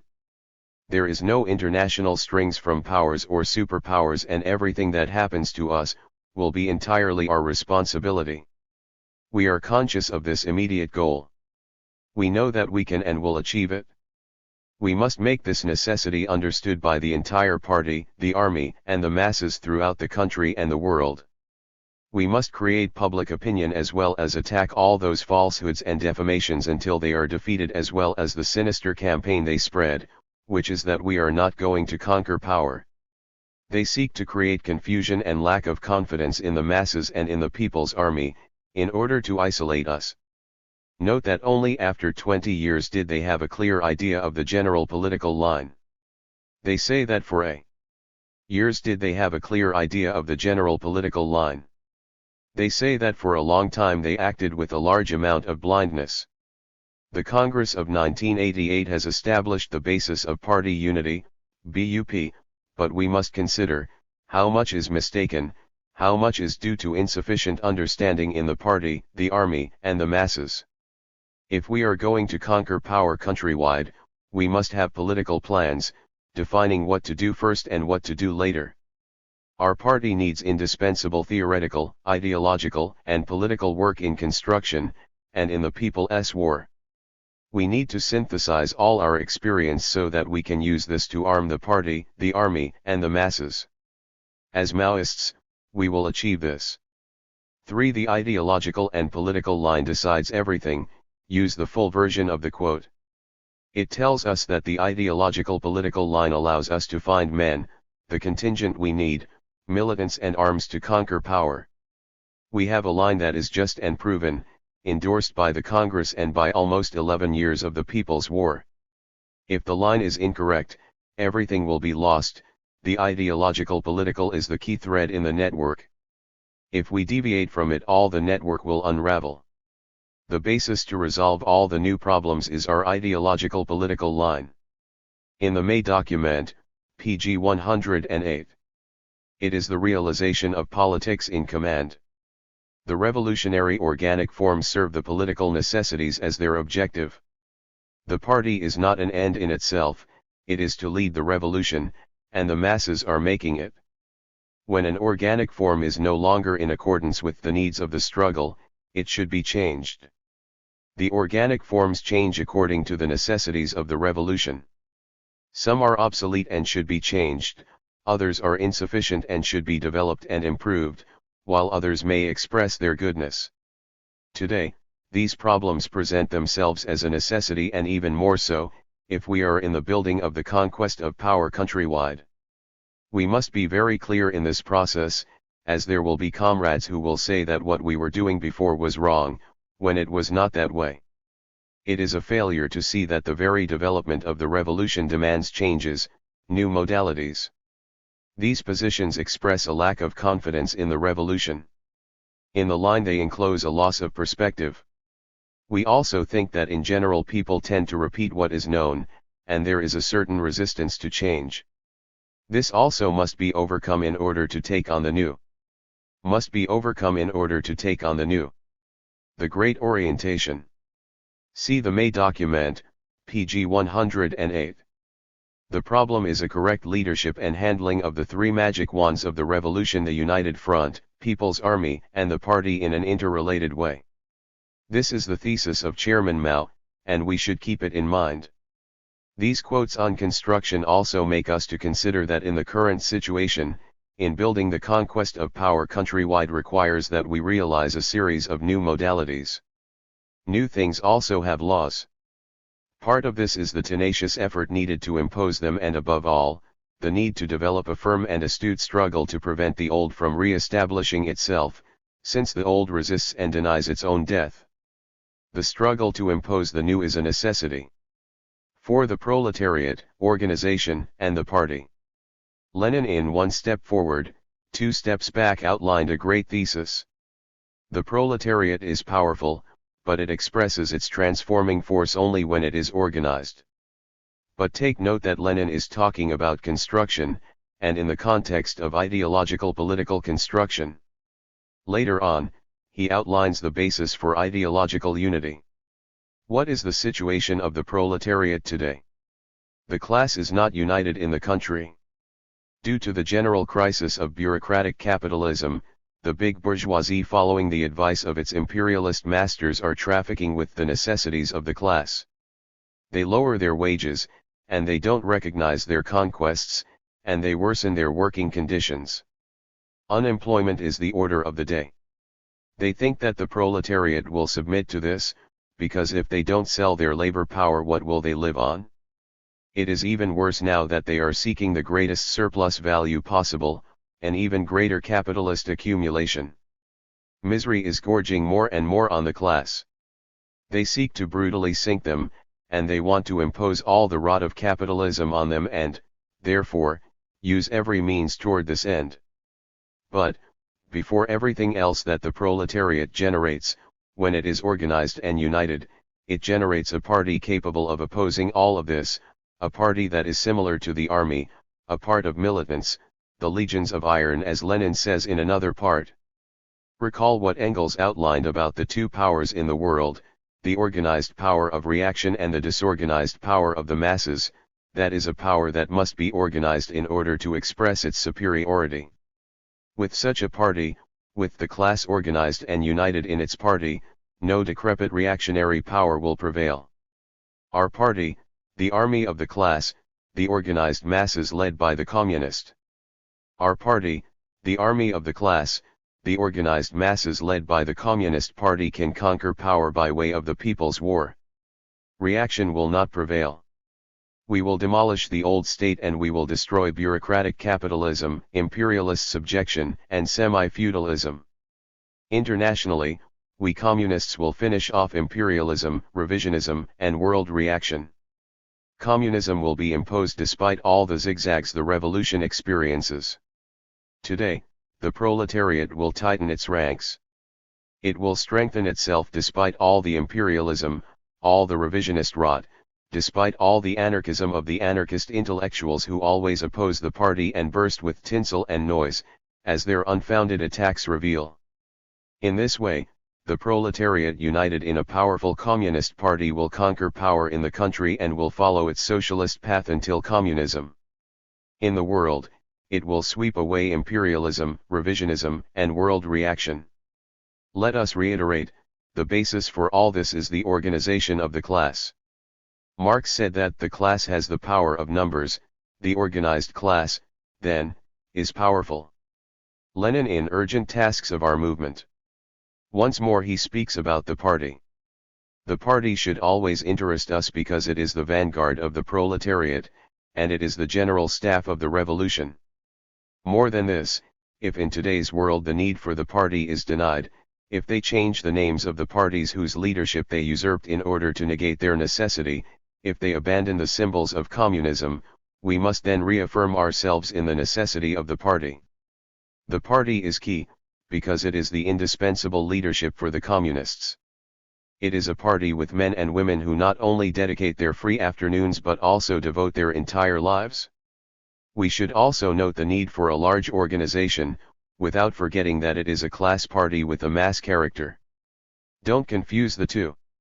What is referred to is the need to count on a large contingent capable of fulfilling every type of task, more so today, when we aim at the conquest of power countrywide. We need to aim for the specialization of the leaders, of the cadre. We apply being communists first, and principally combatants and administrators. We must, therefore, keep this in mind, it is very important. Chairman Mao taught us the need to be read and expert, principally read. We must never tie our hands.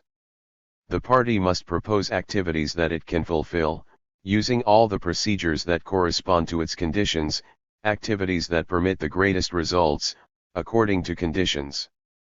A party that is well organized can lead a strike and obtain major victories. Note that the precondition is that the party be well organized. The class, the masses must fight to win victories. These struggles are feints, military exercises, preparations, maneuvers, that will prepare the masses for the decisive battles to come. This coincides with what Marx taught us about. For the decisive battles to come. This coincides with what Marx taught us about guerrilla warfare that prepares the class for its future struggle for power. This is very useful in handling the struggle for living conditions serving the conquest of power. We are facing an enemy fortress, the old power, and from there they strap us with machine guns and take away our best leaders. This is the reality, hard but certain. Faced with this, what is to be done? He doesn't say dialogue, he doesn't say surrender, he doesn't say retreat, he says assault it, take it, and we will do so. What is the condition for this? We must unite all the forces of the proletariat that wake up with the force of the revolutionaries in a communist party, a party that will have the broadest masses, a party that unites all the active and honest elements that want revolution. Some will be militants, some supporters, others only friends. We must aim for the party to be the only center of leadership and the recognized vanguard of the class. Internationally, the problem is also one of communist parties that maintain their character as parties of the class. We must think about the problem of the parties in Eastern Europe. Wouldn't it have something to do with that peculiar process of making parties from an amalgam of parties? This is a problem. 5. On capitulation. This merits our attention because many are capitulating in the world and in the country. The phenomenon of the new revisionist counter-revolutionary offensive is serving the imperialists and world reactionaries, and it is rotting part that of the people, insufficiently based on principles and in the dialectical understanding of the world. It has repercussion among the intellectuals. In the 1960s, they got tired of calling themselves Marxists, or rather they got tired of dressing up as such, so now they renege and are embarrassed to have put on that mask. They are striving to be worthy of serving imperialism, revisionism, and reaction. This convergence of the new revisionist counter-revolutionary offensive in collusion with imperialism dreams of the definitive destruction of Marxism. It dreams of sweeping away all that the revolution has done, all its gains, all its heroic actions. They seek to enthrone the old once again, that wicked domination by reaction in the most sinister moment of imperialism. This has repercussions and we see capitulation and monstrous apostasies. We see this among the petty bourgeoisie, among the scabs of the working class. The MRTA, for example, is the chief hawker of capitulation in the country. They spread peace, bourgeois democracy, the market economy, human rights, reactionary ideologies, and bourgeois culture. They capitulate in the face of imperialism. Capitulation. Bourgeois culture. They capitulate in the face of imperialism. Capitulation expresses itself in two ways, capitulation in the face of native reaction and capitulation in the face of world reaction. It is always this way. Its objective is to sell out the revolution. It is rot that needs to be rooted out with blood and fire, and this requires a strategy and tactics. In Peking Review, 37/1975, on pg 8, Criticize water margin. Chairman Mao in the struggle against the rightist wind launches a struggle against capitulation. He takes a literary work and criticizes it, because comrades, art has a class character. He says that this novel is an example of what capitulation is. It is criticism that forms part of the efforts to apply the politics of Chairman Mao in the study of theory and on the prevention and opposition to revisionism. We must note the importance of theory. Theory is a great battlefront, it is an international necessity. Communists need to handle Marxism-Leninism, Maoism, principally Maoism. We need to apply it and defend it, because with it, we can defeat every assault against Marxism. For us it is also a necessity. It is indispensable to handle the new state, to build socialism. The May document should be studied well and thoroughly, because it shows how we see Marxism and what questions we must resolve today with its illumination. It shows how to build the new state, describes democracy and dictatorship, private property, the problem of the United Front, etc. These are real problems that present themselves today to communists in Peru and the world. For victory, we need a contingent of Marxist theoreticians, obviously indispensable to maintain the course of the revolution and to build socialism. Chairman Mao called upon the party to study theory. The merit of this novel is that it describes capitulation. It aims against the corrupt officials and saves the emperor. We see this in our country. For example, PUM aims at economic minister Irritado and exonerates Fujimori. This is capitulation. To practice capitulation is to practice revisionism, amnesty, and enlisting. This is what the MRTA seeks, it is what the IS, IU, MAS, Minister Amat and Minister Helfer seek. Those who capitulate, seek the offer of amnesty and recruitment, it is what they are offered, but as far as the MRTA, what does it do? It doesn't wait, it demands it, and offers it. Combating capitulation is important because it is part of the struggle of the party and the people in its efforts to adhere to Marxism, to combat revisionism and to persist in the revolutionary line. This is a problem more important than yesterday, because it plays into the next 50 to 100 years. In order to combat capitulation, we try to carefully differentiate between the specific characteristics of the capitulators. In the case of Del Prado, his problem is to adjust to perestroika. For the MRTA. In the case of Del Prado, his problem is to adjust to perestroika. For the MRTA and POLA, they capitulate with Castroite positions by means of arms. Ma says that Marxism is supposedly obsolete and that there should be a replacement with social Christian positions. Patria Roja, like the Chinese revisionists of today, proposes that Marxism is going through a combination of reforms to advance, and that the world reactionaries or bourgeoisie are trying to use them to combat socialism. Internationally, they kneel before imperialism, and the many revisionists within the country capitulate before the big bourgeoisie, the landlords, and all are against the people's war. Do not forget that there are two factions of the big bourgeoisie, and that within each faction there are also groups. Revisionists are all those who call themselves Marxists but revise Marxism. Opportunists are those who accommodate themselves with whatever faction to survive, and the bourgeoisie are those who uphold the ideology of the bourgeoisie and defend it. We must study Marxism well to combat revisionism, imperialism, and reaction. We must apply elevation and popularization and differentiate between leaders, cadres, and militants, the army and the broad masses. In Peking Review, 9/L976. The novel is a negative example. It promotes the capitulationist line, and then what does perestroika propagate? It propagates capitulation before imperialism, the most unchecked capitalist restoration, and it promotes revisionism. For example, to oppose corrupt officials without aiming against the entire bureaucracy as a component of the old state, but only against the corrupt, is for what purpose? Moralizing to make the old order more tolerable. We have an opposite position. We aim at the recalcitrant representatives of the old state, using selective annihilation to overthrow the decrepit order.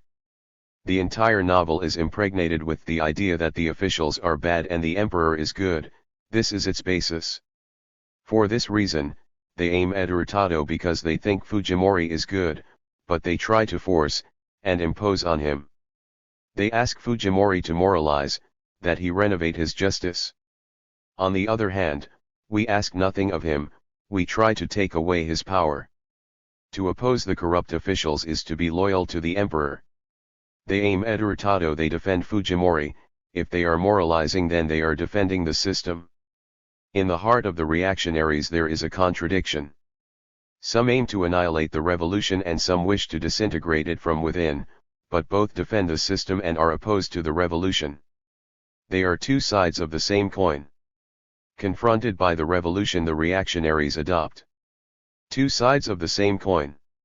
Confronted by the revolution, the reactionaries adopt a double tactic, the armed repression and the offer of amnesty and enlistment, that is capitulation. However, to reject or accept capitulation constitutes the focus of the two-line struggle. The trilogy of the capitulationist line is 1. To aim their attacks against officials, not the emperor. 2. Amnesty and enlistment. And 3. Repress the revolution. We must not confuse the limitations of those who fight with those who surrender to the enemy. In China the peasants fought but were defeated, because without proletarian leadership they could not triumph, that was their limitation. Those who are in the struggle and capitulate, who surrender before the enemy, are seeking positions, and in this way form their armed base to later divide the peasant movement. One of the characters, the capitulator, practiced revisionism disguised as revolutionary, developing counter-revolutionary activities and aimed at substituting the revolutionary line with a capitulationist line. He wasn't even a fellow traveler, but a traitor, an arch-criminal. The philosophy of the capitulator was feudal and bourgeois. Loyalty and justice were synonyms that they used, and they acted in those names. If one has a bourgeois conception and is in the revolution, then he will capitulate. His practice, ideas, and tactics are more perverse than the violent actions against the revolution. He uses feudal ideology with words about peace, justice, equality, and democracy to put out a rope and drag the masses behind them. The philosophy of life of all exploiting classes is characterized by seeking high positions, and recruiting lackeys. In all times, capitulationists will inevitably arise within the revolutionary camp. There are old capitulators and contemporary ones, who practice class capitulation in the country and national capitulation overseas. Class capitulation is where they submit to the bourgeoisie and to imperialism. This fits like a ring on a finger to those who act this way, within and outside the country. Peru, February 1991. Central Committee of the Communist Party of Peru. 1991, 2 Plenum, Fundamentals of Political Ideology. Contents. 1. Fundamentals of Political Ideology, 2 Plenum. 1.11. Marxism-Leninism Maoism, Gonzalo thought, in defense of Marxism against the combined offensive of revisionism and imperialism. 1.1.1a. The combined counter-revolutionary campaign of imperialism, revisionism, and world reaction against Marxism-Leninism Maoism. 1.1.2b. From the general decay to the collapse of revisionism. Soviet Union, China, Albania. 1.1.3c. Support, defend, and apply Marxism-Leninism Maoism, especially Maoism. International Communist Movement, ICM. International Revolutionary Movement, Marxism-Leninism Maoism, World Proletarian Revolution, and relentlessly combating revisionism, as the basis of unity, the new declaration. The role of the PCP and the conquest of power. 1.22. Revolution and counter-revolution on the planetary level. Revolution as the principal process of history. 1.2.1a. Contradictions and the primary contradiction. 1.2.2b. Superpowers and imperialist powers, collusion and struggle. 1.2.2.1 Areas of domination, and the new repartition of the world. 1.2.2.2 Germany and the so-called European Union. 1.2.2.3 The Soviet Union and Eastern Europe. 1.2.2.4 China and its dreams of power. 1.2.2.5 The US and Latin America, their great area. 1.2.3 C. The Third World. Asia, Africa, and Latin America. Oppressed nations. Regions of conflict and repartition. The problem of the Persian Gulf. The primary contradiction and local, regional, and world wars. Recognizing revolution as the principal tendency. 1.2.3.1 The Persian Gulf. 1.33 The three tasks of the counter-revolution, and its perspective. 1.3.1a Message, Program, and Stabilization Plan. Character of the Government, message by Alberto Fujimori on July 28, 1990. 1.3.1.1 Theme and Application. Fundamentals of Political Ideology, 2 Plenum. From Section I of the document 2 Plenum of the PCP. 1 Marxism-Leninism Maoism, Gonzalo Thought, in defense of Marxism against the combined offensive of revisionism and imperialism. A. The combined counter-revolutionary campaign of imperialism, revisionism, and world reaction against Marxism-Leninism Maoism.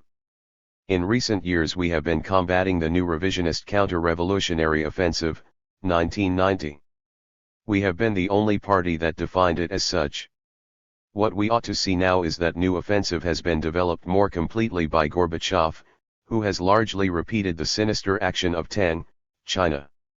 We have seen the direct participation of the Soviet Union and its subsequent repercussions in collusion and struggle with Yankee imperialism, on the uncontrolled wave of capitalism in Eastern Europe.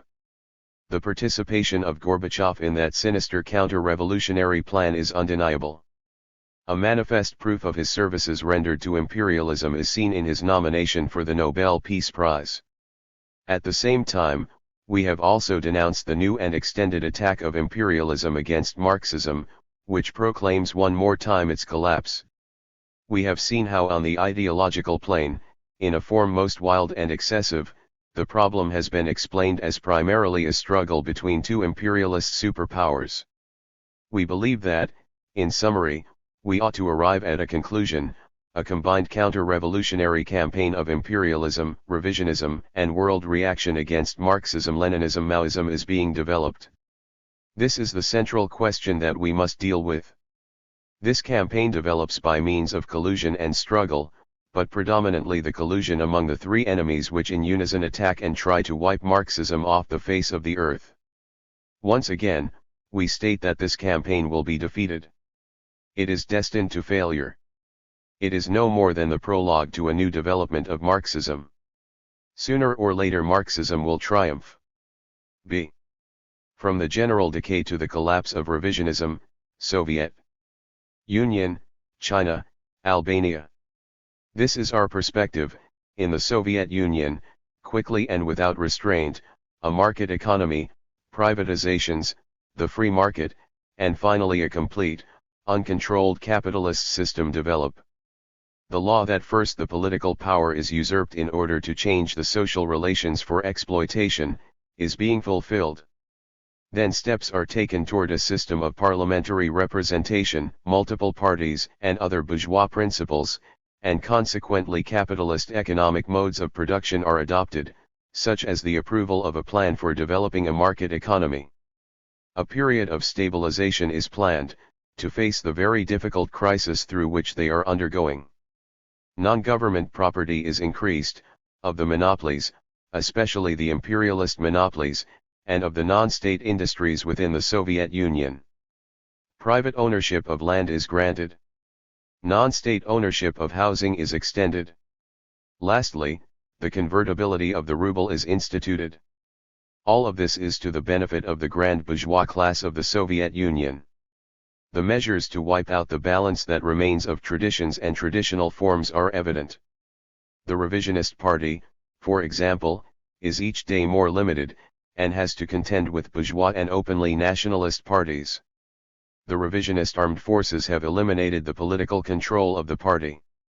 The constitution has suffered numerous changes, and of the old socialist constitution of Comrade Stalin, now not even a shadow remains. Education has entered the slide of privatization. The church is used shamelessly to restore capitalism, and to spread its ultra-reactionary ideology. Attacks against the glorious tradition of the Bolshevik Party are witnessed, attacks on Lenin himself, which take a hypocritical form, and present themselves with false values, now that his own party, now a revisionist in his Congress, has opened the door to attack him with the statement that Lenin was no more than one of the many thinkers in the socialist process. Also, there exists a serious national problem, understandably, if socialism is abandoned, if the party is abandoned, if the dictatorship of the proletariat is abandoned, all those measures have results, and the slide toward nationalism continues. All this happens during an extreme economic crisis, and a bitter struggle among factions within revisionism itself, in which splinter groups contend to defend their positions, old and new, fascistic and bourgeois democratic factions. Thus, everything moves from the general decomposition of revisionism to its collapse, promoted by imperialism, and directed by Gorbachev, from the time he began the reactionary policy of perestroika in 1985. The path of revisionism is clearly one of total decay, and it takes little time to arrive at its collapse. One of total decay, and it takes little time to arrive at its collapse. If we turn to revisionism in China, again we find intense struggles, as for example the events in Tiananmen Square. In this situation, one faction, which wished to control the centralized government apparatus, and use it to manage a return to capitalism, defeated the more reactionary bourgeois democratic faction. We see here that the fascistic revisionists had learned a lesson by observing the Soviet Union. They managed to prevent their own displacement from power. Thus, such a faction, led by Tang, struggled against the movement called liberal bourgeois, Zhao Ziyang and Hu Yaobang having been the leaders of the latter faction. We have analyzed above how revisionism first passes through a stage essentially fascistic, but this tend to dissolve as the restoration of capitalism continues to move toward bourgeois democratic modes, which are those which historically created the conditions for the development of capitalism, as in the Soviet Union, which now has arrived at bourgeois democratic modes, which puts it more in accordance with the capitalist and imperialist process as it is understood in the West. By contrast, China has developed in the fascistic mode for about 15 years, but this continues to be undermined. As the capitalist and imperialist system develops, the pressure to conform to bourgeois democratic modes continues. It is clear that both factions are revisionist, each with its own agenda. Thus, the second path of revisionism also leads to the decay of revisionism itself, but at a slower rate than in the Soviet Union. Albania is a third example of revisionism. At the 9th session of the party in 1979, we heard the statements by Hakha against Chairman Mao, then deceased, and Ramus Alia. And we can follow the development of the revisionist path, though here it is restrained by the lessons gained in observing what was taking place in the Soviet Union, China, and Eastern Europe. We see relations with the United Nations developed, and concessions made to guarantee human rights. Defectors are permitted to flee the country by first taking refuge in foreign embassies, as had been taking place in Hungary and East Germany. Foreign investment is accepted, and profits flow to foreign countries. We also see political changes and elections, and schools named for Mother Teresa, from which campaigns against atheism are launched. It is another revisionist path. We keep in mind the good reputation it has had, but it also is in decay. The rate obviously is not the same, but the direction is the same. Here the decay is just beginning to accelerate. Decay is just beginning to accelerate. Thus, we have various degrees of the rush toward the restoration of capitalism and bourgeois democratic modes. Vietnam, for example, with a mainly agricultural economy, today is applying the principle of private ownership of land, developing products for export, developing relations with the US, after the dominance of the Soviet Union there. Today, they bow before the International Monetary Fund, IMF. The process of the restoration of capitalism in Vietnam is faster than in Albania, but the path is basically the same. In short, contemporary revisionism moves from general decay toward collapse, though the process takes different forms on the three different paths. See support, defend, and apply Marxism-Leninism Maoism, especially Maoism. International Communist Movement, ICM. International Revolutionary Movement, Marxism-Leninism Maoism, World Proletarian Revolution, and relentlessly combating revisionism, as the basis of unity, the New Declaration. The role of the PCP and the conquest of power. The combined campaign, and revisionism which moves toward collapse, demand that we reaffirm our commitment to this ideology. Support, defend, and apply Marxism-Leninism Maoism on all levels. Especially apply it, because that is the best way to support and defend it. Then the problem is principally Maoism, because it is the new, third, and superior stage of Marxism. Do not follow, therefore, any other ideology. All the communists of the earth must support it, or they are not true communists. It is of great historical importance. It is within this context that we must consider the ICM. The regrouping of communists is an ever greater necessity. Coordinating all the disparate communists, who may now be speaking as communists individually, as organizations, or as communist parties, should be our goal, in order to defend Marxism and the ideology of the proletariat, and to fight for the world proletarian revolution, holding high the flag of communism. The coordination and development of communist parties is an urgent task. There is no reason why all cannot be united in the party. There is no necessary quality which the party lacks. Remember the glorious example of Marx and Engels, who began as just two. The Bolsheviks began with just a few members, the Chinese Communist Party also. Too much time is wasted discussing the obstacles which stand in the way of the formation of parties. This is meaningless to those who know what it means to belong to the party. The problem is to understand the correct ideology, and for the party to discipline itself and spread the correct ideology. Then the movement will develop naturally through time.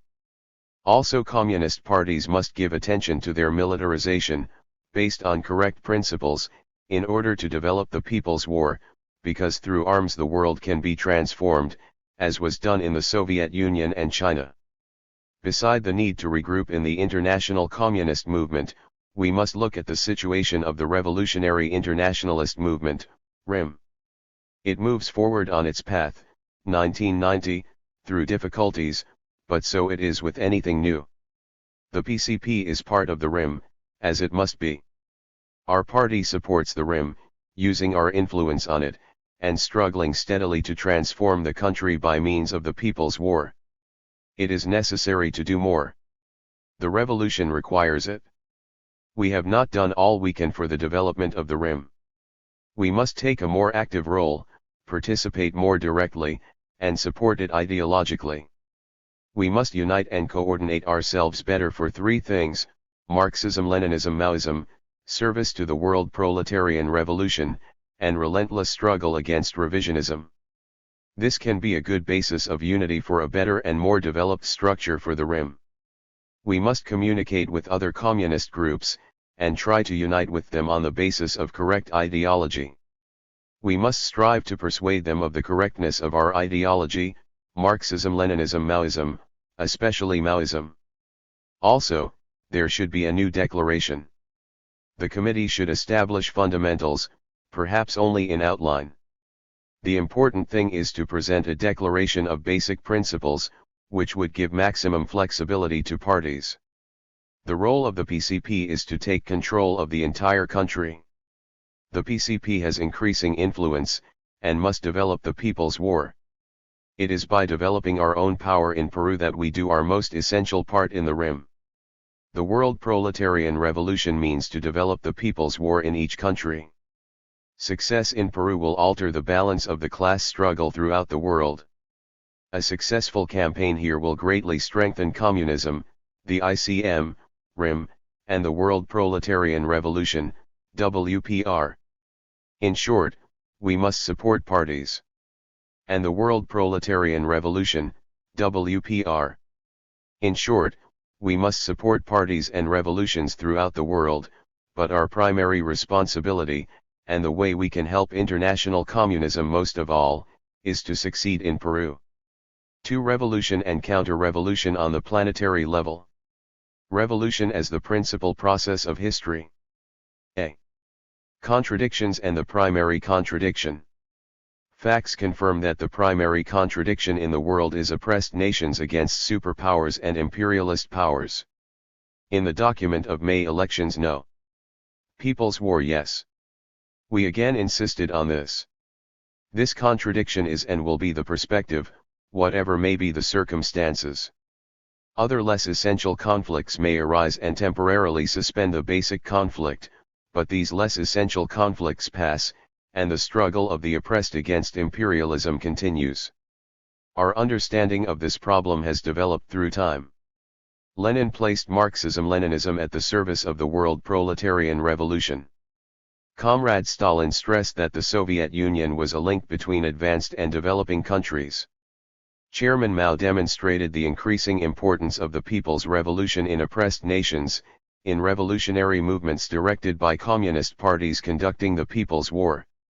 In the 60s, 70s, and 80s, revolution spread throughout Asia, Africa, and Latin America. These places are hotbeds of revolution. Since the end of World War II, the process has not ceased for a single moment. The phenomenon of Eastern Europe does not contradict the importance of oppressed nations. Although these countries are in Europe, they have been semi-colonies of the Soviet Union, against which they were unable to develop revolutions without falling under the influence of Western imperialism, and into revisionist decay, which created opportunities for the unscrupulous bourgeois and uncontrolled capitalism. Thus they passed from the hands of one oppressor to another. While the Chinese Communist Party insisted that Asia, Africa, and Latin America were the important battlefields of revolution, the Soviet Communist Party did not agree, because the Soviets saw the primary struggle as between socialism and capitalism, while the Chinese saw the primary struggle as between oppressed nations and imperialism. So the primary struggle was not yet defined, and the two communist superpowers argued over how it should be defined. In 1967, Lin Piao presented the proclamation, "May the People's War Triumph." In 1967, Lin Piao presented the proclamation, "May the People's War Triumph." With the knowledge of the Central Committee, stating that the primary contradiction in the world is oppressed nations versus imperialism. At that moment, the struggle against revisionism had already begun, and successfully. The Chinese Communist Party, CCP, continued to develop its positions. This was the Great Cultural Revolution. Later, the Communists began to regroup over the problem, and there were different opinions. But for some, the primary struggle remained that against imperialism, so that for them, the People's War throughout the world remained the goal. The Communist Party of Peru, PCP, accepted the position that the primary struggle in the world today is of oppressed nations against imperialism. The parties in oppressed nations agreed that this is the primary struggle. But parties in developed capitalist countries did not agree, and argued against the idea. We believe that we have made progress, because the trend has been toward most parties agreeing with the idea we hold. They see the importance of the oppressed nations, and better understand the role these nations play. They see that the problem is not that which was earlier expressed, i.e., that there are democratic revolutions, which are less advanced, and socialist revolutions, which are more advanced. The reality is that in the oppressed nations there have been developed democratic revolutions of a new type. They are revolutions directed by the proletariat through their parties. We see successful revolution in the example of China, which was first democratic, then socialist, and then developed the great proletarian cultural revolution. B. Superpowers and imperialist powers, collusion and struggle.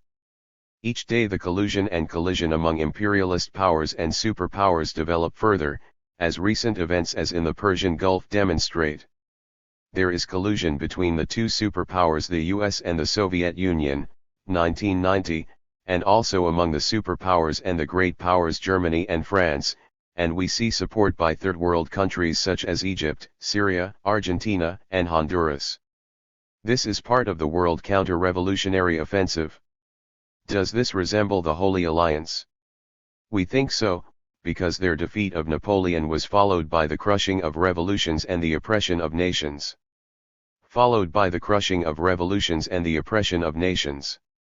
Today, there are great collusions on the planetary level, but they take place amidst a quiet, growing, bitter struggle in a commercial world, of contention among superpowers and great powers, because Germany and Japan would like to gain strength to create world hegemony of their own. There is collusion among the great powers, but there is also competition. This competition is not confined to the economic sphere, but spills over into other areas in conflict. There is contention over the specific and diverse interests of each of the superpowers, the great powers, and the oppressed nations. Obviously, these struggles are not to the benefit of the peoples of these countries, but of the classes of exploiters. This collusion and struggle stimulates the international class struggle, resembling winds that can result in a great conflagration. Areas of domination, and the new repartition of the world. Maps. All of Europe and Asia contain great concentrations of masses of people and traditional historical centers of humanity. The Middle East. America and Oceania developed later. America is an isolated continent. Oceania is much smaller than the others. The Asian continent includes such countries as the Soviet Union, with an area of 8.7 million square miles. China is another country of great importance. It is an enclave which reaches the heart of Asia and has peripheral parts. Another continent is Europe, extending to the Urals, and the axis here is Germany. The African continent is immense, and includes many countries. The poverty is great, and the plunder by the superpowers and great powers is also great. Japan, with 130 million inhabitants, 1990, and little land, is a great economic center, which interacts with all the Orient, establishing a region of Asiatic trade and prosperity. In World War II, Japan invaded China, Korea, Thailand, Laos, Burma, the Philippines, etc. Today, it is said that their sphere of influence reaches as far as the Middle East. But they are not able to take control of all of Asia and the Pacific Rim, because this is seen by the US as one of the US regions of hegemony. Nonetheless, Japan's base is Asia, its great region the Pacific, and its dream even greater, world domination. Japan's leaders face problems, in order to maintain low production costs, in order to flood the world with Japanese products, they come into conflict with the proletariat, by trying to shorten vacation time, for example. They have decided that they must have more global political influence, and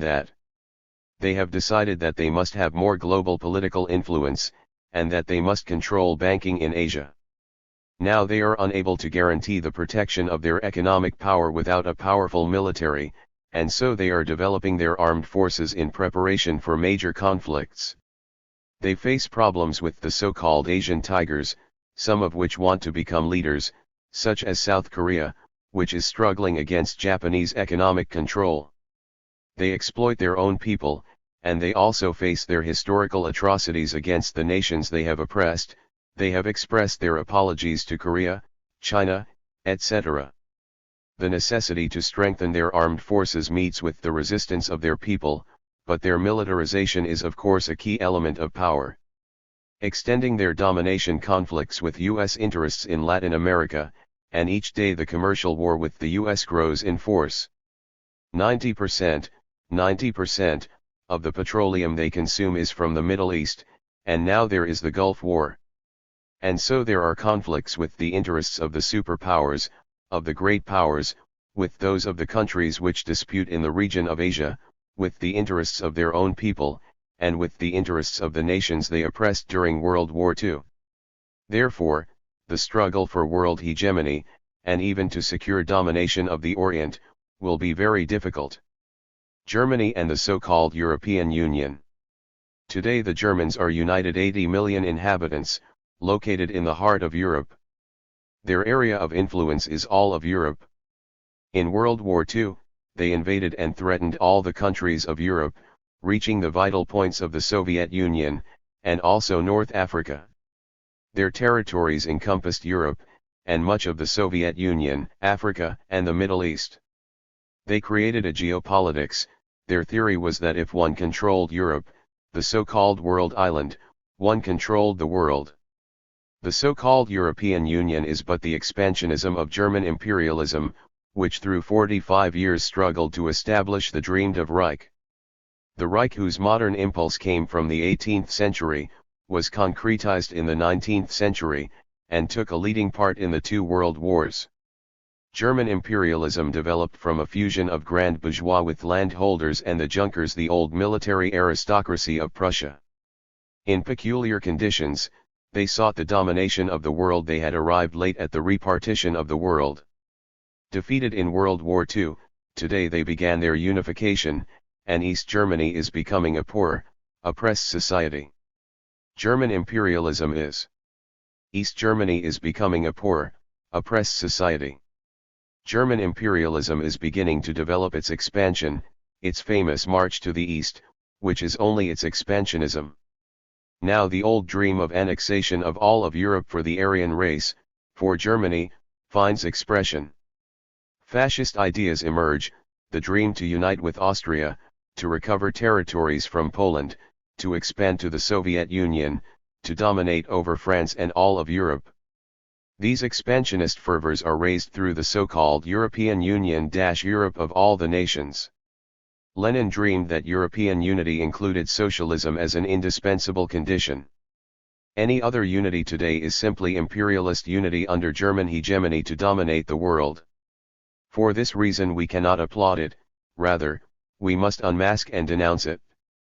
This talk of European unity has repercussions in the thought of Peruvian reaction, the celebrated El Comercio, main bourgeois popular in Peru, for example.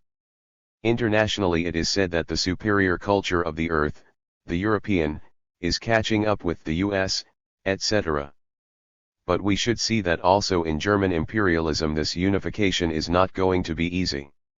They have a series of serious problems to face, and their fervor for world hegemony conflicts with reality. The expansion to East Germany involves a disruption of the economic process of socialist Germany, the undermining of its agriculture, high unemployment, a reserve army to lower salaries throughout Europe, especially in Germany. They must invest $700 million in the next 10 years. Therefore, they are going to reduce their foreign investments. But they think this will increase their basic strength. This includes the need to strengthen their armed forces, and to promote militarism, patriotism, and racism. Also it has been arisen rivalries, and historical grudges against France, Poland, etc., etc. These problems which we see today in Europe redrawing borders as they were before World War II, and they are stimulating nationalism. So their transition to superpower is not going to go as easily as they dream.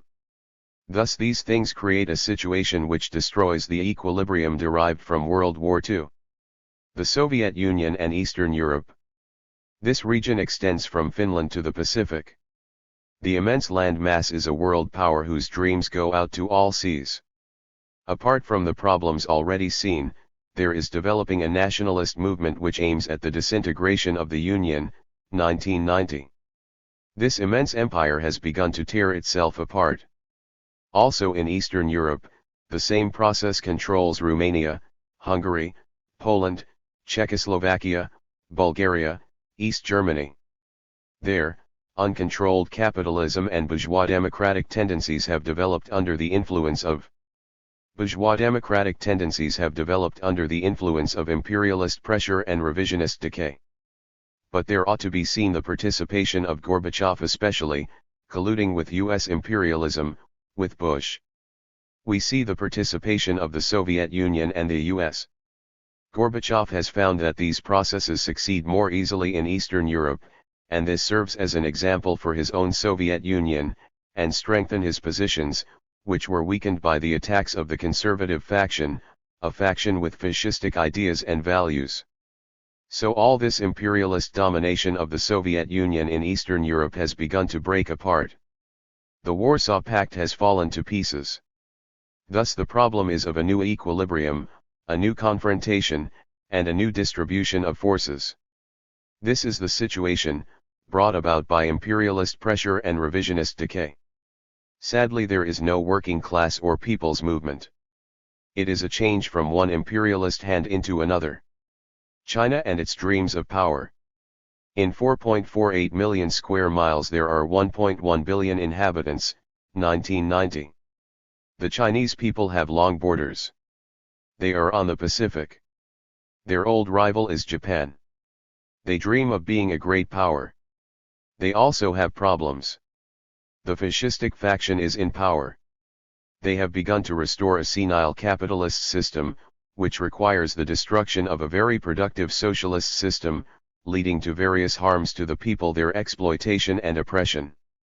Also there is inflation, unemployment. What we do not find is national division. Also, the rulers dream that they may use the people to serve imperialism, as cannon fodder, and as a market to enrich the rulers and help China become a great power in the 21st century. The problems resulting from the events in Tiananmen Square have led to certain restrictions. Nonetheless, Japan continues to invest in China, and has great economic plans there. Again, an agreement exists for the sake of imperialism, and its objective is that the two countries work together in order to maximize the potentials of both. The US and Latin America, their great area. The initiative of Bush for Latin America was to unite Mexico with the US and Canada, and from this axis to dominate the Caribbean, extend into South America, gain more and more complete control of Central America, and so prepare for the future in the Pacific Rim. Great changes are being attempted. Latin America presents serious problems, as the 80s were a dark period, and the Latin America presents serious problems, as the 80s were a dark period, and the 90s may be worse. The US needs to strengthen its economy in order to maintain competition with Germany and Japan, and so less money is invested in the people, education and healthcare deteriorate, as well as scientific work. There are serious problems with the Latino and black minorities. Nonetheless, contention is much less than in the Soviet Union.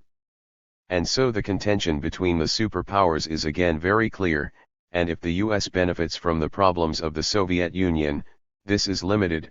Today the more important struggle is commercial competition with Japan, Germany, and France. In the Summit of the Seven we see rancorous struggle. Germany and Japan are gaining strength, and Japan invests according to its own agenda in China, while Germany does likewise in the Soviet Union. The US military presence in Europe and Japan consumes billions.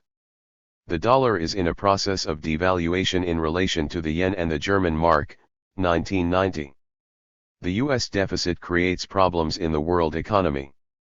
Bush has proposed a program to reduce the deficit, but it would involve great social cost, cut benefits to workers, and reduce capital for investment. But the US Congress has opposed it, 1990, refusing to approve such a budget.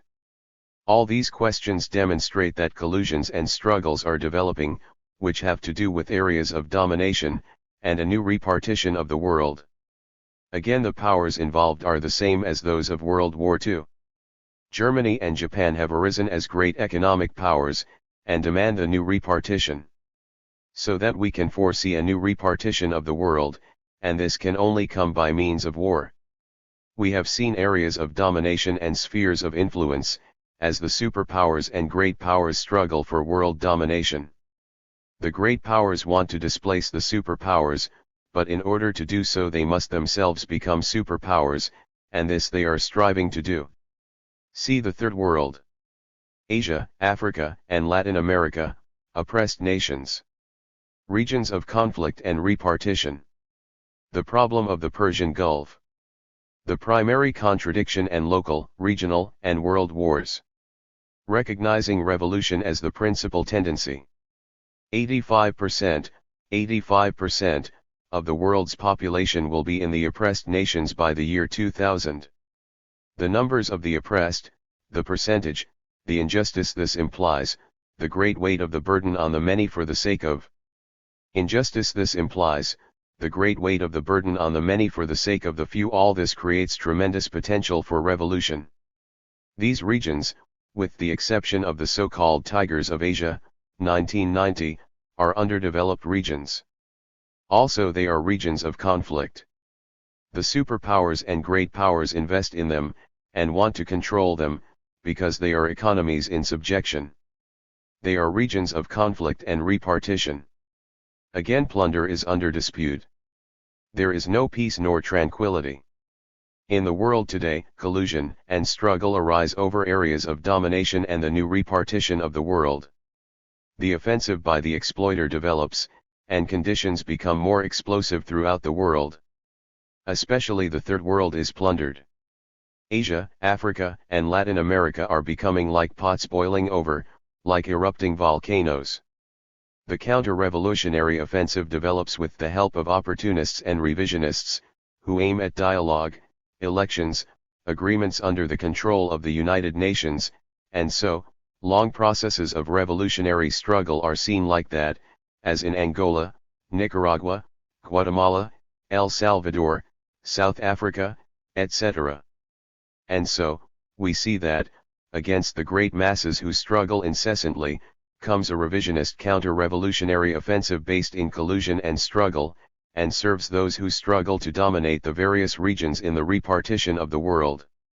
And the sinister collusion benefits the opportunists and revisionists, who in one way or another are allies with the imperialist powers. The Persian Gulf. Located in Asia, traditionally the land of the five seas, it is an area of contradictions, of conflicts. We expect this to continue through the year 2000. Involved here are Egypt, Saudi Arabia, the United Arab Emirates, Qatar, Kuwait, Iran, Iraq, Israel, Jordan, Syria, Turkey, the Soviet Union, etc.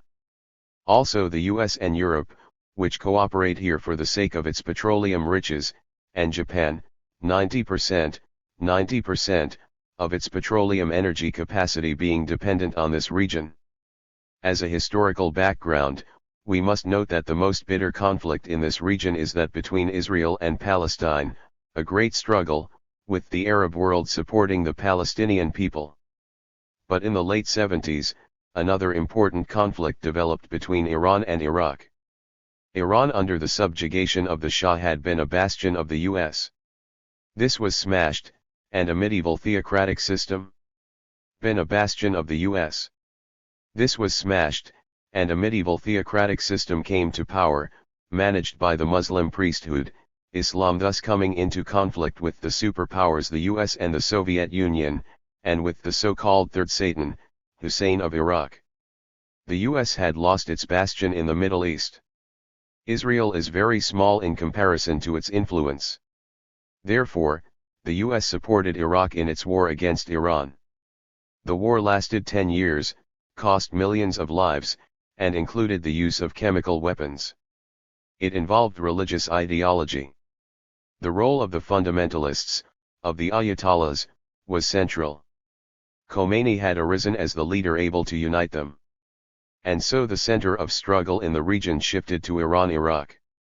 Combined with the Soviet invasion of Afghanistan, where the Soviets desired to gain access to the Indian Ocean, this was a dangerous situation for the US. The play was for control of the Middle East. When the war ended, the problem of who would lead the Arab world arose, who would control the region. In this context we see the invasion of Kuwait by Iraq, claiming that historically Kuwait belongs to Iraq. Nonetheless, it is a war of Iraqi expansionism, and has to do with who will lead the Arab world. How has imperialism responded? Using troops, using the UN, in collusion with the Soviet Union, which has many convergent interests with the imperialists. Whatever the differences, the US began an invasion of the Middle East. They speak of Iraq, but the basic problem is the whole Middle East, the question of petroleum, the strategic situation, and the struggles of the superpowers and imperialist powers. It is a problem of how to guarantee the control of the whole region. Petroleum involves the energy interests of Japan and Europe, and the economic interests of the US. And so, we see the confluence of great powers and superpowers, because the Soviet Union also has interests in the region, and a war near its frontiers can have repercussions in its own Muslim regions, 1990, more so in these times when it is experiencing its own disintegration. But in addition, we see that there are regimes of old feudal systems, of old aristocracies, royal families such as in Jordan. We see that all of these oil-producing countries and others see their positions threatened, their interests at risk. Egypt, for example, helps the US, and is part of the forces of occupation, 1991, so that the US will cancel some of its debt. Syria helps the US because it has its own disputes with Iraq, and because it hopes to recover the Golan Heights with the help of US influence on Israel, and because it hopes to gain influence in Lebanon in alliance with the US. Israel sees itself as gaining strength, and thinks that these struggles could resolve its problems. Palestine also plays for a resolution of the situation in its own favor. Arafat seeks to recover territories and cooperates with the US. Lebanon wishes that the Lebanon wishes that the resolution of the conflict will somehow help it to end the occupation of its land, and strengthen its government. And so we see the very complex interests of superpowers, world powers, oppressed nations, rotten regimes that may fall, all coming together, and the interests of the Arab people exploited by imperialism and by their own native regimes.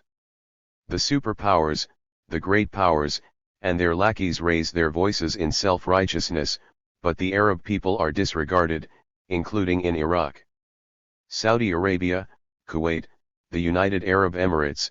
The different participants have their own interests. The US has stationed 200,000 men, 1991, and waits. The US does not want to waste time. It is agreed to strangle Iraq economically. The superpowers and great powers realize that war will be dangerous for them. It may cost billions of dollars, and perhaps 20 or 30,000 lives. Most seriously, the Arab people might rise up against imperialism in a major struggle. The US wants to make a rapid strike. They want quick and decisive action. They don't want a long war. France would like to maintain its influence in the Middle East, especially in Lebanon. The French have proposed a comprehensive diplomatic solution for major problems of the Middle East, which involves Iraqi withdrawal from Kuwait, agreement on a redrawing of the border between Iraq and Kuwait, and a solution of the Palestinian problem. In the Lebanese civil war, France supported the Christian faction led by Gen. Michel Aoun, and when Aoun's compound was attacked by the Muslims, the Christians sought refuge in the French embassy. Japan supports the US, and at times attempts direct involvement. The Japanese also have interests other than those of the US. Similarly, Germany, concentrated on its expansionism, has, like Japan, given millions of dollars in aid in the region, but has not openly disagreed with the US. What way out is there for Saddam Hussein? He could appeal to Islam, and support Palestine, to encourage the nationalist spirit of Arabs. The fundamentalists are few, but are a force capable of taking up arms and fighting. They can carry out terrorist acts in Europe and the US. They can sabotage oil wells, including in Saudi Arabia. These things have their limits. A war with the US may happen. The imperialists may want to reduce Saddam's power as much as possible. Or they may try to institute democratic change, i.e., a puppet government. Or they may try to resolve all the problems of the Middle East. Anything less will be only steps toward an ultimate solution. What might the Arab people do? Struggle for liberation from imperialism, especially that of the US. This will be a long struggle. There are lacking in political direction, but the Arabs are experienced in major struggles. They can develop leadership and direction. The interests of the superpowers and great powers are at risk. The alliance offers the Soviet Union guarantees and dollars. Germany, France, and Japan seek guarantees of control of oil, and await the opportune moment, and hope for the future, as they act in the shadow of the US, which leads the alliance. What can the Arab countries do? Use conflicts among the superpowers and great powers to improve their own positions, when opportunities arise. These situations lead one to conclude that wars which occur are not confined to hotspots, but are wars of superpowers and great powers in collusion and struggle, against oppressed nations, to subjugate them by blood and fire, and perhaps genocide. This is the scheme. This shows that the primary struggle is one of oppressed nations against superpowers and imperialist powers. There may be wars of imperialist plunder, including the primary struggle. And these could pass momentarily to become secondary, if the imperialists begin to fight among themselves. But this can only be transitory, because as the plunder and repartition of the world continues, and the population of oppressed nations grows, and poverty increases, the revolutionary potential of the masses will increase to the point where people will prefer to die fighting, rather than starve. This will be the basis for anti-imperialist struggles, wars of national liberation, and of resistance to aggression, and revolutions in general. In such circumstances, how will the imperialists respond? With cruel wars to repartition the world and define hegemony. These then are the basic questions which can be seen in the Gulf War. We uphold the slogan, Yankees out of the Middle East. We support the Arab people.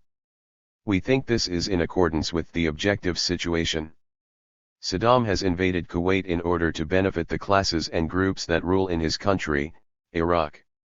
Nonetheless, given the circumstances, especially the aggression of the alliance in which the US leads other imperialist countries and the reactionary Arab regimes, Saddam presents the possibility that the situation could lead to a war of resistance. In that case he could bring about an important In that case he could bring about an important change, and become the leader of a just war, defending his country from imperialist aggression, especially Yankee aggression. These circumstances could develop to the point where the people themselves could develop a viable resistance. In that case only, the people could act openly. We know that today there is Iraqi aggression against Kuwait. But it is not productive to condemn either it or Saddam. This would serve imperialism. We think also that in the Arab world it could reinforce the domination of imperialism. If the people do not take today the role assigned to them to be the victims of a great massacre, if they reject this, they will become a great cauldron boiling over. They will rise up, now that this historical process has demonstrated the capacity to fight. Saddam. His position is difficult. If he were removed by the imperialists, he would be replaced by lackeys of the imperialists. In which case these lackeys would become targets for revolution. But meanwhile they would strengthen imperialism. So, Yankees out of the Middle East expresses our position, and explains why we openly support Saddam and Iraq. Therefore, the Gulf situation has many implications, allowing one to see the primary struggle today in perspective, and its relation with local and regional wars, and even the danger of world war. And so we see the characteristics of the anti-imperialist wars, wars of resistance, wars of national liberation, and revolutions in the oppressed nations. All this magnifies the primary struggle, and leads us to reaffirm that the oppressed nations are the basis of revolution as the primary movement in the world. We insist that this movement must be seen as a historical movement, as a political movement, and understanding it will help communists to recognize more clearly those actions which are necessary to transform society. We reaffirm, in summary, in agreement with the pronouncements of the Chinese Communist Party, that the oppressed nations are the basis of revolution as the primary movement of history. 3. The three tasks of the counter-revolution, and its perspective. A. Message, program, and stabilization plan. Character of the government, message by Alberto Fujimori on July 28, 1990. We raise substantive questions, without forgetting that much of what is said is generalizations and demagogic declarations, as with every program of a reactionary government. But if we want to understand their positions, we will listen to their false declarations, as each new beginning will be, which we are accustomed to, and listen to each new change of the reactionary authorities. Theme and application. Notice that he begins by giving thanks to God, and ends with, "May God enlighten the people, and enlighten me." On the one hand, he expresses his ideology and adhesion to Catholicism, an ancient and profoundly reactionary ideology. But on the other, politically it is but demagoguery, playing upon the religiosity of the people, and charging God with responsibility for his errors. Beside which he seeks the support of the Catholic Church, with which now he has conflicts. A president who is like yourselves. This is deceit and hypocrisy, because he is not representative of the people. He is opposed to the people, and is going to exploit them more. Theme: honesty as a norm of life, an emblem of the ancient Peruvian civilization. He also invokes liberal former President Fernando Belaúnde, and identifies himself with the values of that grey head, in order to wrap himself in nationalism. The first part of his theme is to combat immorality, and begin a crusade for morality. This is not new. Morales Bermudez promoted a campaign against immorality. The struggle against immorality is an ancient system. This is simply its politicization, in order to traffic in the good faith of the masses, by disturbing their consciences. He proposes a committee against corruption, made up of people selected by him, and answerable only to him. Respect freedom of information. In essence, it is for the exploiters and their. Respect freedom of information.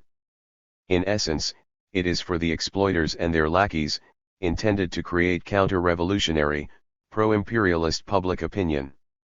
Technology. It is imperialism which presents technology as a new revolution. Revisionism supports this idea. They try to replace the class struggle with a supposed technological revolution. Science has developed high technology.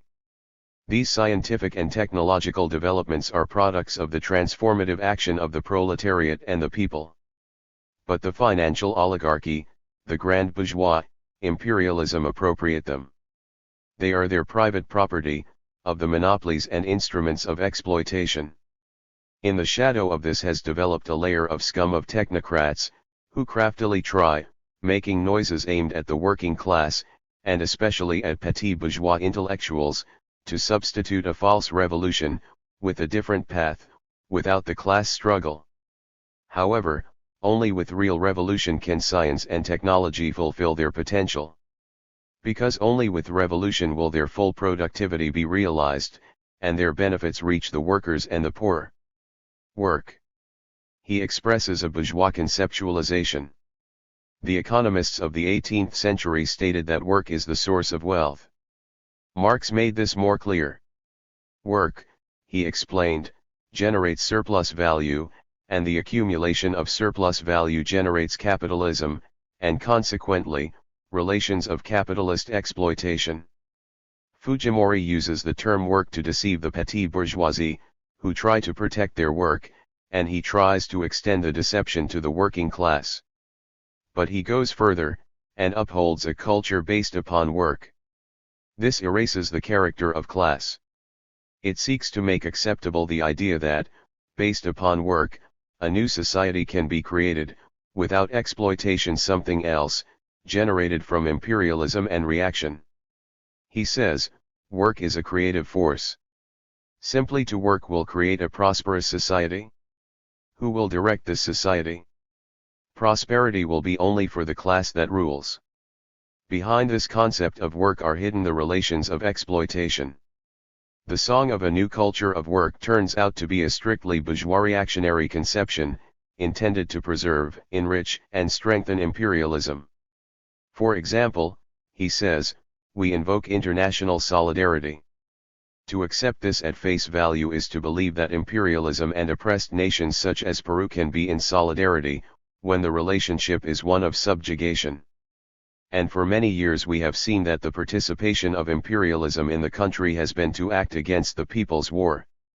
Imperialism acts to exploit us, and to try to annihilate the people's war. He continues. Through decades, to lift ourselves out of underdevelopment. This is the orientation of imperialism, which, in recent years, has demanded that, because of insufficient amounts of capital, the subjugated state should institute internal austerity, so that capital may be accumulated, by squeezing it from the people. Austerity, so that capital may be accumulated, by squeezing it from the people, by squeezing the working class and the people even more than before. This path has its roots in semi-feudalism, bureaucratic capitalism, and imperialism. But for Fujimori, a faithful lackey, there is no imperialism. The problem of unequal and unjust distribution of wealth is simply a matter of imperialism plundering the people, and of Fujimori plundering his own people. His solutions are ways of increasing the blood-sucking. The bourgeois roots of this new culture of work are also exposed when he says that it will create conditions for an orderly market. Through this shallow concept, he seeks to launch a market economy. As the government said in its proposal of May, before the elections, the problem is to create markets of diverse types, to develop markets especially in agriculture, revealing the semi-feudal foundation. Fujimori says that his culture of work will permit better distribution of wealth, and avoid concentrations, and perhaps monopolies. But we have already seen that the ruling class targets only the state monopolies, in C. Icasa, Peru. He does not discuss the social economics of the market, when he talks about the market economy. Well, we must deal with this very basic theory, in the country and in the world. In the Economic and Financial Dictionary, by Bernard and Colley, the market is defined as the place where goods, services, and capital are bought, sold, or liquidated, a place of confrontation of supply and demand. The theory which is used to justify the necessity of the market is economic liberalism, a position supported openly by Vargas Llosa, by the bourgeois merchants and imperialism. It is defined thus: the economic doctrine which affirms that the best economic system is that which guarantees the free play of the individual initiatives of economic agents, but not of governments. They should permit individual interests and the interests of society in general to come together through self-regulation and self-determined norms.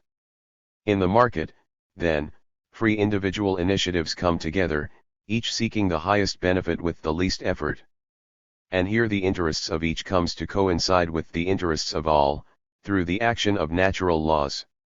It is free play that operates in the market, and the government should not interfere.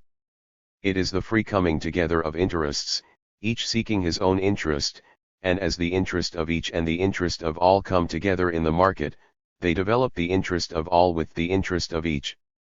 When disequilibrium occurs, there are natural laws which will operate to restore equilibrium. Well, the bourgeois reactionary theory of work is a superficial illusion, Well, the bourgeois reactionary theory of work is a superficial illusion, a fetishism which sees the surface relations of goods and their exchange, but does not see their source, how these goods and this wealth are created. The source is not the merchants. It is the workforce which generates all that develops in the economy that doesn't interest the market economists. We must remember what Marx said: work, the exchange of goods and services, the liquidation of goods and services, these things do not come together for the good of all. Because it is the relations of exploitation which have their own laws. This is the position of Marxist economics. The bourgeois position, the theory of the market, points to buying, selling, and liquidation of goods and services, in order to draw attention away from the relations of exploitation which exist prior to the exchange. All this shows that which today is said about market economy, free trade, freedom of association, human rights, is the liberalism of the 18th century revived. What does the Peruvian constitution say about this problem? Article 115 says, private enterprise is free. It is exercised in a social market economy. The state stimulates and regulates its activity to harmonize it with the interests of society. This is the economic system of Peruvian society, it is in the constitution. A representative of the mercantile bourgeois, Chirino Soto, comments on this article, and quotes Garcia Perez as saying that enterprise is not free if it is restricted, and that if private free enterprise is not exercised in a market economy, it is neither private nor free. Here is the great promoter of nationalist, democratic, and popular revolution, demanding a market economy. The major theorist of the market economy, W. Ropka, says that the essence of the system of market economy is that it can only operate in a competitive system opposed to all collectivist systems, more clearly, opposed to all socialist systems. It is, then, its antithesis. He says also that it is the best system to defend private property, because in the market economy, competence can be demonstrated, and so it offers better conditions to guarantee property, as he says, to defend it from attack. From all this we can derive that these are forms which permit the development of capitalism, giving it every advantage, leading to monopolies.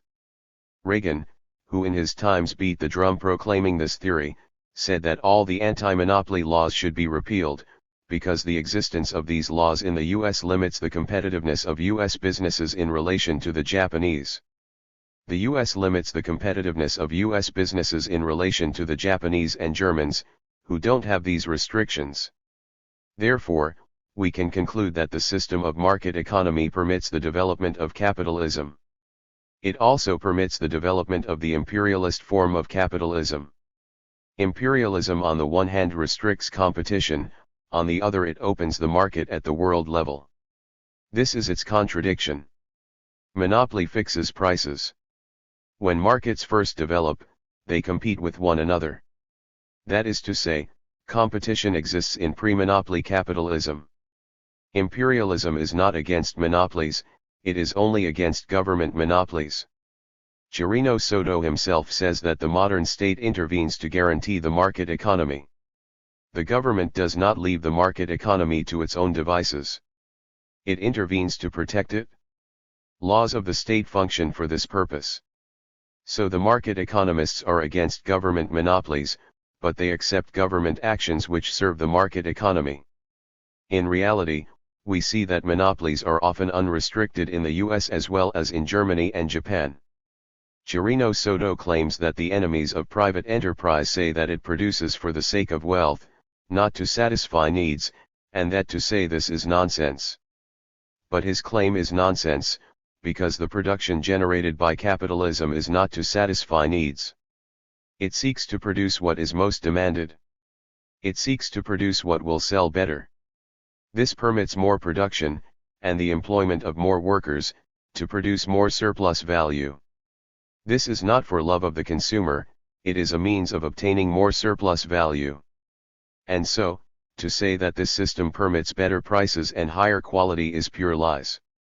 Chirino Soto is a liberal, and has been since the 50s, and his ideas are the same ones that are followed by Fujimori, who is also basically a liberal. The problem is that the current conditions in Peru do not allow him to express these ideas openly. Therefore, he instead advocates using the state to stimulate the market, as was stated in the government document of May. But this is just rhetoric. Because we can see that the ideas expressed in this message, and in the program presented in May, are not what actually guide Fujimori's actions today. In reality, he follows the thought of Roca and the Cambio 90 group. He has said, for example, that the market is a plebiscite of consumers, a perfectly bourgeois idea. Erhard, author of The German Miracle of 1948, a Christian Democrat patron of Bedoya, says that there are three questions which make up the theory of the market economy. 1. Keep inflation in check. 2. Stimulate production on all levels, and 3. Maintain the laws of the market economy. But what do we see happening in Peru today? There is no inflation. Instead, there is recession, there is no consumption, because most people can't afford to buy anything, there is deflation. A representative of the bourgeois bureaucracy, Alberto Ruiz Eldridge, in his book, The Constitution explained, says that it was the United Left, IU, which proposed the social market economy, and he defends the principles that guided what happened in Germany in 1948. Today also much is said about imitating the German example of those times, the German miracle. But we do not see its specific conditions. Germany was defeated in World War II. The military powers of occupation applied a system of organized distribution of consumer goods, which the state itself guaranteed. And the Marshall Plan contributed a tremendous amount of capital, to counter and arrest the action of socialism in Europe. Having left a fascist regime, the principles of the new order were applied: personal liberty, social justice, and economic efficiency. The German theories of the market economy state that it is necessary to see all the components of social production as a unity, for example, the cultural, ethical, judicial, and economic spheres. From this comes what today is called ethics. It is said that in Europe before the so-called fall of socialism, what socialist society had lacked was ethics. But this is nothing new. It was seen in the old revisionism of the Second International, of Koski, who stated that Marxism has no ethical philosophy, nothing corresponding to Kant, who said that man in his actions is guided by ethics, and seeks the common good. The judicial component is the idea that through the laws one can change class relations and the situation of the people.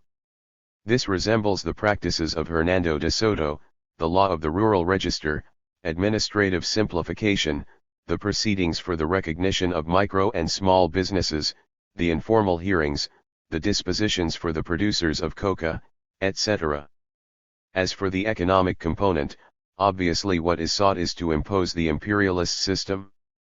The cultural component is not what one usually thinks of as culture, instead it resembles Fujimori's culture of work. Of the four components, ethics is stressed. Ethics is used to disguise the relations of exploitation. The social market economy system of German imperialism includes some basic. The social market economy system of German imperialism includes some basic ideas: do not impede competition among monopolies, but regulate the monopolies. The objective? To diminish the conflicts among them, and with the countries they exploit. Create a system of social security, including a series of social benefits, as a complement to economic plans, in order to pacify the struggle of the working class, which at this time is a magnificent economic resource. A policy of price stabilization, to fight inflation, seeking to diminish the possibility of a crisis. A basic idea is the combination of a policy of competition with a policy of compensation. They are all means to pacifying the class struggle. Therefore, the social market economy is the system of German imperialism, socially oriented to diminish the class struggle, and promote reconciliation among classes. So the United Left, by including Article 115 in the Constitution, was encouraging the most forceful capitalist development possible. Forgetting that Peru is not Germany, they sought to develop bureaucratic capitalism. In Peru, what is discussed today? Though the theory is the social market economy, what they defend and want to apply today is the pure market economy, without the social component, because this is what U.S. imperialism is most interested in establishing, by means of the CEPAL, which speaks of economic transformation with equality. The term social is sometimes used, but without content. And equality is equivalent to justice, and is oriented toward ethics and morality. This is the path that is being followed in Peru. It is the way of Fujimori, grand bourgeois lackey of imperialism, especially Yankee imperialism. The petit bourgeois intellectuals, who serve imperialism, respond to these ideas, and elucidate and elaborate upon them with many words. They criticize verbally, but they actually help imperialism, and are always proposing ways to lessen the class struggle. An example is the English historian Toynbee, who suggested that the proletariat be raised to the level of middle income, an amalgamation of classes, the creation of a social safety net, the application of social justice, and economic productivity, in order to exercise the revolution. As we have seen, the new culture of work serves to enrich imperialist exploitation, to propel the market economy, and targets state monopolies. This last is made clear in a paragraph of the message in which he proposes a projected anti-monopoly law. Linked to this new culture of work is also the so-called full participation.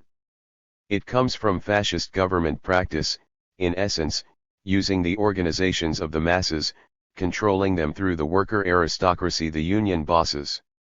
The masses, controlling them through the worker aristocracy, the union bosses, as guilds which serve to sustain the old state. He has proposed a law of popular participation, for the channelization of public opinion, which is nothing but the guild socialism, which Lenin denounced. It is a false socialism, it is revisionism. It calls for the formation of a social machine to apply the system the same we saw with Velasco, with Garcia, and now with Fujimori. In accordance with this new culture of work is administrative simplification, which is not new, it comes from Garcia Perez. In his time, tariff laws were adjusted, supposedly to stimulate the exportation of the products of medium and small landholders, but instead, the exports of large businesses were stimulated. Since part of Fujimori's plan, 1990, is for Peru to reinsert itself into the international financial community, the new culture of work cannot but help fetter the country to the world imperialist system. This is to seek the development of Peru under the subjugation of imperialism, especially Yankee, and of its instruments the IMF, the World Bank, and GATT. He wants to resolve old problems, and resolve the debt, primarily to encourage foreign investment. In summary, all this shows that, as a consequence of this new culture of work, and the work may be very exhausting, we will be able to develop exports, and we may be more prosperous, but if so, it will be under the wing of imperialism, through the international financial community, which demands that the debt be resolved, and gives the best possible conditions for foreign investment. This is the basis of his propagandistic theme. Everything that it contains, through demagogic words, promotes subjugation to imperialism, to reinvigorate bureaucratic capitalism under imperialism. 1991, May Directives for Metropolitan Lima. Contents. May 1 Directives for Metropolitan Lima. 2 Introduction. 3 Agenda. 3.1 I report on the tasks assigned by the national leadership and application of the third campaign. 3.1.1 on justice by the masses. 3.1.2 on civic actions in the cities by the reactionary armed forces. 3.1.3 on the strike at the Central Highway Industries, Carretera Central, Lima, April 29 to 30, 1991. 3.1.4 on the sixth form of power and the seeds of power in the city equals. 3.1.5 on infiltration and entrism. 3.1.6 on the June 27 armed strike in Lima.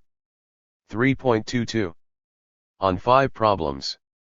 3.2.1 on genocide, pages 362 and 363, document of the second plenum. 3.3 Other matters. 3.4 How to carry out the campaign in Peru. 4 What is reaction up to? May Directives for Metropolitan Lima. Introduction.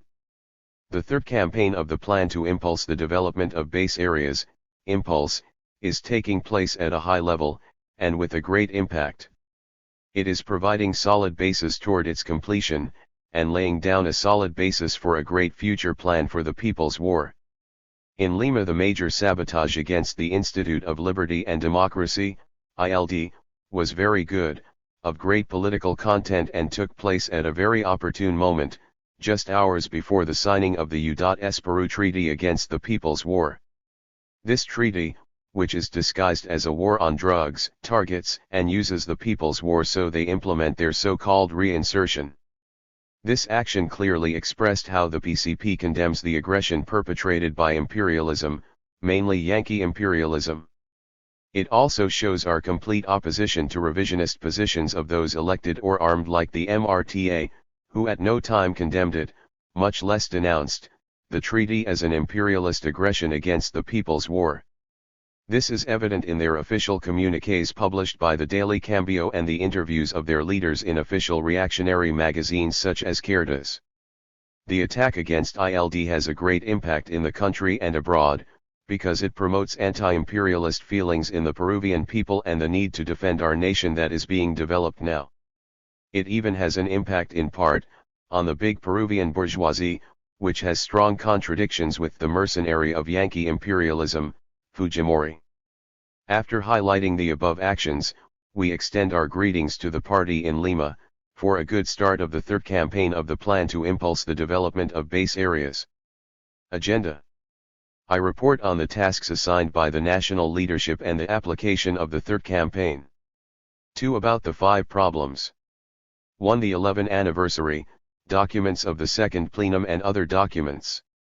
2. Initiate the celebration of the V anniversary of the Day of Heroism, yearly campaign throughout the country, objectives agreed upon, in the second plenum of the Central Committee, possibilities of a central publication and statements of other organisms, poster, denouncing the demagogue and genocidal Garcia Perez, mass actions in diverse small sectors, what is reaction up to in the shining trenches of combat?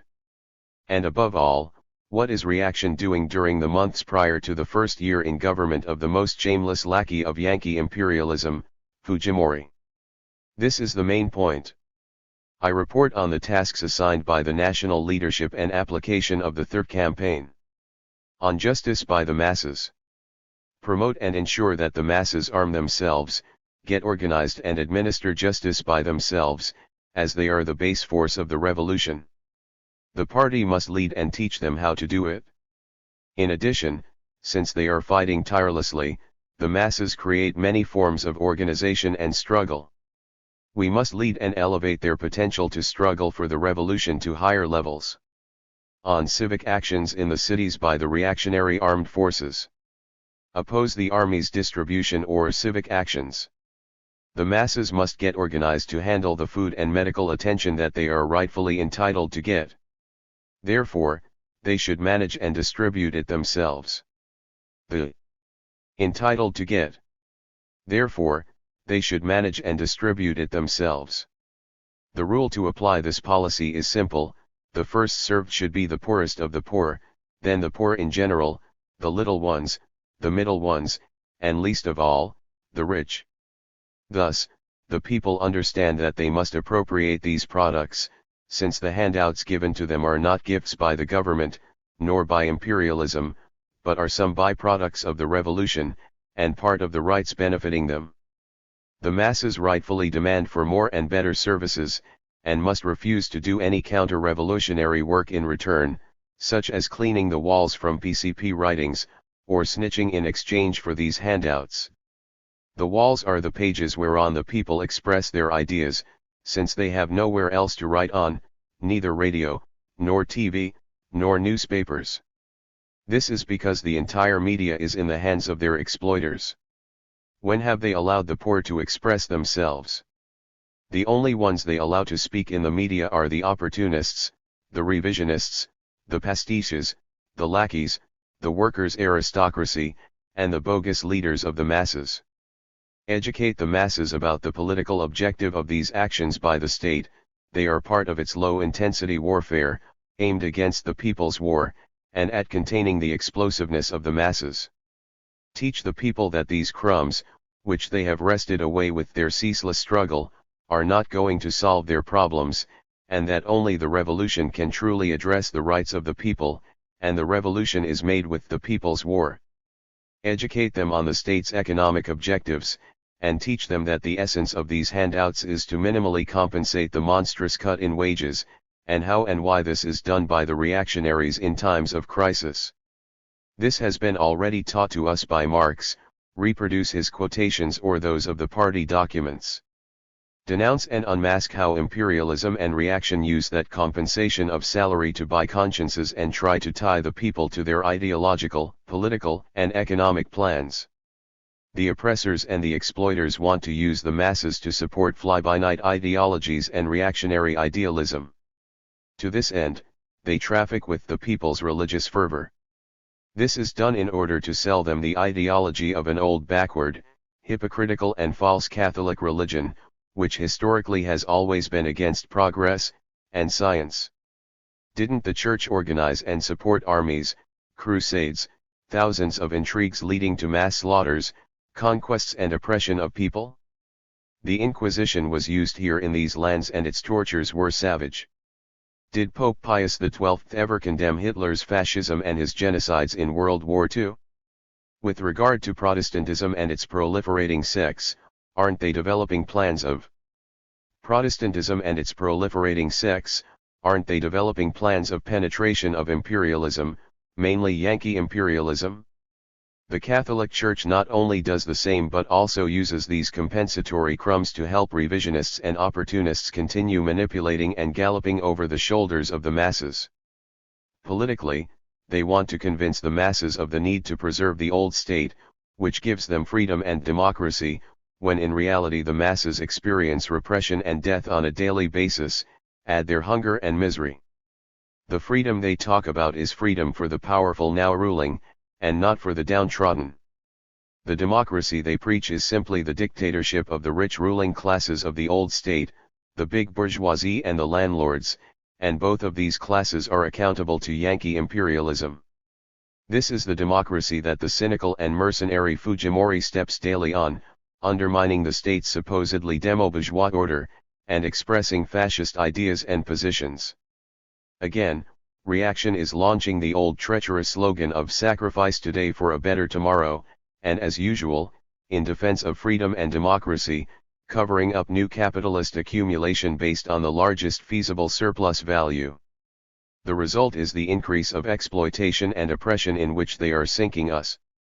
Furthermore, for example during the drug agreement, what poor coca-growing peasants express their ideas? Oh, of course. Some of them might have been called in to express their views but no one would pay attention to them. This is because here only those in power listen to each other, all decisions are made among reactionaries. But above all, they obey anything that their imperialist masters order them to do. When did they have any interest in solving the problems of the people? Never, and today even less. Other examples of their freedom and democracy are the decrees against the working class or the marketing of lands, which is just despoiling the peasants off what little land they had. Another example occurs when the masses get out on the streets to demand their rights. Aren't they then repressed, arrested, disappeared, and murdered? This happens at the minor sign of political opposition, which is more brutal against those who profess Marxism. Aren't they trying to annihilate us? The genocide of the Shining Trench of Combat on June 19, 1986 must be remembered. The genocides committed by Fujimori too. Show facts and concrete examples of struggles to teach the masses.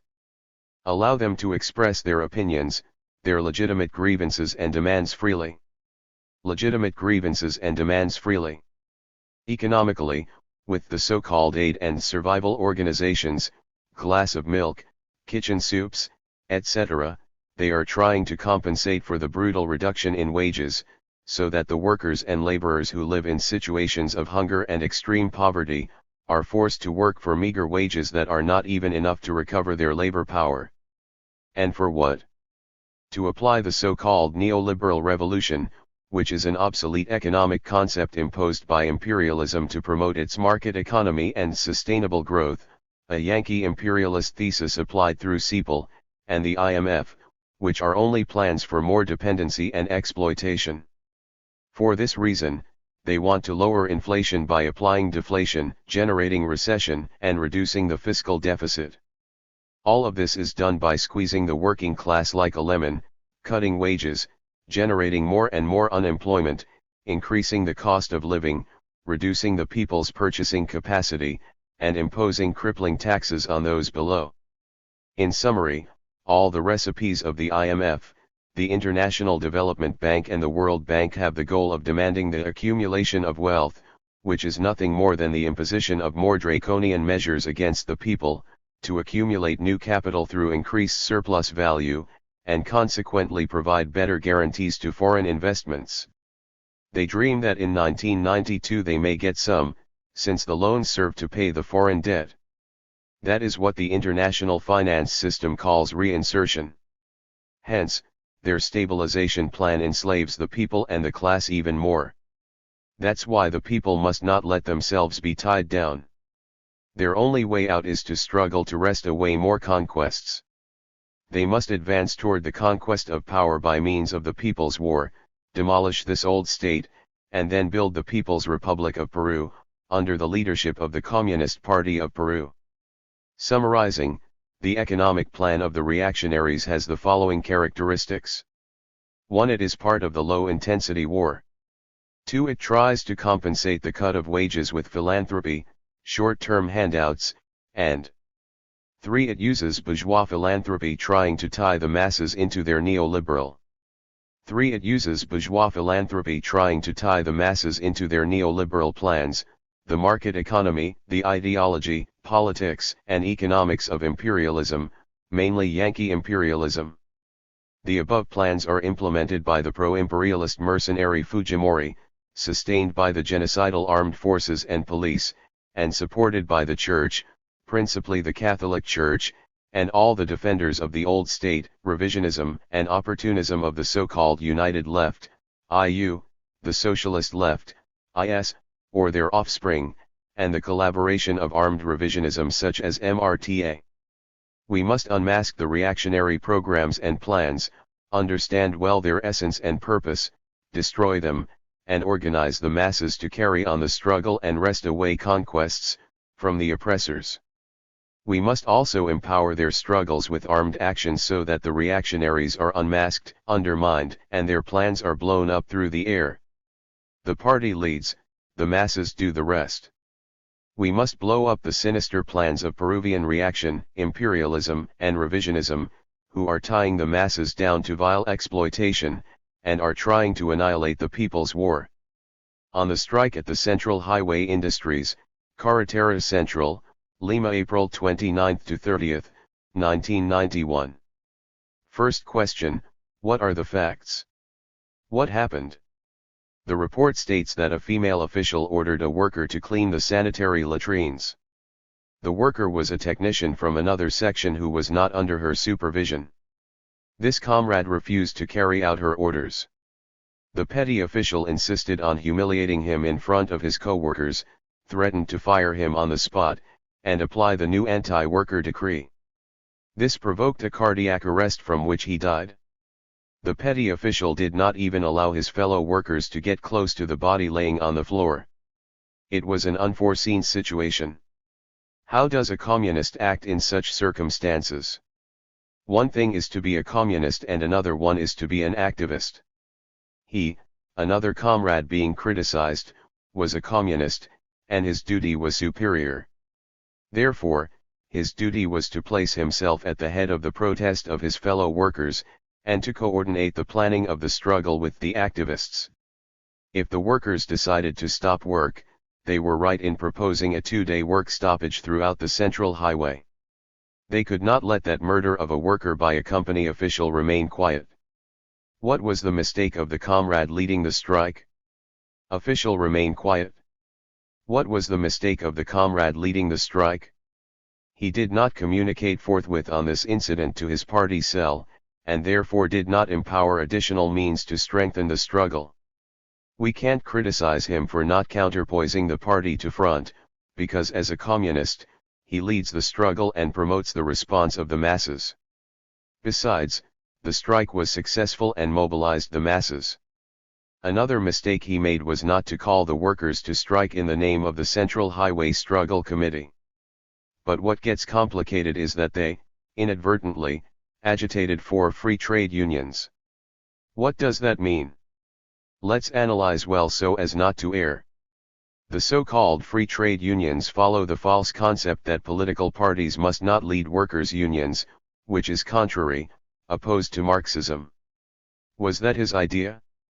On the other hand, the regime just promulgated Supreme Decree 016, by which 20 workers associated are enough to form a union, so that in a factory with 100 workers, 5 unions could be organized. Were they against that disposition? It would be good to scratch the bottom of those criteria exposed and analyzed in the midst of the two-line struggle, in a rectification campaign aiming to educate the new militants. A lesson we must take out of this is, never counterpoise party to masses. The party is the highest social organization of the working class and defends the interests of its class, the proletariat, and other classes that constitute the people. The party is the highest command of the revolution. The party is an indispensable tool to lead the revolution. Lenin said, "Give me a communist party, and I will transform Russia." Therefore, he conceived the party as a lever, phalanx. President Mao taught us, trust the party and trust the masses. We reaffirm those truths. One thing is the obligation of militants, another is that of activists, and yet another is that of the masses. As an example, the comrade erred in not notifying the party, and applying the party line to the slogans used in the strike. This is corrected internally and by persuasion, by education, by analyzing what those ideas entail, by looking up the experiences of the party, the teachings of Marxism, and by distinguishing us from the criteria spread by reaction and revisionism on the subject. We must never counterpoise the party to the masses or the party to the front, because they are two distinct parts of a contradiction. The party leads the revolution and the masses make history. A geographically limited strike is not bad, and that event was very good for agitation. The event was correct. But if he had communicated his leaders on time, the party would have made the strike more powerful with marches, and time, the party would have made the strike more powerful with marches, and would have made that reactionary woman accountable for her action. Furthermore, the struggle would have given impetus, the class interest defended, and the party's position on the anti-proletarian and anti-popular government's decree, spread. This is part of linking the struggle for economic demands to the struggle for power. Finally, we always must salute the combativity of the masses, how they struggle despite the difficult conditions in which they are subjected to.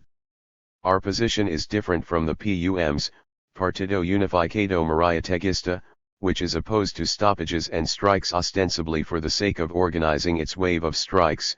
The wave of strikes is a set of continuous and simultaneous work stoppages and strikes in various sectors of the workers, peasants, laborers, of the people. These intensify specially during an insurrection and are prepared events. To us now it means the march toward the revolutionary crisis and preparing the insurrection. But, what does PUM do to that end? Today, we see the public employees fighting more than industrial workers because they are being hit harder by the crisis and government measures. But industrial workers are fighting as usual. We must apply our principles. See pages 323 to 324 of the document of the preparatory session of the Second Plenum of the Central Committee. To carry out strikes is still the main form of an economic struggle, as Lenin taught, and prepare for greater struggles to come. Marx said that the struggle for better wages is guerrilla warfare, and President Mao taught us that we must fight the workers' sellers, capitulators before reaction and traitors to the workers' movement. We must push forward strikes, prepare them well, with reason, advantage and limit. Educate the class and the masses that the strike has a limit, yet by the use of this indispensable instrument conquests are won. The strike is right and must be defended. Strike days should be paid, not to allow lifting it as a condition to enter into direct negotiations. Negotiations are reached by pressuring with persistence, and sharpening the struggle. Not like some say now, stop struggling and let's talk. Today everything is dialogue to reaction and revisionism. We must fight against it. In every struggle the time comes to dialogue, but at the negotiating table you can only win what you have already won at the battlefield. That is a fundamental military and political criteria.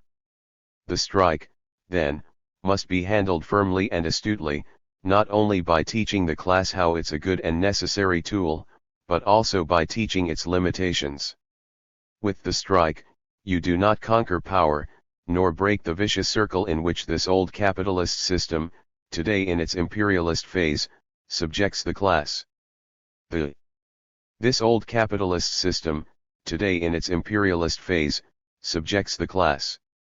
The proletariat and the working people have to struggle using all necessary means, especially the main form of economic struggle, the strike. If not, they will not wrest away living wages from their exploiters, nor improve working conditions, neither gain the respect for the 8-hour workday. Always keep in mind that what has been conquered can be lost as a result of capitalism's cyclical economic crises. Therefore, what corresponds is to break that vicious circle, to destroy the capitalist system, which in Peru is at its bureaucratic stage, under the control of imperialism and subjected to semi-feudalism.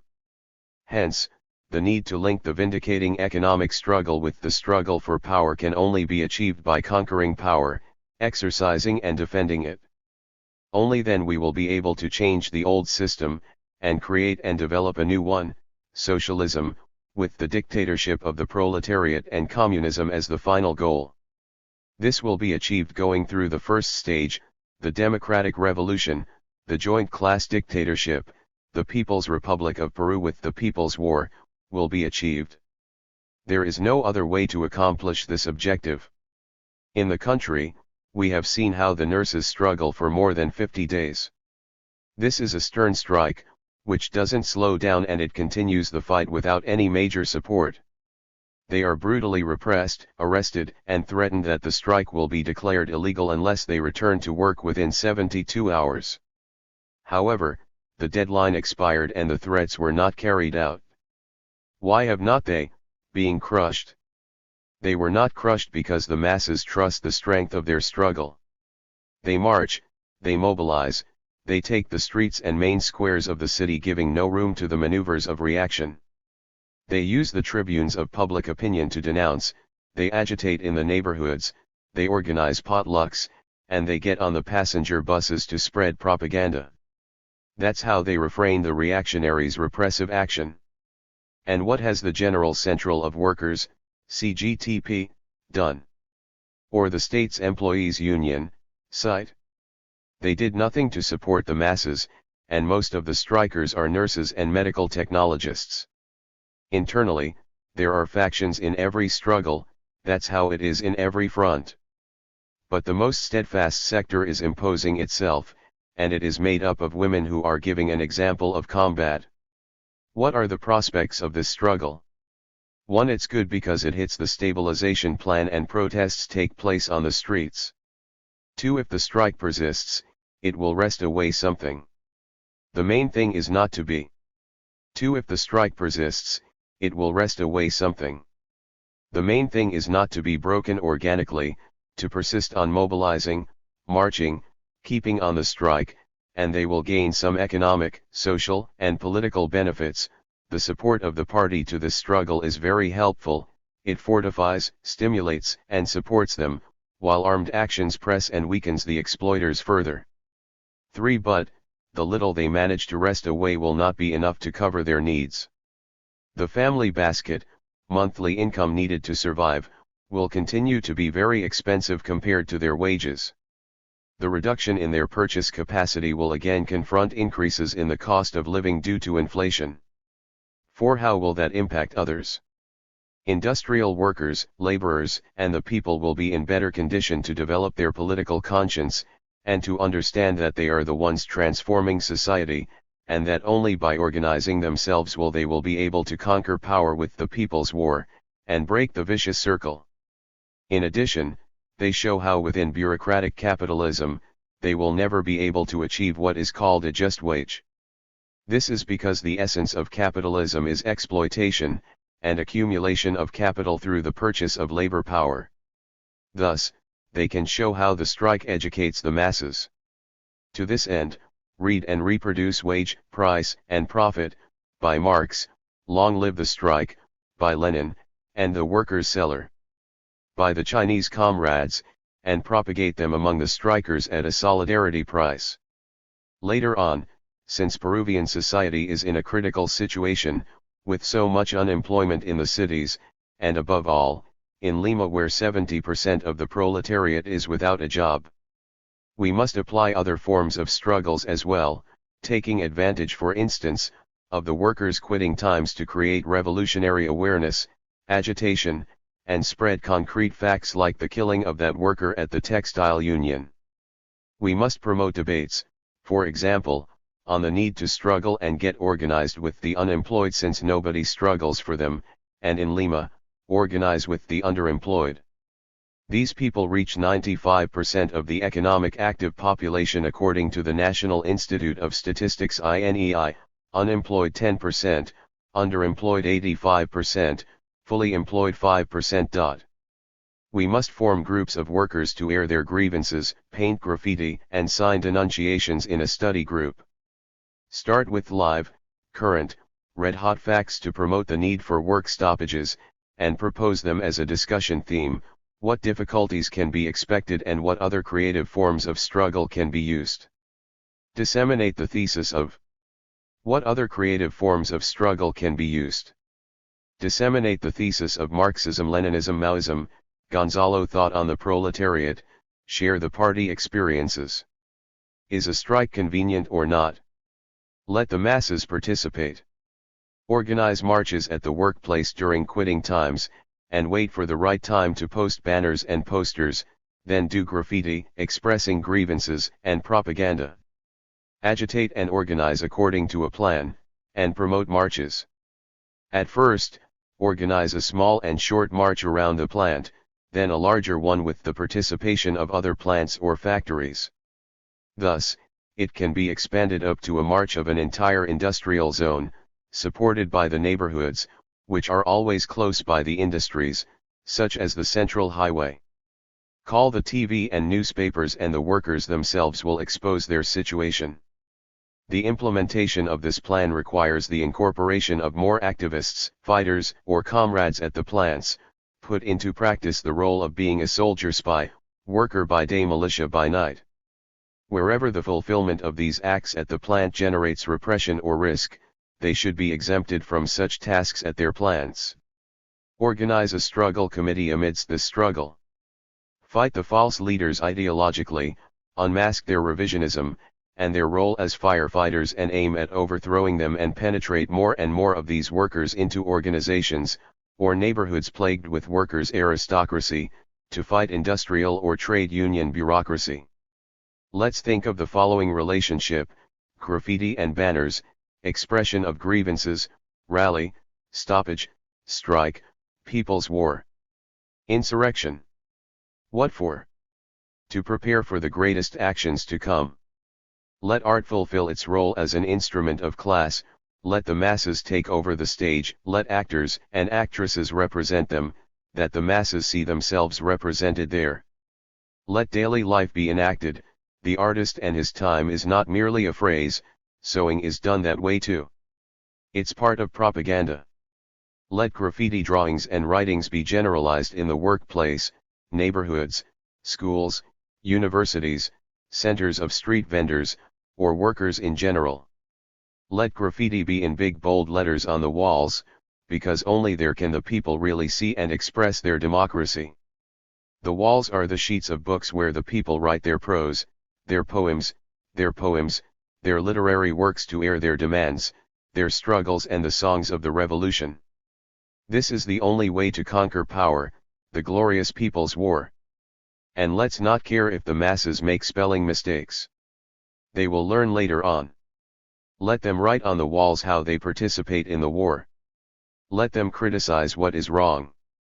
Let them fight imperialism, Peruvian reaction, and revisionism. What is wrong? Let them fight imperialism, Peruvian reaction, and revisionism. For instance, what does the General Workers' Federation, CGTP, do for the proletariat? They no longer even like to use the word proletariat, they have betrayed the class completely. Instead, they repeat the way fascist dictator Velasco used the term laborers or simply workers, trabajadores. A wage-earning worker can never equal an employer even if both do work. One exploits, the other is exploited, one is a bourgeois or landowner, the other is a proletarian or part of the people. Let there be talk of classes and of class struggles, of dictatorship of the proletariat, of joint dictatorship.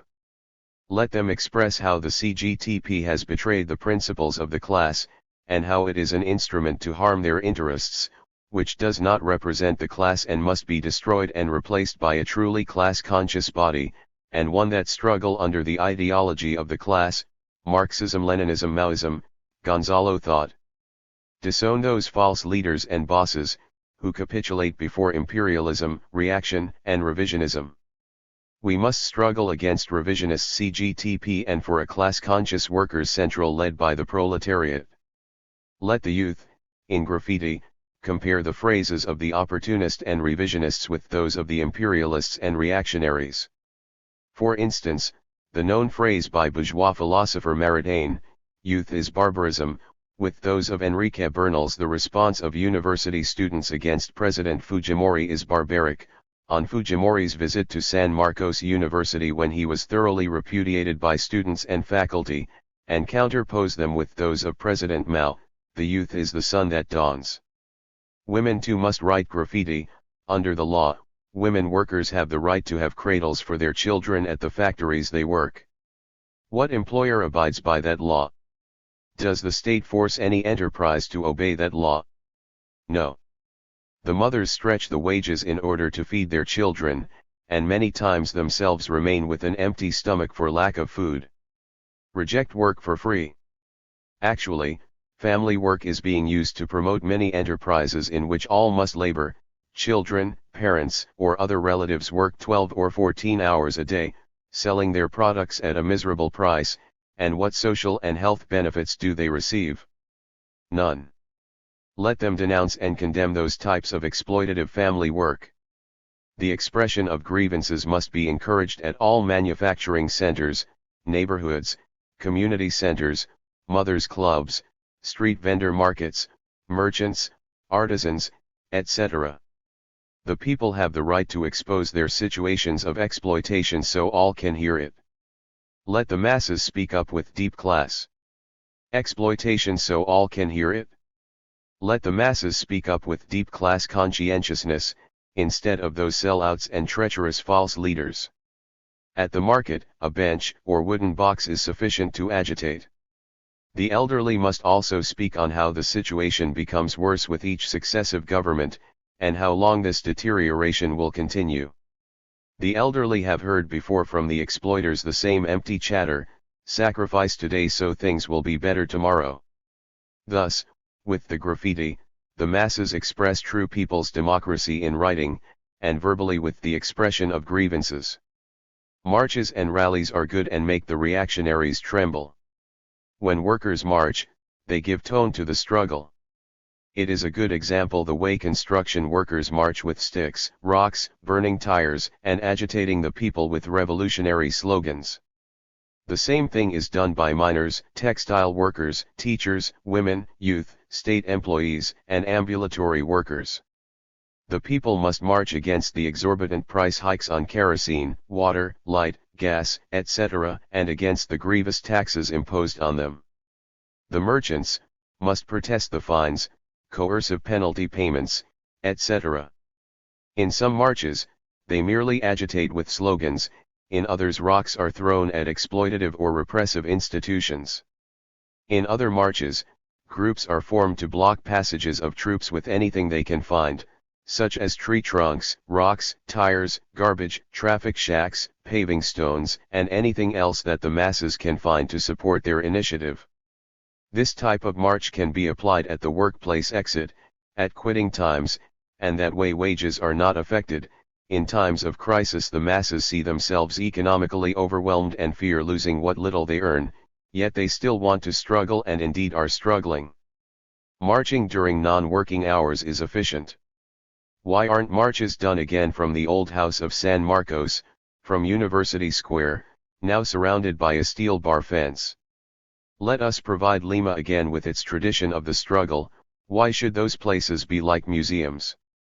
Let us march in the industrial neighborhoods, in the young towns, at Lima's main spots, in Miraflores, San Isidro, at Manco Capac Square, blocking highways, avenues, such as the Big Ditch in Lima, El Sanjayan, etc. Apply at the marches blockades, sacking, Rallies. The mobilization is a more developed form of marching, in quality and quantity, and so it must be well prepared. PCP detachments and militia must teach the masses how to repel aggression. It is completely false that in Peru there is unity between the army and the people. The opposite is true, the people reject, hate, and repudiate the genocidal armed forces. We must rescue those arrested by the police. Aiming against armored trucks, it's a political stupidity to call them little Pinochets. These are vehicles used to break up demonstrations. It's little Pinochets, these are vehicles used to break up demonstrations. It's repressive and not a little puppet with a growing nose nor a harmless Pinochet. That's what TV announcers spread in order to defuse the wrath of the masses. Attack the vehicles transporting people who were arrested, block them with other cars or trucks, overturn them. We should be already dynamiting the armored military trucks. Will the army then intervene? That's a given. It has already been decided, and soon we'll have them on the streets of Lima anyway. They should not be feared either, but loudly denounced as they really are: genocidal, murderers, rapists, butchers, shameless traitors to their patrons. Grau, Bolognese, key unspecified currency ones, brave when confronting unarmed masses, but scary like rabbits when facing the guerrillas. What morale do they have when fighting the people's war? None. Their desertions grow. Their officers force the soldiers to be their servants and to eat dogs. What can they do against a march of 1,000 people just from one neighborhood? They just use brutal repression. Their regulations say that to break up a demonstration, they should first shoot to the air. However, it is a norm that they shoot to kill from the onset, not even to the feet. Could they kill 10, 100? It's difficult but possible. The masses would react still more explosively, since blood does not drown the revolution but irrigates it, and internationally, a goodbye, adios, to respect for human rights. The Peruvian situation is going to get worse and the masses will have to apply even more developed forms of struggle. They do not fear to pay the price paid for a true change of system. These are not longer the 1930s, nor the 1960s, but they are the 1990s, and there is a communist party leading the people in a Marxist-Leninist Maoist, Gonzalo thought people's war. The party is assuming its role of leading them, preparing them for days to come, to conquer power. We are going from a revolutionary situation in development, to a revolutionary crisis, which is coming anyway. That is today's tendency. The slogan of today is fight and resist for the people's war, and it is a very good one. The strike, whether localized or general, is another form that must be applied. The armed strike is a military form of struggle, which allows the masses to participate widely in the people's war. It propagandizes, agitates, mobilizes. In this strike the masses express themselves in their protest, their repudiation of the old state, the government, the genocidal armed forces and police. It allows the blocking of vital parts of the city, preparing the future insurrection. It manages the four forms of guerrilla action: agitation and propaganda, sabotage, selective annihilation, and guerrilla combat, and all the appropriate procedures. Local, zonal, or regional strikes can be organized. With respect to the common work stoppage, it's a form of an economic struggle that is generating conditions for a superior form of economic struggle, the strike. Superior form of economic struggle, the strike.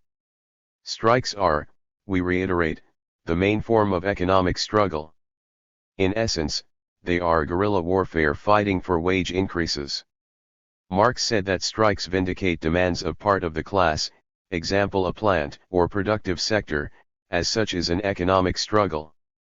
But those strikes developed by the general interests of the class, example general wage hikes, in defense of unions, against the economic policy, etc., are political struggles. Furthermore, we must not forget that nowadays every class struggle is political, and part of the struggle for power. So when revisionists and opportunists attack the strike movement calling it as merely a vindicating struggle, they, as usual, attack the class and defend the bourgeoisie. Therefore, in these times the struggle for better wages is eminently political because Fujimori's government plan is to impose the lowest possible wages. Salaries are also wages, that's the terminology we must use. On the hand it denounces the exploitation, and on the other the proletariat link its struggle with other non-industrial workers. Yes, struggling for better wages is economic, but the crux of the government's economic plan is to achieve stabilization for the reinsertion. And to do so increases the surplus value and cut wages. That's why we must smash it, because it goes against the class and the people. Their phrase "sacrifice today to have it better tomorrow" is mendacity. Thus, the key of this struggle, the strike, or localized or general work stoppages, is the surplus value, the wages. Its political essence is to overthrow this old order because it generates hunger and exploitation. The greatest political vindication of all is the conquest of power. This guerrilla war prepares for grand moments. It is bonded with the final struggle for the conquest of power and the main form of a political struggle, the People's War.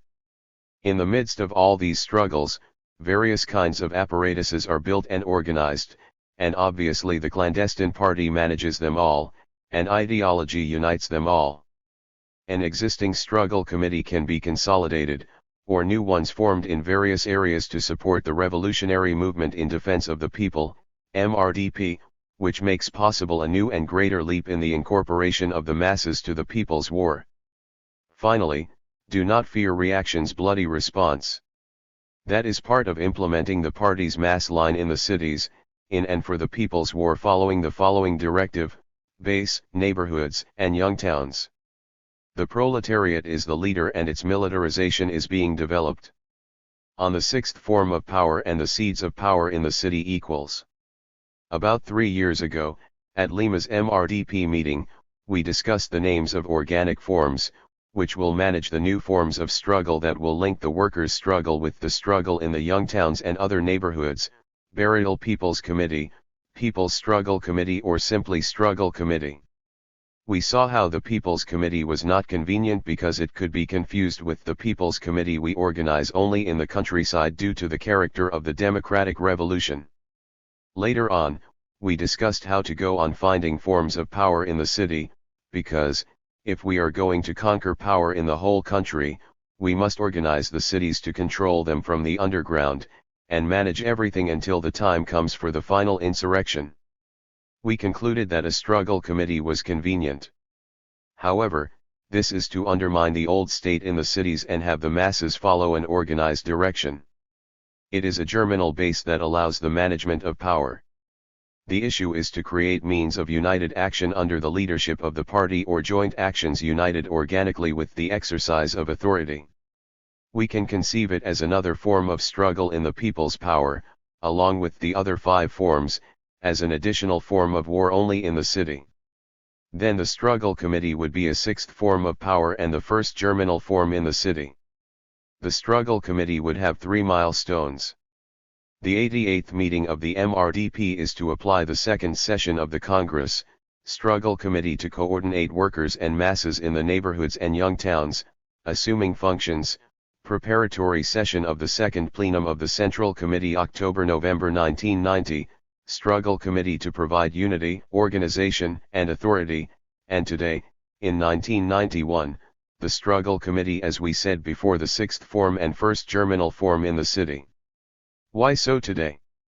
Because of the development of material reality, these are the facts. The growth of our mass work in and for the People's War has generated it that way. The main thing is to apply the principles and not to lose direction. Ideas come from practice. We would not have achieved that much by only storming our brains in 1988, nor would we have accomplished it how we have today. At the time it was correct to discuss it, and that is how we delineated the general road. Now the moment has come and reality shows us how to build it. It is the 6th and first form of power in the city, a model to organize germinal forms of the new power in the cities. We insist that it is not the form of power we created in new power in the cities. We insist that it is not the form of power we created in the countryside, but a different form. Let's keep in mind its direction and purpose. First Struggle Committee, to coordinate workers and neighborhood masses, young towns. Second Struggle Committee, unity, organization, authority. Third Struggle Committee, sixth form and first germinal form in the city. It is not the new power as in the countryside. To prevent and oppose it be considered in the same way as in the countryside. To consider it as germinal form, a new and sixth form arising in the city linked to preparing the insurrection and in function to the conquest of power countrywide. An accomplishment of constructing the conquest of power, in the city, it is not a complement of the action the old state tries to do. Quite the contrary, it aims at negating it, undermining it and, in respective, destroying it to form the new power. With regard to the situation of takeovers of, the issue is how to develop it and how to defend it. The key is to spread and ingrain the ideology of Marxism, Leninism, Maoism, Gonzalo thought in children, youth, and adults. Forge the party, the People's Guerrilla Army, generated organisms and struggle committees, to promote collective work, to write graffiti, people's democracy. To have a people's defense plan because the masses are going to be hit, infiltrated or undermined with reactions, civic action plan and repression. To use the legality, not reddening, clear slogans and support them with concrete actions. On infiltration and entrism. Always keep a high vigilance, but even higher today, because we are in more developed, therefore more complex, political moment. We are at strategic equilibrium and both sides in the war. They, the enemy, and us, are preparing for a definitive situation. Always, investigate fully any signs of infiltration or entreism, specifically from MRTA and reaction. We must develop a political ideological unmasking. MRTA and reaction. We must develop a political ideological unmasking campaign against MRTA's revisionism, based on what the document of the plenary session of the 2 plenum of the Central Committee says, and what was set forth at the Political Bureau July 1990's meeting. Publish flyers, do group discussions, promote debates, emphasize the latter since they always run away from it, they can't stand a political ideological attack. What has they answered to the publication of the document? Elections no, people's war yes. Nothing. They babble based on bourgeois papers, headlines and editorials, repeating the old tale of reaction. Division exists in Sendero. And do they ever prove anything? No, they remain as parasitical as ever, fulfilling their role of dividing tasks to annihilate us, as active and armed complements of Peruvian reaction and of social imperialism. It is besides ironical that they are not only wrong on us, but are very likely split. It suffices to read that pamphlet cambio they are allowing to distribute freely. Even Lima's TV Channel 5 is at their disposal, and it wouldn't be surprising if ever Lima's TV 4 soon is placed at their disposal too. On actions in Lima. With respect to actions of the ongoing third campaign in Lima, as well as in the entire country, these increase in quantity and quality. The political objectives of these actions are higher and on the rise, including the fighting capacity of the people's militias and detachments. A problem we notice is conservatism of the D.Es. The percentage of growth is low compared to the People's Guerrilla Army. And why is that? Because of the erroneous criterion of lack of sophisticated weapons. They must apply the agreement of the Central Committee about building 3 bases and 3 guides and worry about capturing more developed weapons. In addition, the new D.Es now being formed will wrest them away, and that will be part of their own forging. We ask ourselves, are something like that happening with the main forces throughout the People's Guerrilla Army? Is conservatism showing up there too? We emphasize about the need to increase the actions by the D.Es, coordinated acts and synchronization of forces. A good example is how on the day of the April blackout in Lima, which was politically very timely, there were 200 actions against imperialism, among them actions against the embassies of the countries, which will be in the economic support group. The 80 armed sabotages to the banks, precisely on the eve of the promulgation of the law of banks. It was expressed in the complexity of the actions, handling of double plans, fulfilling acts pending in the process of people's war in Lima, such as arms for the revolution. Money for the people. It supports mass. Such as arms for the revolution. Money for the people. It supports mass struggles. With armed actions we provide success and political perspective to their vindicating actions, which is strategic because it advances preparations for the insurrection.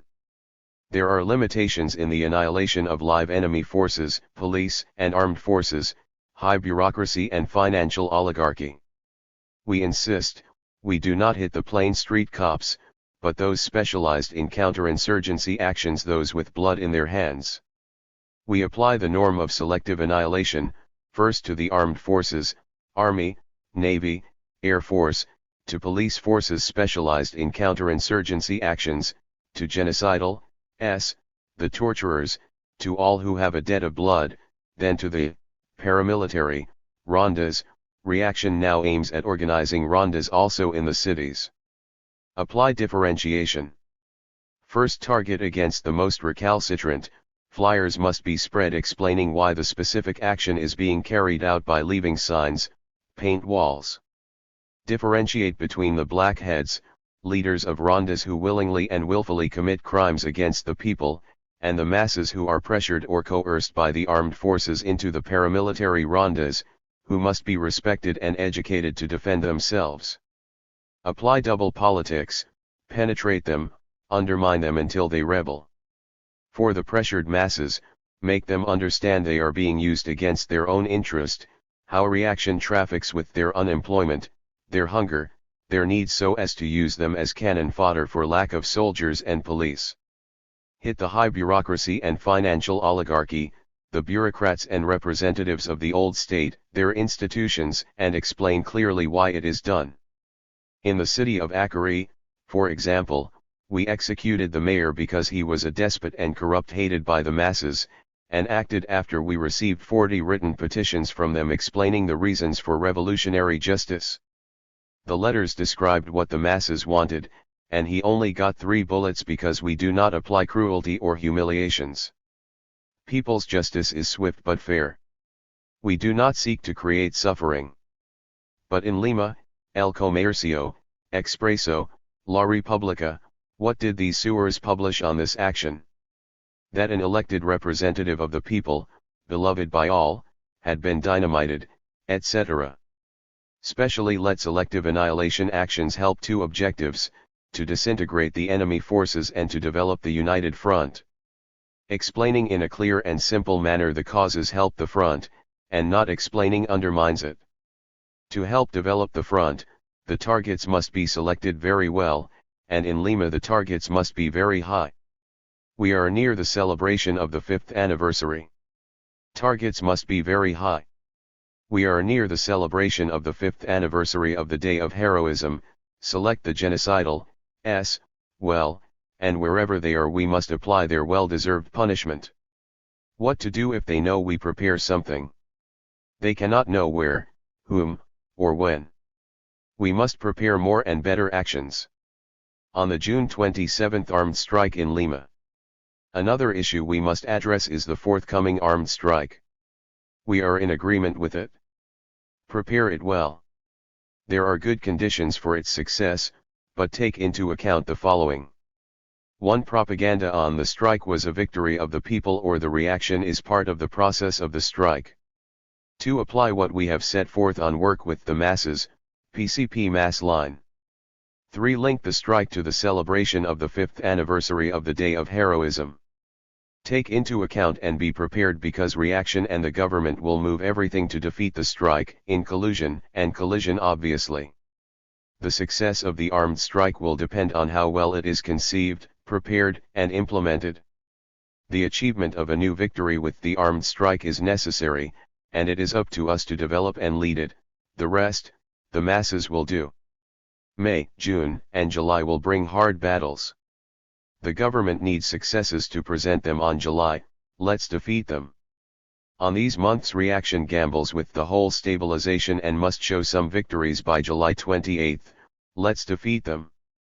In conclusion, the third campaign to impulse the development of support bases is ample and overwhelming. From the onset, it sets forth solid bases for the new plan. 2 on 5 problems.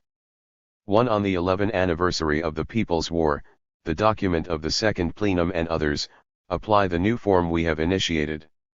2 on the 5th anniversary of the Day of Heroism. Yearly campaign in the entire country. Objectives, see the document preparatory session of 2 Plenum of the Central Committee, p. 260, a fighting instrument allowing us to unmask. Of the Central Committee, p. 260, a fighting instrument allowing us to unmask this whole farce from its roots, wholly, amply and completely, all this putrescent pieces of junk they present as a supposed democracy. By exposing this rotten system, we also depict how the new democracy is and what is the democracy the new power is building for the masses, how that is the only democracy truly serving the people.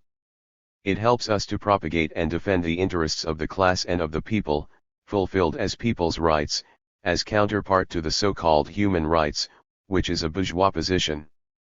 Also, it helps us to analyze the genocide, the monstrosity and barbarity it represents, and all the judicial charade that was involved. We must completely unmask those false congressional hearing and resolutions about the genocide at Lurigancho and El Fronton. Finally, it helps us to unmask completely that genocidal demagogue Garcia Perez, the infamous officials who consented to the genocide, those who supported it and defended, the false dissenters and the political trafficking they do around the genocide, too late, after they called it a provocation, then a killing, and later genocide, looking for water they can take to their reactionary mills.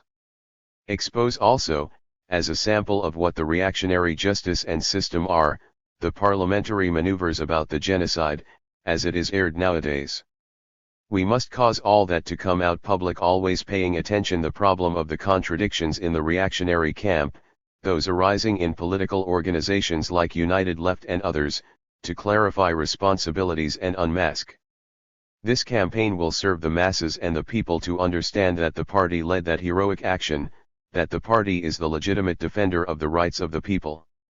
The party must serve to support and strengthen the daily struggle of the comrades, fighters, and friends in the shining combat trenches, who never bent nor will ever bend their knees. Let the glorious day of heroism be celebrated as it corresponds. All that will help the conquest of power in the country and will serve communists and revolutionaries worldwide. On genocide, pages 362 and 363, document of the Second Plenum.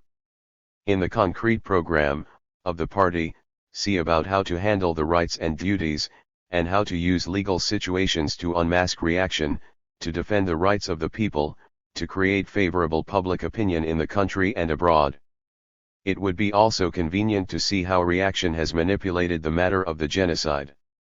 Concretely, study the genocide and see there how the accusation against Garcia Perez has evolved. Against Garcia Perez has evolved. Genocide. Flores Polo in his juridical dictionary defines it as a crime with no name. Reputedly, it was Lemkin, a Polish criminal law attorney, penologist, the first to use the term in its present meaning, a mass slaughter with the deliberate purpose of totally or partially destroying a human group. Technically, it is some kind of continuous crime. The Convention on Genocide, approved by the U.N.'s Third General Assembly, has been in force since January 12, 1951. According to the international criminal law, it is a common offense. The above definition is very brief, but gives us an idea. Study this problem, consult texts, books on genocide, such as texts on the process at Nuremberg, when the Nazis were charged with that crime and sentenced to death. Also how this problem has been dealt in Peru, how it has been treated as part of the accusation against Alan Garcia. It serves our purposes. It is one more element of judgment to expose how the possibility of a trial on this grievous crime is denied in Peru. Get the documents of the Parliamentary Commission. There are several testimonies by the general commanders themselves. The crime of genocide was not stipulated in the Penal Code, but the accusation against Garcia Perez was for homicide. See also the trial in the second judicial zone of the police about Lurigancho, as well as about El Fronton and any others there may be. The matter of the genocide must be studied well, pointing facts and data to formulate a denunciation. If the crime of genocide is not legislated nor litigated in Peru, do it in Costa Rica. There the problem would be if the countries making up the Inter-American Court adhere to the UN Declaration, or if, being the UN who approved the Genocide Convention, it automatically applies. In that case think of Geneva. See also about the need of a small group studying this problem so as to file the denunciation and follow its course thereafter. For instance, get a lawyer from abroad to handle the matter, then use it for propaganda increasing volume and sound effects.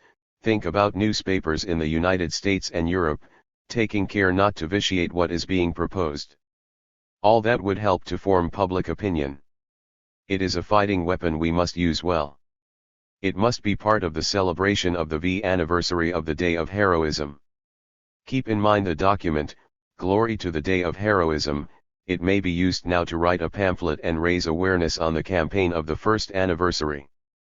See also the notes of the December 1990 meeting of the Political Bureau. Genocide.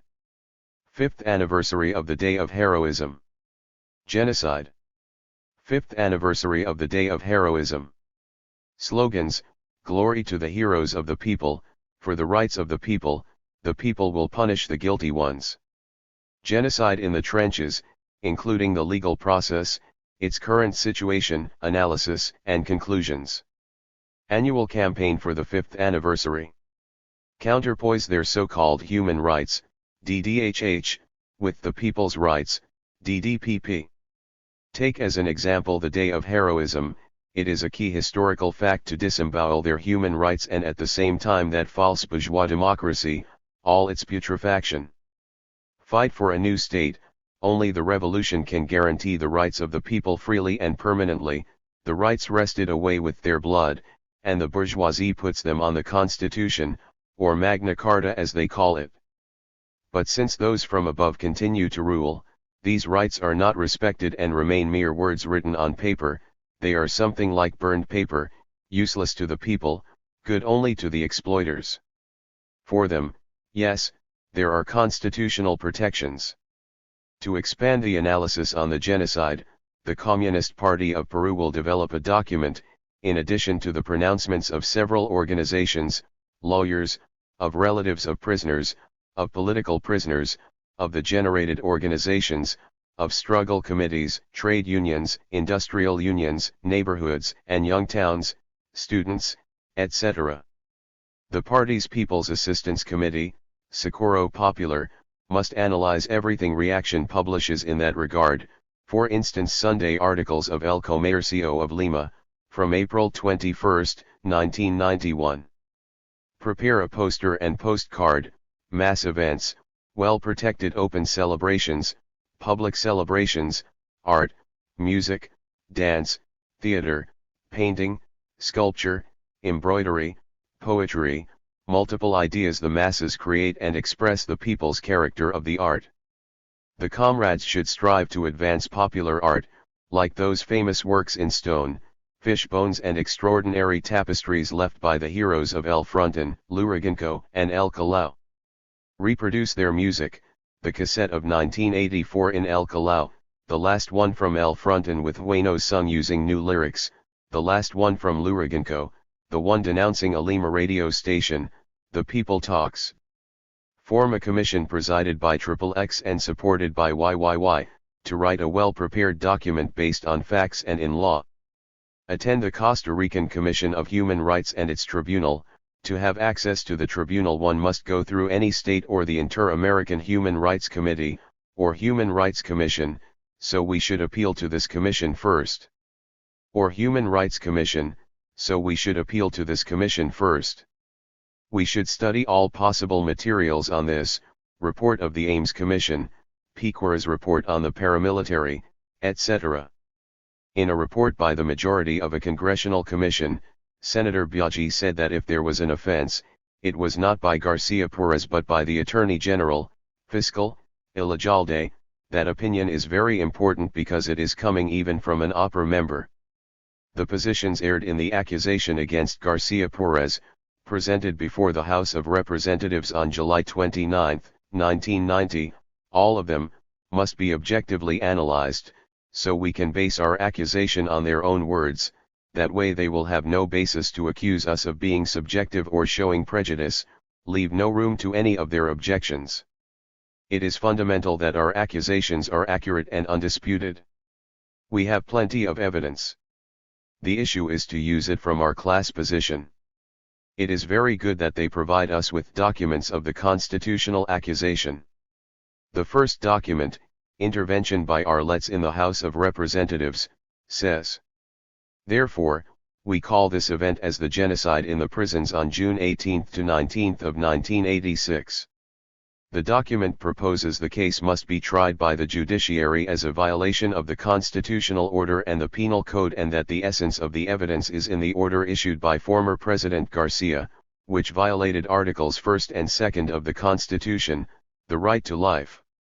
It continues, there was direct relationship between the order issued by the President of the Republic and the leading role he played to carry it out, his leadership, presiding the council, the initiatives he took, and the large number of lives lost as a result of such order. Our findings reveal there was a direct relationship between the order and the results it followed. Besides, during the handling of the execution of the order, there were important, notorious, and precise violations of the constitutional order and the penal code. He adds, the Sendero Luminoso prisoners, of the Communist Party of Peru, Sendero Luminoso, mutinied in the 3 Lima prisons, Lurigancho, El Fronton, and the women's prison at El Callao. As a result of the armed intervention ordered by the President to the Joint Command of the Armed Forces, 124 prisoners were killed in the Lurigancho Industrial Pavilion, 119 in El Fronton Blue Pavilion, and 2 in Santa Barbara. A total of 244 prisoners were killed or murdered, as the case may be, in the course of approximately 12 hours. Another paragraph says, the order given by the President to the Joint Military. Another paragraph says, the order given by the President to the Joint Military Command was summarized in 4 expressions: to act decisively, to act energetically, to act within the least possible time, and try to save the lives of the hostages. Without mentioning a word on the lives of 350 mutinied persons.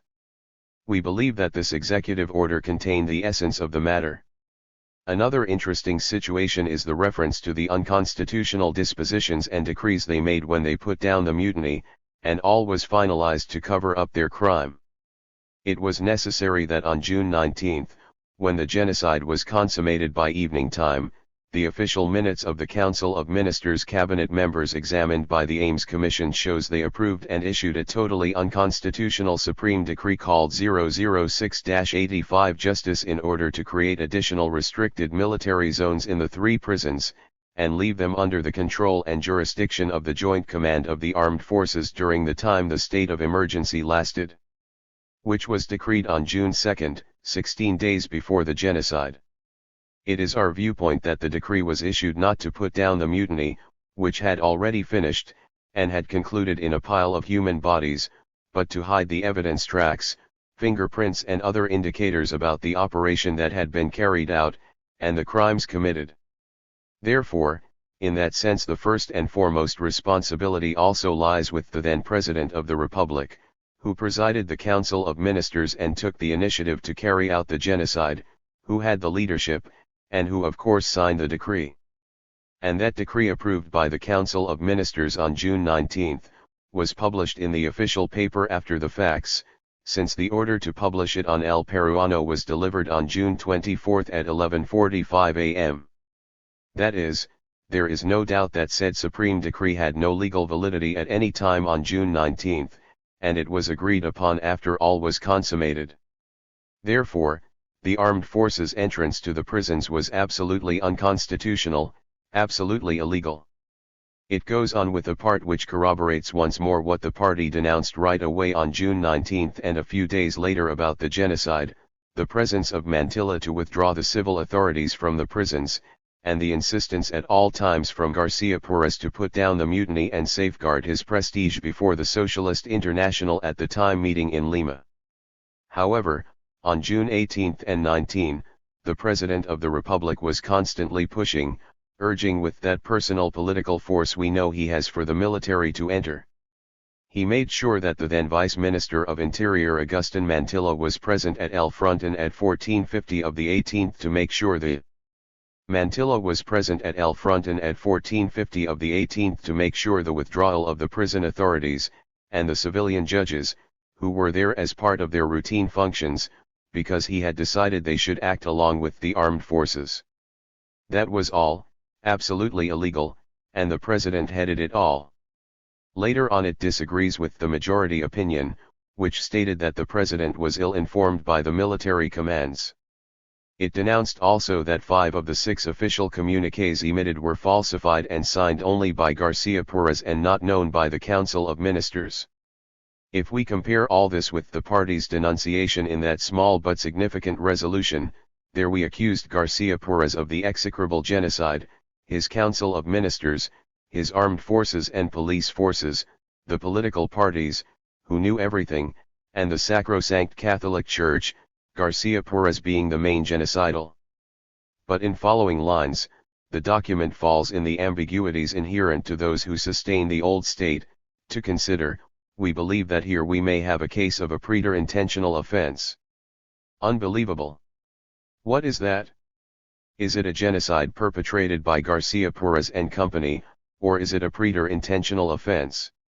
It is genocide committed with premeditation, sadism, and advantage, prepared as shown by the denunciations made by the political prisoners, and which show in the acts of the judicial power, and by newspapers like El Nuevo Diario, which then had nothing to do with us.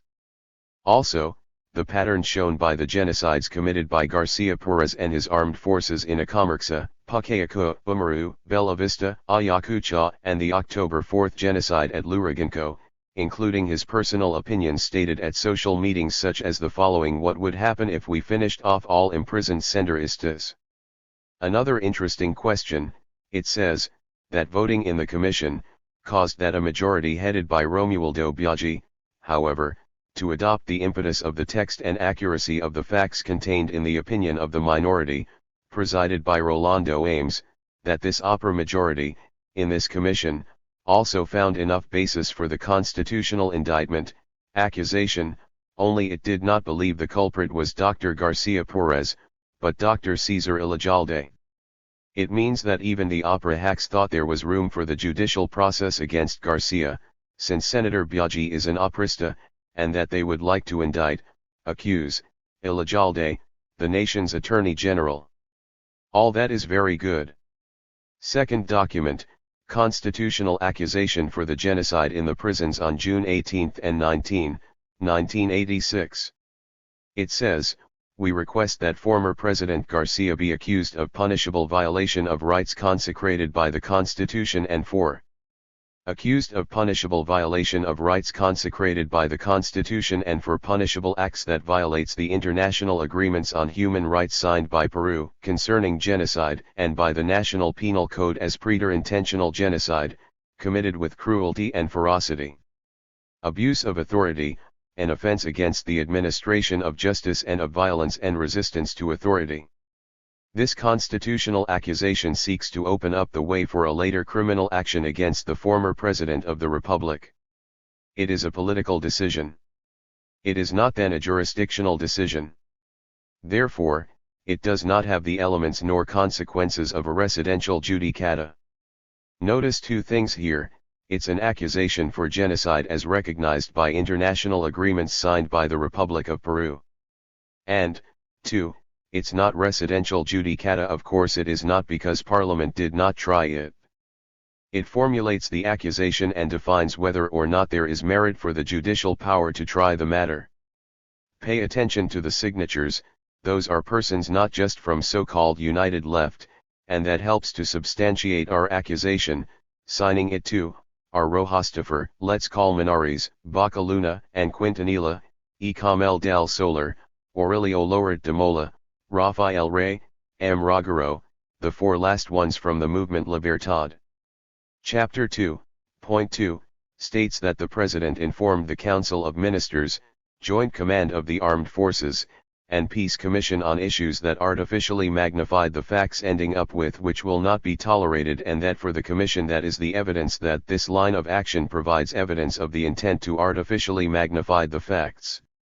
In point 3, it is evident that the President executes actions during the events guided by certain invariable criteria, which are, to assume personally and strictly control of the situation and the re-establishing of order, not considering and even knowingly exceeding the breach in the legal and constitutional order, and the fracture of individual rights and guarantees, to achieve resolution of the problem using instruments legally and professionally inadequate such as the armed forces, and of means absolute out of proportion to the objectives, to guarantee a later cover of immunity for the acts of the armed forces and national police. The message of June 21 greets the action of the armed forces and declares that a precedent has been set on how a democratic government invested of authority must act. Very good. This allows to defeat that preterintentional escape route. They say. Therefore, the agreement of attempting to dissuade through the Peace Commission is not convincing, and the latter is only charged with going to El Fronton, but decides to go on its own to the other two prisons. It's good because it counterpoises what Garcia says about first having tried persuasion by. Sending the Peace Commission to the prisons. Point 5 says that Garcia knowingly and deliberately trespassed the lawful juridical order. Part of this is the presence of Mantilla at El Fronton. Here, what interests us is to see the note attached to the document, in which the opinion of General Ismael Araujo, chief of the 2nd Military Region is, there were many consultations on the precipitation with which Garcia urged General Monzon, President of the Joint Command of the Armed Forces, whom he phoned often, how about it? When are you going to act? At what time are you starting it? But what are you waiting for to start the thing? The note also says that General Monzon, questioned if militarily the mutinies were such a danger that warranted speed over dissuasion, which could have reduced the number of dead, he answered, to us it was an order from the Supreme Chief of the Armed Forces, the President, and we had to obey it. In point 10 they state that the issuance of Supreme Decree 066-85 Justice had the purpose of covering up evidence of what happened. Point 13 says Garcia condemned the so-called excesses at Lurigancho, but not the slaughter of El Fronton. It's good because nobody says anything about El Fronton, and there the Navy of Peru acted. In Chapter 3 they clearly describe how the armed forces obeyed order. With swiftness and violence, but they exonerate themselves by saying they obeyed an order from their supreme chief. Why wasn't the order questioned? Aren't they the ones charged with ensuring the compliance with the Constitution? Point 3 refers to the idea Garcia defended during the process as having helped to show the country how the authority of the government had been imposed, and congratulated the Joint Command for such speedy compliance. Point 4 calls it the engine of the operative. It says the action culminated with the demolition of El Fronton and the destruction of the industrial pavilion at Lurigancho. Point 5 is very good. It deals with the matter of intentional infraction, and its differences with unintentional, with negligence, and it's based on Article 100 of the Penal Code.